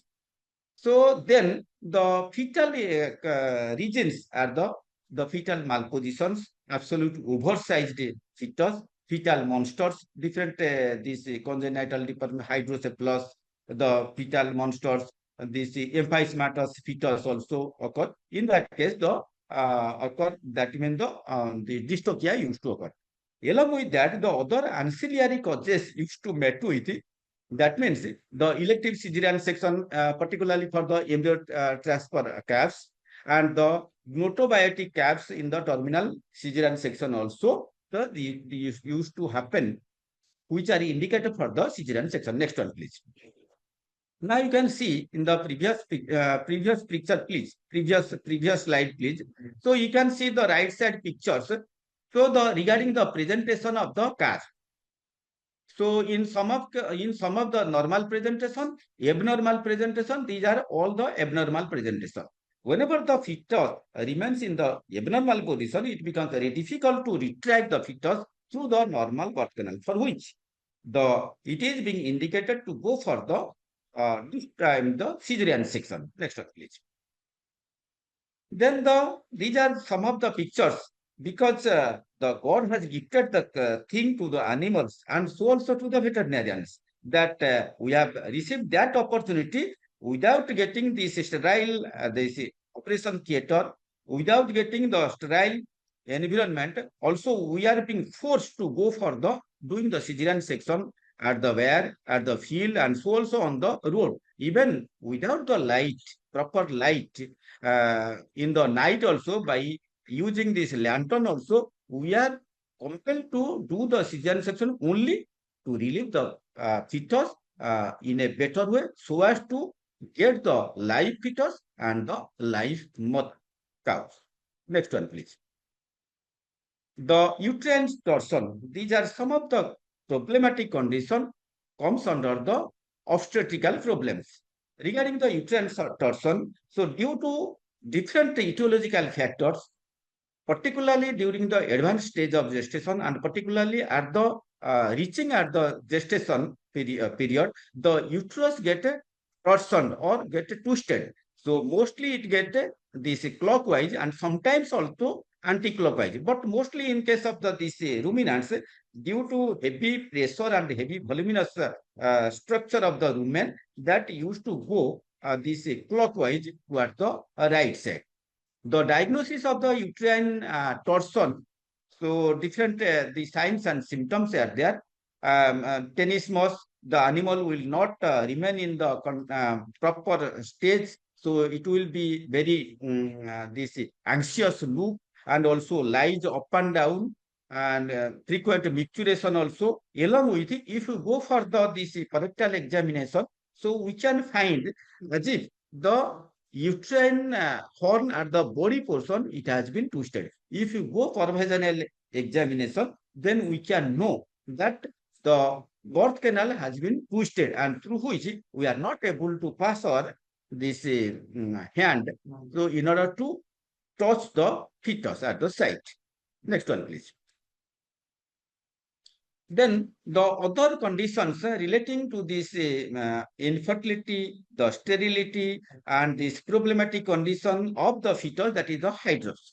When the hydrops amnion or the allantoic is present, it is best to drain the large amount, because a large amount of water, the fluid, get accumulated within the fetal, within the uterine cavity, and so also above the fetus also. In this case, the better procedure is that, and the easier procedure is that, through the vaginal canal or through normal birth canal, one this Kruban tube or the stomach tube, which is used for this therapeutic purposes, that can be taken through the birth canal, and so can get attached to the uterus, and the larger amount of fluid which has getting deposited, that can be drained out in order to relieve the fetus and to relieve the fetus in the normal way. Next one, please.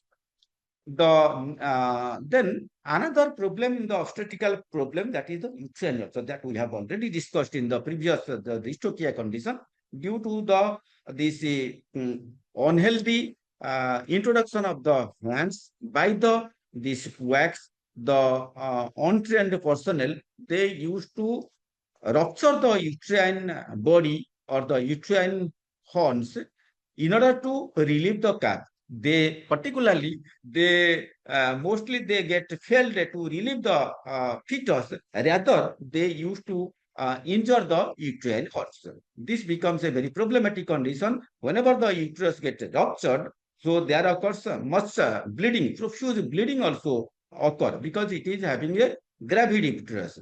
So due to the profuse bleeding also at times, the animal may succumb to die also. So in this case, the minimum baseline treatment is that whenever the animal is getting much more stress due to the obstetrical problems, in that case, profuse intravenous fluid therapy should be given to the animal along with this supportive therapy also to be administered to the animal in order to make the animal stand to relieve the fetus.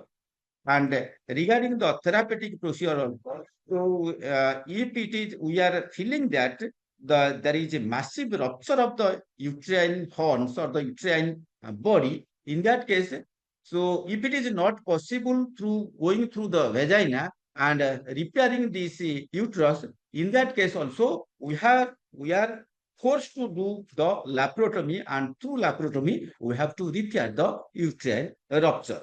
In one case, we have seen the uterus has already been ruptured, and through which escape of the fetus from the uterine horns to the abdomen. And luckily, so it has we have met with the 10 or 12 years back that case. That is a very exceptional case I have met with. In that case, the peculiarity is that the animal, the calf was alive during doing the cesarean section and relieving the also. Next one, please. The other conditions used to meet with regarding the this introduction of the hand in order to relieve the fetus, that is the rupture, the injury of the vagina, the cervical canal also used to occur. Along with that, another congenital defect lies with this cervix in the vagina and the cervix, that is the imperforate hymen.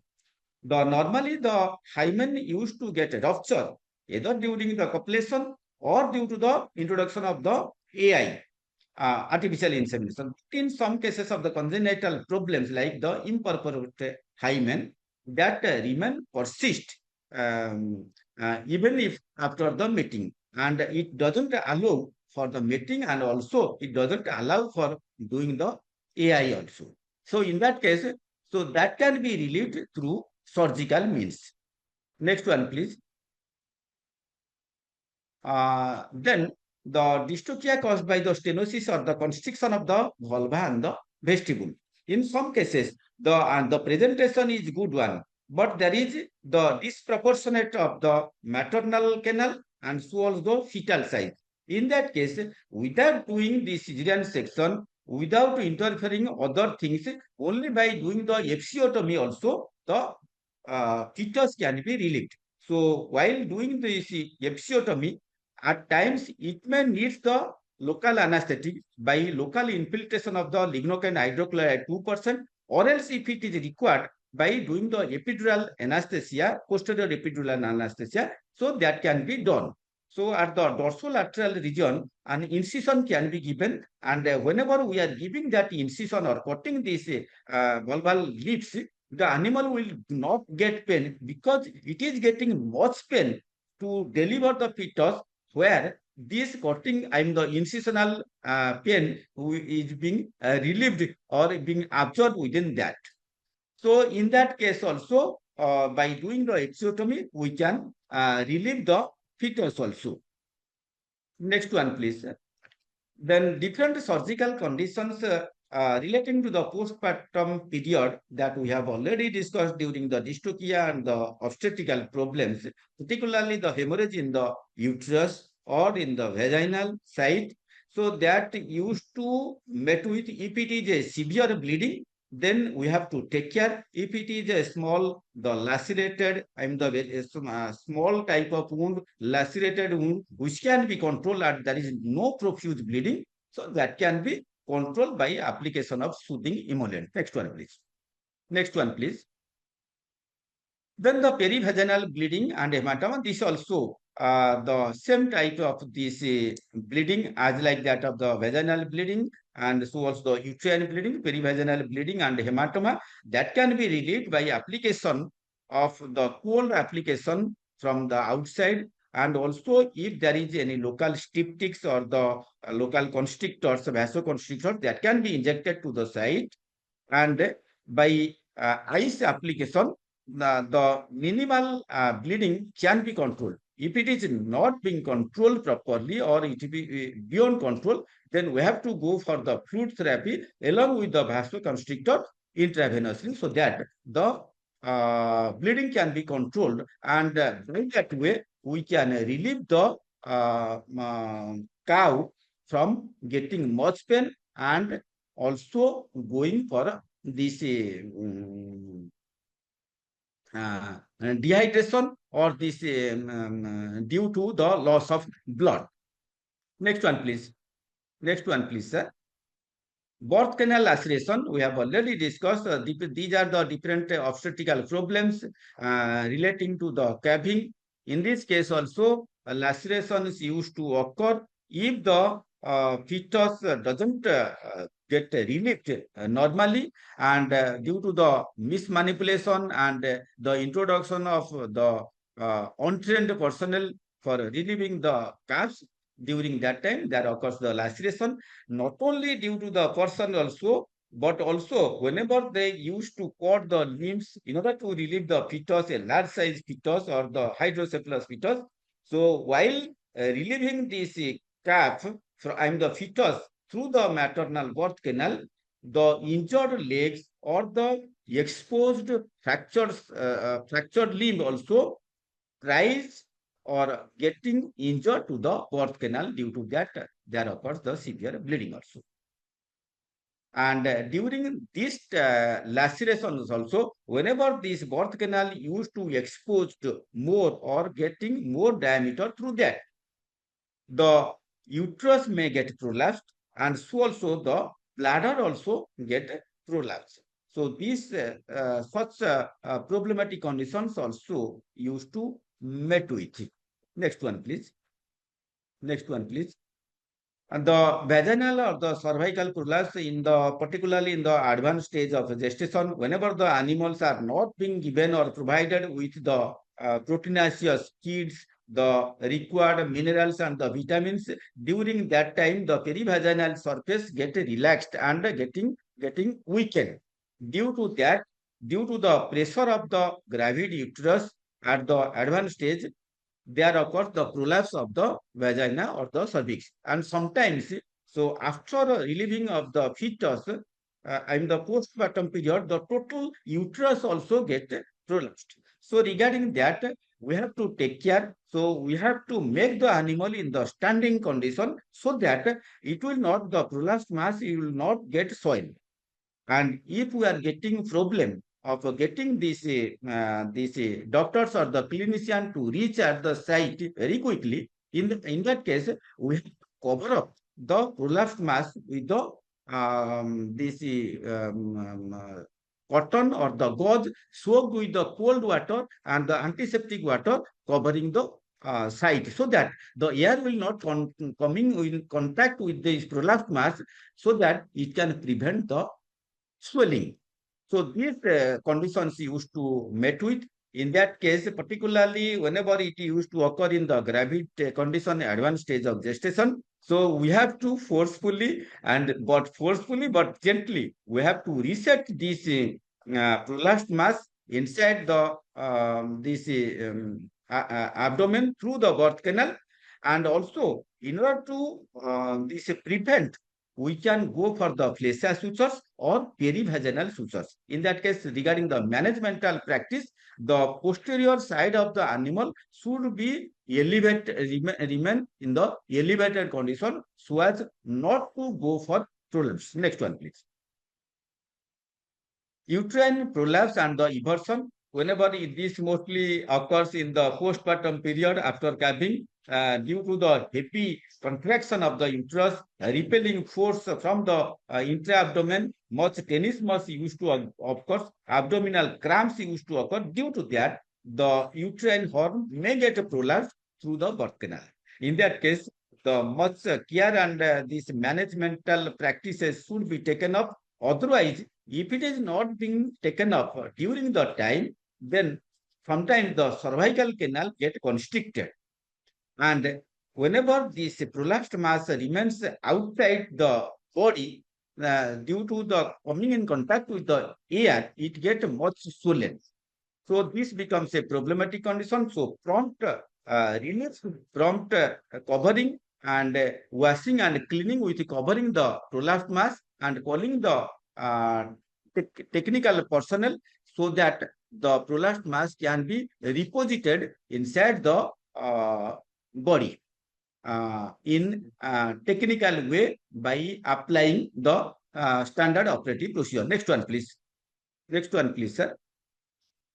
Then other things, so these were regarding these obstetrical problems, regarding the problems relating to the reproduction. Now we are coming to the problems relating to the production, because we have discussed the animal husbandry plays or contributes 25% of the contribution to the agriculture, the total agriculture regarding the GDP to the nation. So that's why, so it is a utmost care and the managemental practice is being bestowed upon the veterinarian and so also these animal owners, so that we can preserve regarding the health of the order in order to get the better and more production. Regarding this affection of the mammary gland, so that is that we know, majority of the people that know, that is inflammation of the mammary gland usually caused by the different types of the bacterial infection, particularly due to the supervening this microbial organism. Different types of the mastitis also used to met with the subclinical mastitis, or acute or the severe mastitis, or the chronic mastitis. And in this condition, one managemental practice is that, so I can advise the owner and majority of the people that in the stall-fed animal or in the animal which are the feeders, after milking, so let the animal to get in the standing condition. So by keeping the animal in the standing condition, by not allowing the animal to lie down on the ground, so that because after milking, the strict canal and the teat opening remains in the relaxed stage. In that stage, what happens? There is a entry of a microbial organism from outside to the inside, getting infecting to the strict canal and so also the teat system and then to the mammary gland. So by keeping the animal in the standing condition, by providing the feed, the straws or the hay or any of the feed, so that animal, if the animal will stand for the 20 or the 25 half an hour, then this condition can be eradicated. Another thing is that if instead the strict and the teat opening remains in the opening stage, in that case, so different anti-soothing, antiseptic lotions are available. So by taking it within the cup, that can be touched to the each teats, so that this supervening organism can be controlled. Next one, please. Whenever these conditions are not getting healed up by the application of medicaments or the prompt technical management, and remains in a delayed condition, that used to go for the chronic mastitis, that doesn't go for this production, rather it becomes a problem to the owner and so also the animal also. In that case, we have to go for the surgical excision of the mammary gland, particular mammary gland. So you can see the picture. In different cases, we have met with and we have operated this type of conditions in order to relieve the animal and also not to allow the supervening organisms to infect the other mammary gland and the teats also. So in this way, by removing the affected one, the problems can be relieved from the animal. Next one, please. Next one, please, sir. The other conditions used to met with the mammary gland and the teat canal. So one such, that is the millstones or this tumor-like growth or a beaded appearance, different types of the congenital defects lies with the teeth also. So those should be taken care during just after parturition. So the duty of the animal owner owner, and also if the technical personnel who are attending the animal during this release of the calves, they should milk all the teats so that we can know the patency of the streak canal and the animal's order remains in the functional stage. By this way, we can relieve the condition.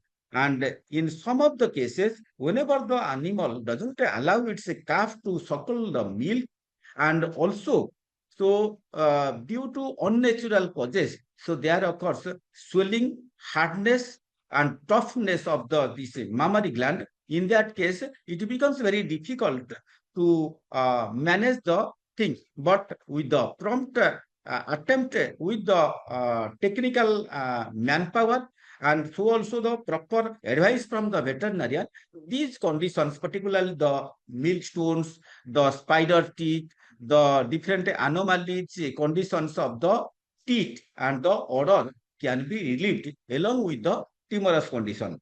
But the thing is that the prompt attempt with the particular and trained person is required. Next one, please.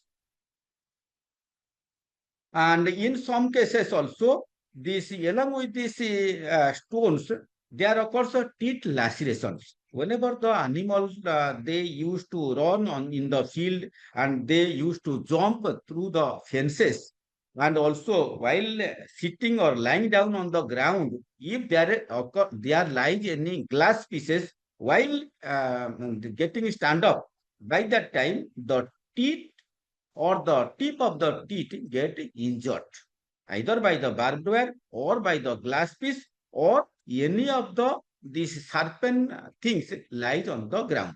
By that, because it is the productive organ of the animal and for which we are rearing the animal, so almost all and the advanced therapeutic management along with the managemental practices should be undertaken so that prompt relief, prompt repair of the lacerated teeth can be done so that we can preserve the health condition of the odor. Next one, please. Next one, please. Teeth fistula. This is another condition which met with regarding the one fistulous tract lies to outside which communicates to the streak canal, through which the milk used to milk comes through that fistula instead of coming through the teeth canal and the teeth opening. So whenever the animal and the odor is get fully engulfed with the milk without waiting for the letting down through the teeth opening, the milk is being ejected through that fistula, which becomes a very economic loss to the farmers. So that type of things would be taken utmost care, and by taking the advice and the proper surgical management, these type of teeth fistulas can be corrected by the surgeons, which provides a relief to the economic condition, not only to the economic condition, but also to the health of the odor. Next one, please. Other conditions relating to the these obstetrical conditions, and so also the production status of the animal, different these therapeutic options are there. Regarding our topic was regarding this herbal approach for the reproductive health, which relates to the production of the animal. In that case, we can use whenever there occurs this problem lies with the retention of placenta, or the infection lies or the inflammation lies with these uterine horns. In that case, we can use the uterine ecbolic. So another product lies with the AIMIL Pharmaceuticals, that is the ecbolic veterinary syrup, which stimulates the oxytocin release and also increases the prostaglandin and improves the uterine contraction, which not only the contract the uterine this uterus, but also it regularize the lochial discharge and brings the this uterine horn towards the normalcy. So which gives a very good result and through this management and the therapeutic way, we have used since long this ecbolic, not only this ecbolic syrup, but also along with this ecbolic, these other things. Whenever the animal get affected, it doesn't take its normal feed and fodder. At that time, we can use this gymnast and the amicure also in order to increase the appetite condition of the animal, so that the animal will be energized to, and the appetite will be increased, so that the production and reproduction health of the animal can be this maintained by way of providing the amicure DS, and so also the this amicorial this veterinary syrup, which maintains the endometrial health of the animal.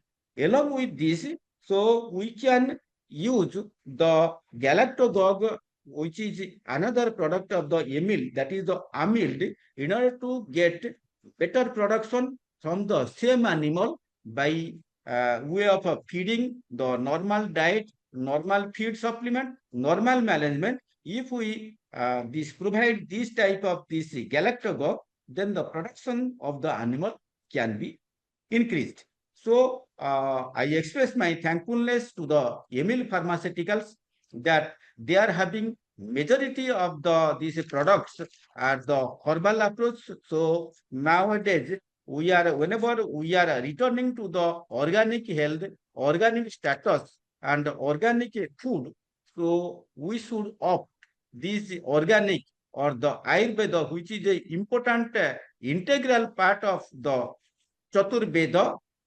Within this Chaturveda, Ruk, Sama, Jajur, Atharva, this Ayurveda comes, and these are the basic ingredients which provides the health, production, and so also the reproduction of the animal, which contributes the majority share of the GDP to our nation. Thank you. Again, I express my thankfulness to the personnel involved with the AIMILs, particularly the Dr. Ikshit Sharmaji, Dr. Anil Sharmaji, and so also the T.S. Ishwariji and Rajan Hondaji, and so also I express Madam Divya Sharma and Karunya Pradhan, ABM Odisha, for providing such opportunity to deliver the talk, particularly the herbal approach for maintaining the reproduction and the production of the animals for the economic development of India, our nation. Thank you all. Thank you. Thank you very much, sir. It was very interesting. So patiently, with all pictorial explanation, yourself informed and explained us about what is cystic ovarian degeneration, follicular cyst, luteal cyst, PCL, nutritional infertility, differential surgical affections, uterine torsion, atropies, uterine rupture, perivaginal bleeding, vaginal and cervical prolapse, uterine prolapse and eversion, affections of mammary gland, mastectomy, millstones, teeth laceration. Of course, it was very informative. Hope the budding veterinarians who are continuously hearing and being with us since 3 o'clock would have benefited much with your information. Thank you for your valuable time with us, sir. Thanks for being with us. Thank you. Now, last but not the least, for the awaiting veterinarians anxiously with many of your messages to hear from us, like who are the winners of our thesis evaluation. Thanks to the jury team, we request our respected director to kindly come forward and announce the winners, the top 3 winners who are to receive the best thesis award. Sir. Sir, you're muted. Okay. Thank you, ma'am. Thank you very much. Thank you, Professor Jayakrishan Dasi, for your insights on the topic. And thank you for everyone for patiently waiting for the announcing the top 3 thesis award winners. The young researchers have taken scientific exploration for the different topics, And starting with the third place from Gujarat, we proudly recognize Dr.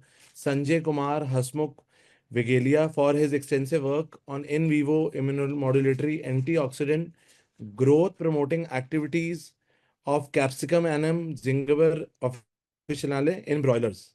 An impressive study blending herbal wisdom into the modern poultry needs. Congratulations, sir. And moving on to the second place is representing Uttar Pradesh, Dr. Harshit Saxena ji for his innovative research on the remyelinating potential of nanoliposome encapsulated Withenia somnifera in mice with induced demyelination, a groundbreaking study towards neurotherapeutics in veterinary science. Congratulations, sir. And finally, the first place thesis award goes to from Bihar, Mr. Alok Kumar, Dr. Alok Kumar ji, for his impactful thesis on the effect of quercetin supplementation in semen extender to reduce oxidative stress and improve post-thaw sperm quality in black Bengal goats. A study of precision, purpose, and great practical values.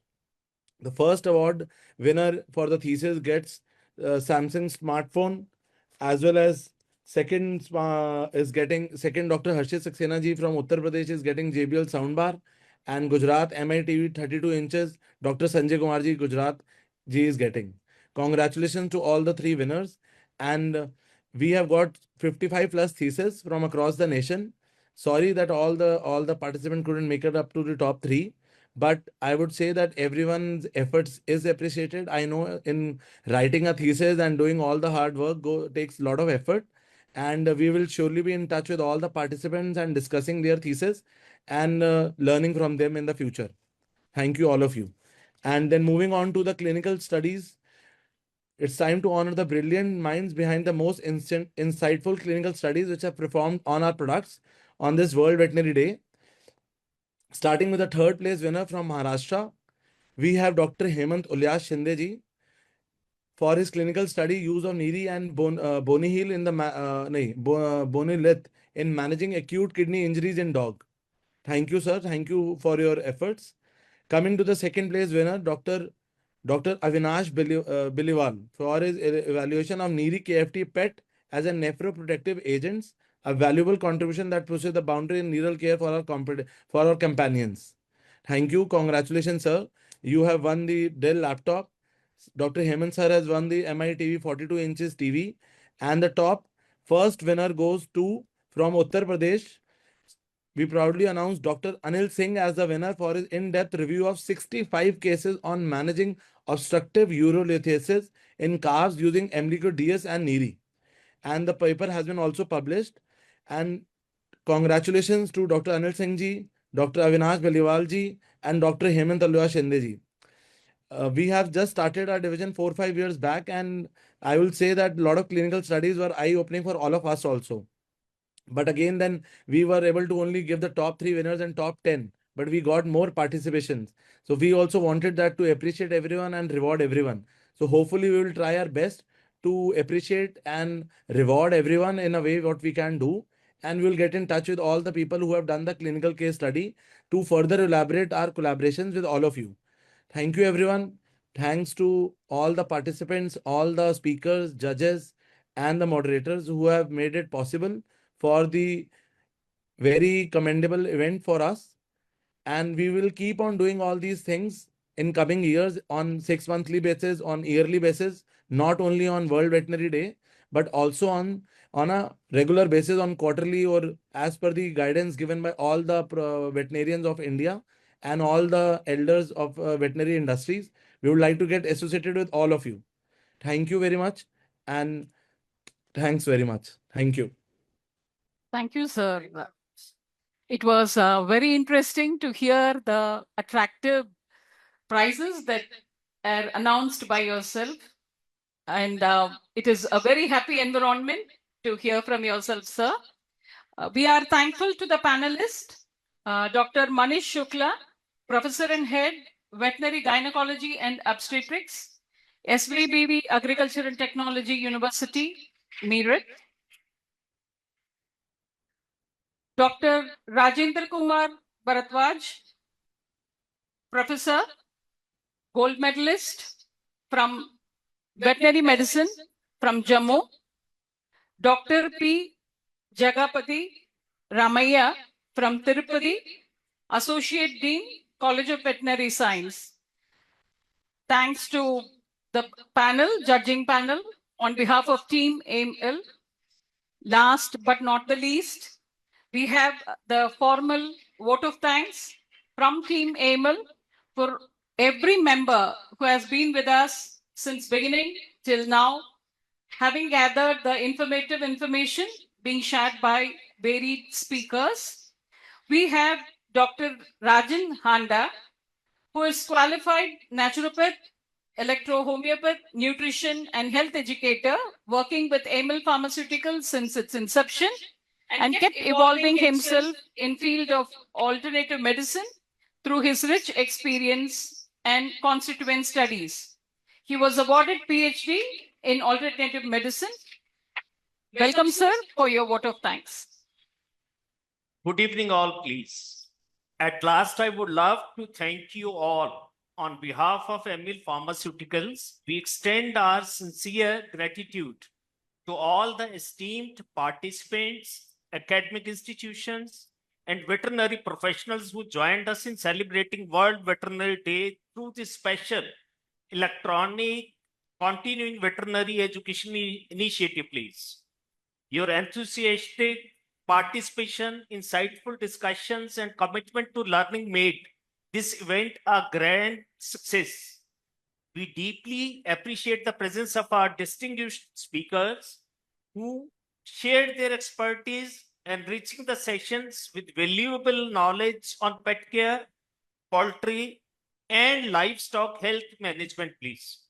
A heartfelt thank you also goes out to the students and young professionals who brought incredible energy and curiosity to the event. We hope this experience has been inspiring and beneficial for your academic and professional growth. We look forward to continuing this journey together, contributing to the advancement of veterinary sciences and supporting the next generation of veterinary leaders, please. Thank you once again for being a part of this initiative on happy note of upcoming World Veterinary Day with theme Animal Health takes our team, that is global collaborative efforts of veterinarians and allied animal healthcare professionals. Once again, wishing you all happy Veterinary Day. See you all soon. Thanks, please. Thanks a lot, please. Thank you, everyone.